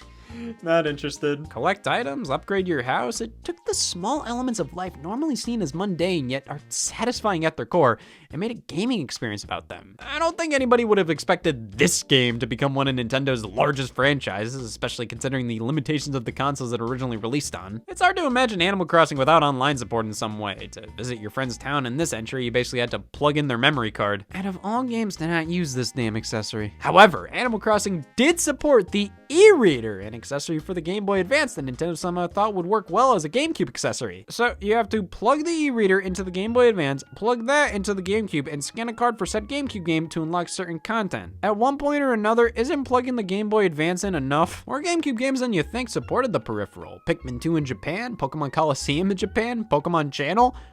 Hey, 4 is more than I'd think. Which, this just makes me wonder why they didn't just have the e-reader as a standalone unit you could plug into the Game Boy Advance or the GameCube. Instead, you always had to plug it into a Game Boy Advance. And for GBA games that supported it, you had to plug the e-reader into a separate Game Boy Advance, then connect that Game Boy Advance to your Game Boy Advance. Nintendo in 2005.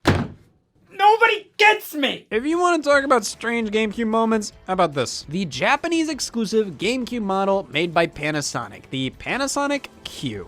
This is a GameCube with a DVD player built in, but it's not like DVD functionality was programmed into the GameCube. You swap between DVD player mode and GameCube mode. By all extents and purposes, it's a DVD player and GameCube duct taped together. It's a gorgeous device, and even though it was obscenely expensive in Japan, I think for the right price, it could have significantly helped GameCube sales over here. The PS2 and Xbox truly had the advantage with DVD playback, especially the PS2. So while this wouldn't have made Sony piss their pants, I think they would have head to the bathroom just in case. Well, it works better as closet fodder for me. But then we have Chibi Robo, my darling, my checklist of sins. This is a game I think of when GameCube is brought up. Something different and weird, but could but in its own right. It's so charming and bizarre, controlling a little robot in a big house aiming to make the residents happier.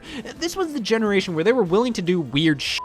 Exactly! Use the microphone from Mario Party 6 to control pinball in this feudal Japan wartime pinball game, made by the creators of Seaman and Ute Tower. Custom Robo! Only Nintendo would have 2 games released for the same console released within 2 years of each other about robots, both with the name C-Robo. Much like Animal Crossing, this series originally released on Nintendo 64 and finally made its way over here on the GameCube. I kinda wish the game was dumber, and I'm not trying to be weird about this, just the game's about customizing your robot and then battling with it, and I just feel like both customizing and battling aren't as fun as they could be to me. I wish it was a bit more of a party fighting game than the action RPG that it is, but still a solid game, just not really my thing. Buying Kaitos and Buying Kaitos Origins by Monolith Soft, who went on to develop the Xenoblade series. Card battling RPGs, first one published by Namco, second by Nintendo. Cubivore, Gotcha Force, there's so many forgotten games on the GameCube, and we're still not done with the major releases. Kirby Air Ride, the only Kirby game on the platform. There was a platform in development that eventually became Return to Dreamland on Wii years later, but Air Ride was a different take on racing. Let's make a racing game where you only use one button. Yeah, let's also make a Donkey Kong where you look like a 1080 Avalanche, sequel to 1080 Snowboarding on the 64. Pretty much the Wave Race Blue Storm of that series. God, Nintendo put a ton of effort into their non-Mario Kart racers, especially F-Zero GX. Have you met God? No, but you got damn close. You thought Sega making GameCube games was weird? How about booting up F-Zero GX and seeing that Sega logo right at the start, next to the Nintendo one no less? Yeah, this was a collaborative effort. Amusement Vision, the Sega studio responsible for Monkey Ball, developed this, and it's easy to see why there wasn't a home console F-Zero after this for decades, because how the hell do you top this? Never before have I played a racing game that puts you in a trance like GX does. The visuals and smoothness are unmatched with all the colors and especially the track design. I just get sucked in while playing. Sometimes when I see a road above me, I flinch, like it almost feels like you're really there playing the game. It's amazing. It's brutally difficult, but GX is an amazing racer and the peak of the F-Zero franchise. This is about as good as it gets. I am sorry, Star Fox fans. Star Fox Adventures was the first Star Fox released on the GameCube. Who were they fooling here? It's not Star Fox. It used to be a game called Dinosaur Planet, but was changed later on to include the Star Fox crew. It's not a bad game, not by a long shot. It takes the universe of Star Fox and turns it into more of a Zelda game, an on-foot adventure with puzzles and combat. This was developed by Rare, who supplied the Nintendo 64 with half its library, and they were positioned to be an excellent ally to have throughout the GameCube generation. And a day after Adventures released, they were bought by Microsoft. You know, Adventures got a ton of slack back in the day, but the thing is, it's quite good. It's just not Star Fox. I'd say give this game a chance if you can today, and if you're in the mood for a real man Star Fox, a few years later, Nintendo supplied you with exactly that. Not Nintendo specifically. Star Fox started to truly struggle this generation. Nintendo gave up on making the games themselves and started to outsource them. Rare developed Adventures and Namco developed Star Fox Assault. Another fine game, much more in line with what you'd expect out of the franchise, though expanding to on-foot missions in addition to the on-rail space shooting definitely shows how they felt the need to radically expand the gameplay of Star Fox. The original and SNES and Star Fox 64 were short games. You just keep replaying them to find new paths and nab a high score, and that type of game was starting to become less and less in demand. And that's kind of the story of Nintendo this generation. They struggled regardless of how amazing the GameCube's lineup was. And while this was a hard pill for me to swallow as a kid, and even now I see all these amazing games, and Nintendo gave us pretty much every franchise we wanted. And it's hard to comprehend how this was one of Nintendo's lowest selling systems. It becomes easier and easier to see why as time progresses. I love this system. It will always be my favorite of all time.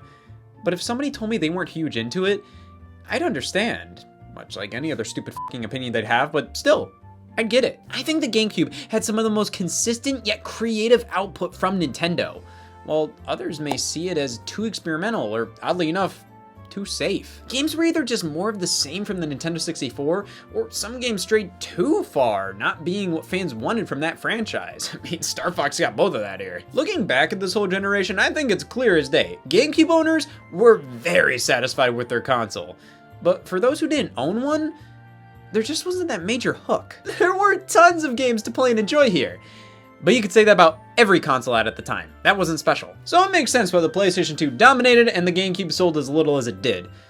But I feel that the more limited library and lacking the ability to do anything but play games creates a more passionate connection to the console. You didn't buy this because it made the most practical sense. You bought this to play Mario Party 5, damn it. I feel that everybody who owned a GameCube can agree on and bond over how cool and fun the games were, and still are. How much it stood apart from the competition in terms of its library and design. It was pretty much a standard game console, but with a Nintendo twist, which is what a lot of people wanted from the Wii generation when the company leaned too heavily into the casual market. Why can't Nintendo just make a standard game console to compete with the Xbox and PlayStation?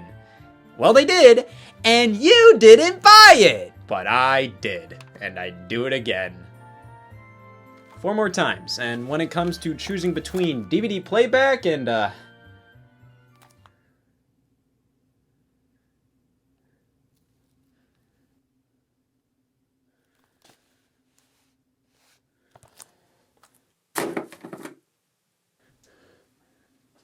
it had to be done. Hey y'all, Scott here, and congratulations on finally not getting that job I just applied to, because I'm really gonna get it this time. I put any and all contact information on my resume, including when and where I'm available on PictoChat.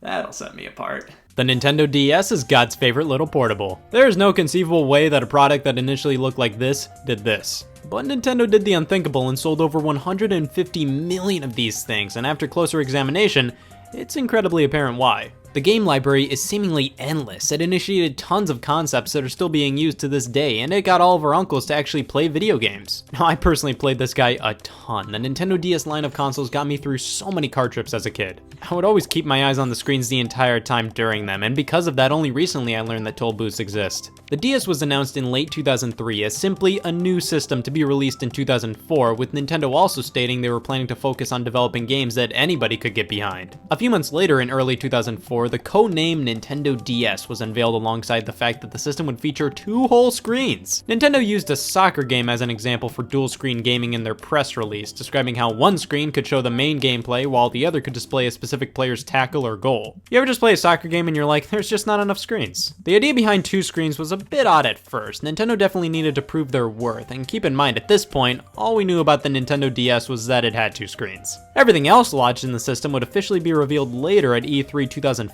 Yeah, the Nintendo DS wasn't a looker during its prototype phase, but at least Nintendo made up for it by showing off a Metroid Prime game running on the system. Yes, Nintendo's premier 3D first-person shooter was playable on a handheld. That was insane! Not only that, but they also showed off a demo of Super Mario 64 running on the device. This much cockiness can't be healthy. A touchscreen, microphone, Game Boy Advance support, wireless multiplayer, a terrifying design, the whole suite of DS features were unveiled at this point. Metroid Prime Hunters, Super Mario 64 x4, WarioWare, and the PictoChat application were all playable at the show, alongside playable tech demos that would later become games like Yoshi Touch and Go and the 3DS launch title Steel Diver. Plus, Nintendo showed off videos of upcoming games like Mario Kart DS, Animal Crossing DS, New Super Mario Bros., and Nintendogs. Nintendo later confirmed that Nintendo DS would be the final name for the product, alongside showing off the finalized design. Go back. And the handheld would officially launch on November 21st, 2004 here in North America for $149.99. Now, I don't know about anybody else, but at the height of the DS Dynasty, I barely saw the original model out in the wild. It was a rarity. You'd see everybody else playing their DS Lites and DSis, and then there was that one kid that nobody trusted. Any version of the DS prior to 2006 looked pretty horrendous, to put it lightly. This looks like something you put in a holster. It always looked more like equipment than a sleek video game system. The bottom half has some meat on its bones, and all the curves, ridges, and indents add up to a video game system with a question mark at the end. At least it's comfortable enough to play, all the buttons feel perfectly fine, and it conveniently uses the GBASP charging cable. However, things really start picking up when you actually turn the system on. Touch the touchscreen to continue. Holy shit, this is the future! 2008, here we come! Dual screens weren't necessarily the talk of the town when it came to the DS. Most of it came from the touchscreen. Remember, this was 2004. Touchscreens were seldom used, and when they were, it was almost always stuff like PDAs. And these definitely won't play pack-picks, so that's a point for the DS right there. However, the DS was definitely all about video games, even if the user interface tries to scream, I can be a PDA too! A calendar and a clock, that's all you really need. An instant messaging application? Well, don't mind if I do! PictoChat is much more than just the best stage in Super Smash Bros. Brawl, and it wasn't just an application.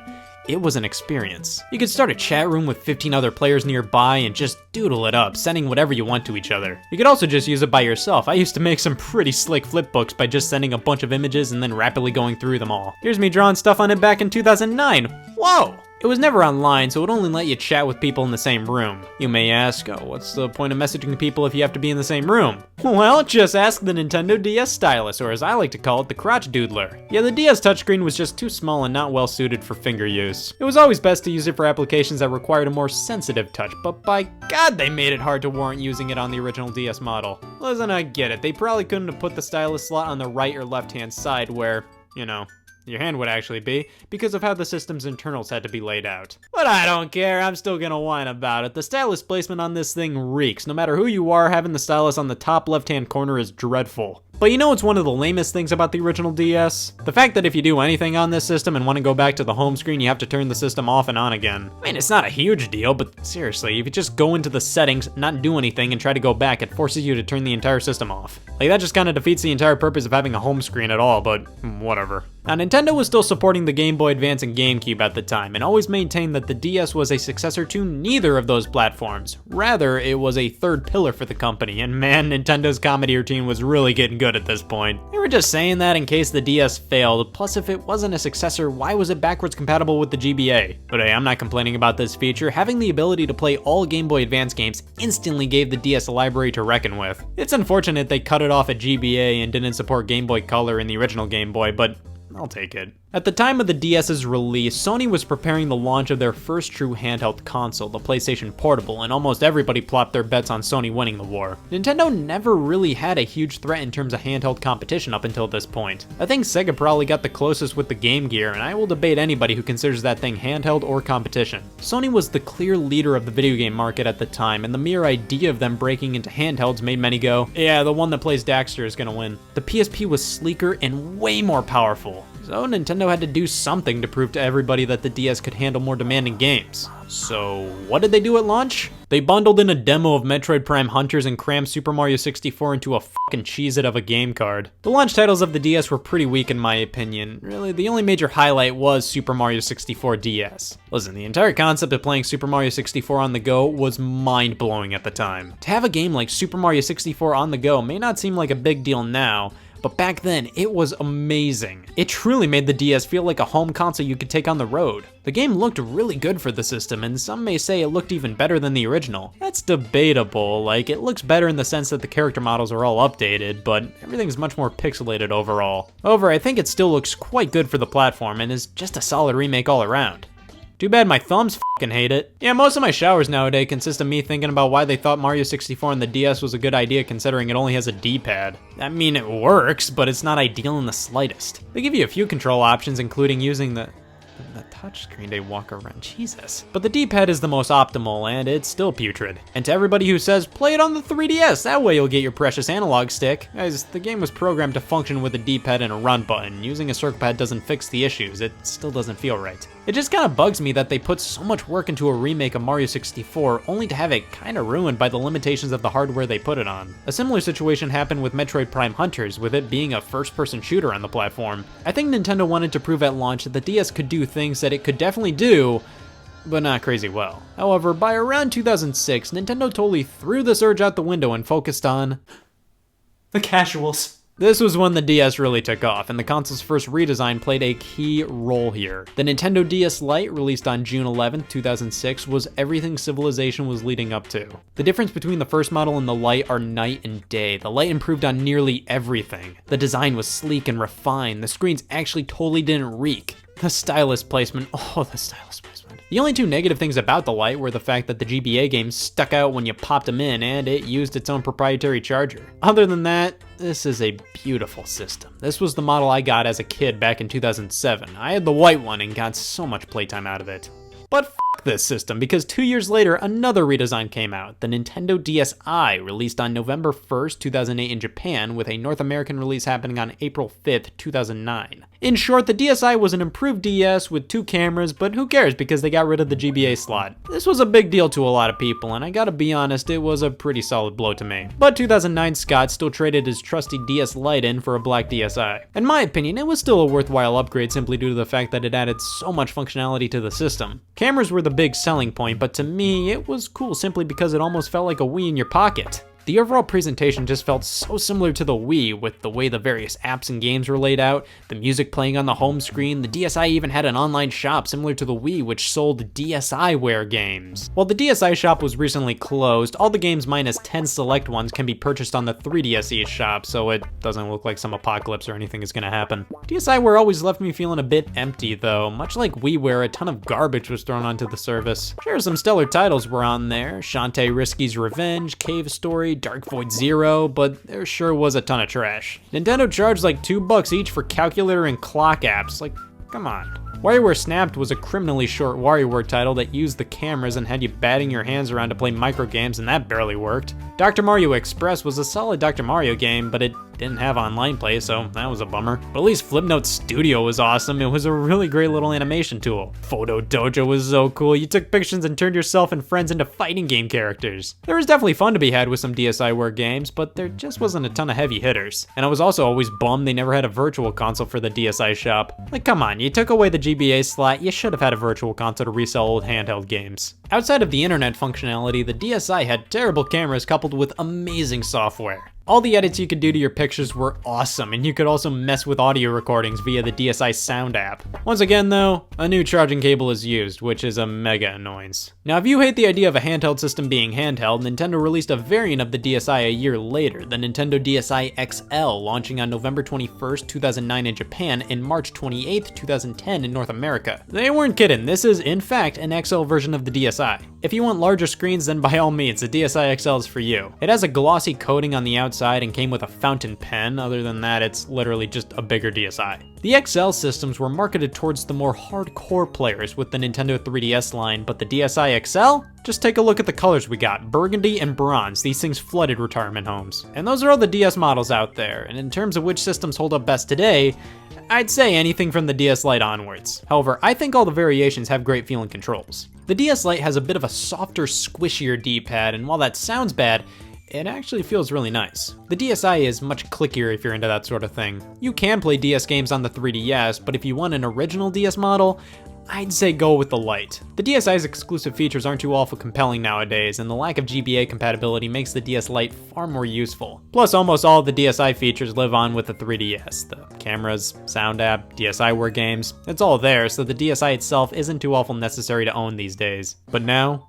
we've got to talk about the games, and man, no matter how you slice it, the DS had an insane library. I'd definitely say the third-party support was crazy impressive, maybe even better than Nintendo's. That's not to say Nintendo's offerings weren't good, but the sheer amount of quality third-party games was insane. I'd say the DS had better third-party support than the 3DS, however the 3DS had better first-party support. Looking at the big three Nintendo franchises represented on the DS, the results were a bit iffy. Now I already talked some Super Mario 64 DS, but in terms of original Mario titles on the platform, none were as prolific as New Super Mario Bros. It completely stole the show, was the game to get with the DS, and being the first original 2D Mario game in years definitely helped it out. While it was lauded as one of the best Mario games out there at launch, its reception has definitely went down a bit over time simply due to how many New Super Mario Bros. Titles followed it. Regardless, New Super Mario Bros. Worked. So Zelda kinda tried a similar tactic, taking 3D models and putting them in an old school format. The Legend of Zelda, Phantom Hourglass, and Spirit Tracks are top-down Zelda games with the same aesthetic as the Wind Waker. It looks fine from the top-down view, but when the camera comes up close to the characters, oh god. These Zelda titles definitely have unique controls. You're required to use the touchscreen and drag your stylus wherever you want Link to go. I don't know, it just doesn't feel as good as button controls to me. It doesn't feel like you are Link, it feels like you're leading Link. That's not to say they're bad, I'm just not a huge fan of controlling Link here. Everything else works pretty well. Metroid Prime Hunters had you move with the D-pad and aim with the touchscreen. Similar to Mario 64 DS's control scheme, it worked, it just wasn't ideal. It was a B-tier Metroid Prime game, but it was still impressive for the system and even included online multiplayer with voice chat. But if you love everything about Metroid Prime except for the gameplay, might I recommend Metroid Prime Pinball? It's better than you think. However, the games that really made the DS explode in popularity were definitely the Touch Generations titles. Games made for those people who don't know where the L button is. Big Brain Academy, Flash Focus, Crosswords DS, Personal Trainer Cooking, but the big one was definitely Brain Age. Flip the DS on its side and hold it like a book to get told off by Dr. Kawashima. Listen man, the only reason why my brain age blows is because this game hates how I write 5s. Speaking of games that anybody could play, I played a lot of Professor Layton and the Curious Village with my mom. This was such a well-made puzzle game with outstanding production values. On the topic of puzzle games, the DS nailed them. This was like the perfect platform for the genre. Meteos is probably the main puzzle game the DS can call its own. It was designed by Masahiro Sakurai, and I'll eventually learn how to play it, but now's not the time because Picross 3D is on the system. You have standard Picross DS and then Picross 3D, which is really its own thing. Like, they didn't even have to name it after Picross because it's so unique, even though it's still totally Picross. The Mario vs. Donkey Kong series made its way to the DS, starting with March of the Minis, and does anybody else totally confuse all the subtitles for these games? This was a cute little game. My problem with it is that they just kept on making it over and over and over again. At least this one had cool CG cutscenes. Look at these, my jaw dropped when I saw my DS playing such clean looking videos. One thing this game and Metroid Prime Hunters did was show 2 videos on the separate screens, both of the same scene, but from different angles. This wasn't the craziest best use of resources, but it's an interesting use of dual screens that you really wouldn't find anywhere else. Tetris DS is one of the best versions of Tetris out there. Being developed by Nintendo allowed it to have this amazing presentation, featuring all kinds of old school NES sprites. It's fantastic. And if we're talking retro style games, man, the DS was killer. I think the cream of the crop has to be Retro Game Challenge, a loving homage to gaming in the 80s. But there were also a handful of legitimate compilations, like the Sonic Classic Collection, some Atari ones, Namco Museum. In terms of throwbacks, Contra 4, man, a great return for the series. Space Invaders Extreme was really cool. Grand Theft Auto Chinatown Wars. Now that's a game that screams, don't put me on DS. But it was still an awesome throwback to the first few top-down Grand Theft Autos, but in the style of entries like Grand Theft Auto 4. It's one of the few M-rated games on the platform. There really aren't too many out there, but Chinatown Wars is definitely the most iconic. Oh, rhythm games! Just Rhythm Heaven and Elite Beat Agents alone make the DS the perfect rhythm game machine. And we can't forget the Guitar Hero games on the system. They only worked with the DS and DS Lite due to the guitar grip accessory requiring the GBA slot, but man, this was such a creative way to get Guitar Hero on the platform. RPGs just wouldn't stop on here. Of course, these things, I don't get any of this, but Pokemon had a ton of entries on the DS. The Mario and Luigi series continued on here, Final Fantasy games, including some amazing remakes, the definitive version of Chrono Trigger, Dragon Quest, The World Ends With You, Golden Sun. I may not be an RPG guy, but I know they were fantastic on the platform. Mario Kart DS was huge! I personally never owned it when it was big, but DS brought so much to the franchise. 16 new tracks and the introduction of 16 retro tracks remastered. Online play, mission mode, it's so good. Weirdly enough, if you weren't into Mario Kart, Nintendo also published a remake of Diddy Kong Racing. Yeah, never expected that to come out. Animal Crossing Wild World also brought online play to its franchise for the first time, which became one of the key components of the series. Star Fox Command is better than Star Fox Zero, I'll at least say that. And Chibi Robo actually had games on here. Platformers are my bread and butter though. Kirby was heavily represented on the DS, the most unique game definitely being Canvas Curse. Look at this, you're drawing lines and guiding Kirby around, that's fun! The legendary Starfy was a worthy alternative to Kirby, while if you wanted something a bit more fast-paced, the Sonic Rush series was definitely your go-to. Mario spin-offs were plentiful and included a sequel to Yoshi's Island, this game reeks! And Super Princess Peach second verse, same as the first. Plus, nothing says I hate sex more than Wario Master of Disguise. At least there was actual Castlevania titles on the platform, can't say that nowadays. Scribblenauts was a huge deal when it came out. Being able to write anything and it spawning in the game was just such a cool idea. And if you wanted to get even more creative, Drawn to Life allowed you to draw your own hero character, and I had such a blast with this. WarioWare DIY similarly let me create my own junk in the form of my own micro games, and I loved every second of it. On the topic of WarioWare Touch was alright, it just didn't grab me as much as the other entries. But nothing spoke to me on the DS more so than Nintendogs. This was the first game that I owned on the platform, and it utilized every single feature of the hardware in such fun ways. You could talk to your dog, teach it tricks, play with toys, buy more dogs, talk to more dogs, teach them tricks, play with toys, buy more dogs. This was a blast. Don't even get me started on the Nintendo DS browser. But you know what was the best thing about the games on the DS? They came in these cases, and they were like half the size of DVD boxes. They just made games feel more substantial. While a fair amount of the game library is this, the DS was such a fun system. Unlike the Wii, which was constantly chastised for being a gimmick, I always felt like more were accepting of the DS. The library was crazy, and the gimmicks of the system actually turned out to be incredibly useful in various situations. It was hard to try to remember all the great games on the DS, that's how many there were. I'm sure I still missed plenty. Phoenix Wright. Phoenix Wright! The series is great, such a fun visual novel, point-and-click adventure type game. I love these games. Well, it just warmed my heart to go on and on and on about the Nintendo DS. Maybe I'll see if there's anybody nearby on PictoChat who feels the same way. Woo! We got a live one! Somebody joined, maybe I'll tell them I see you like PictoChat. The last two messages didn't send. Yeah, that sounded a lot more murdery than I wanted it to.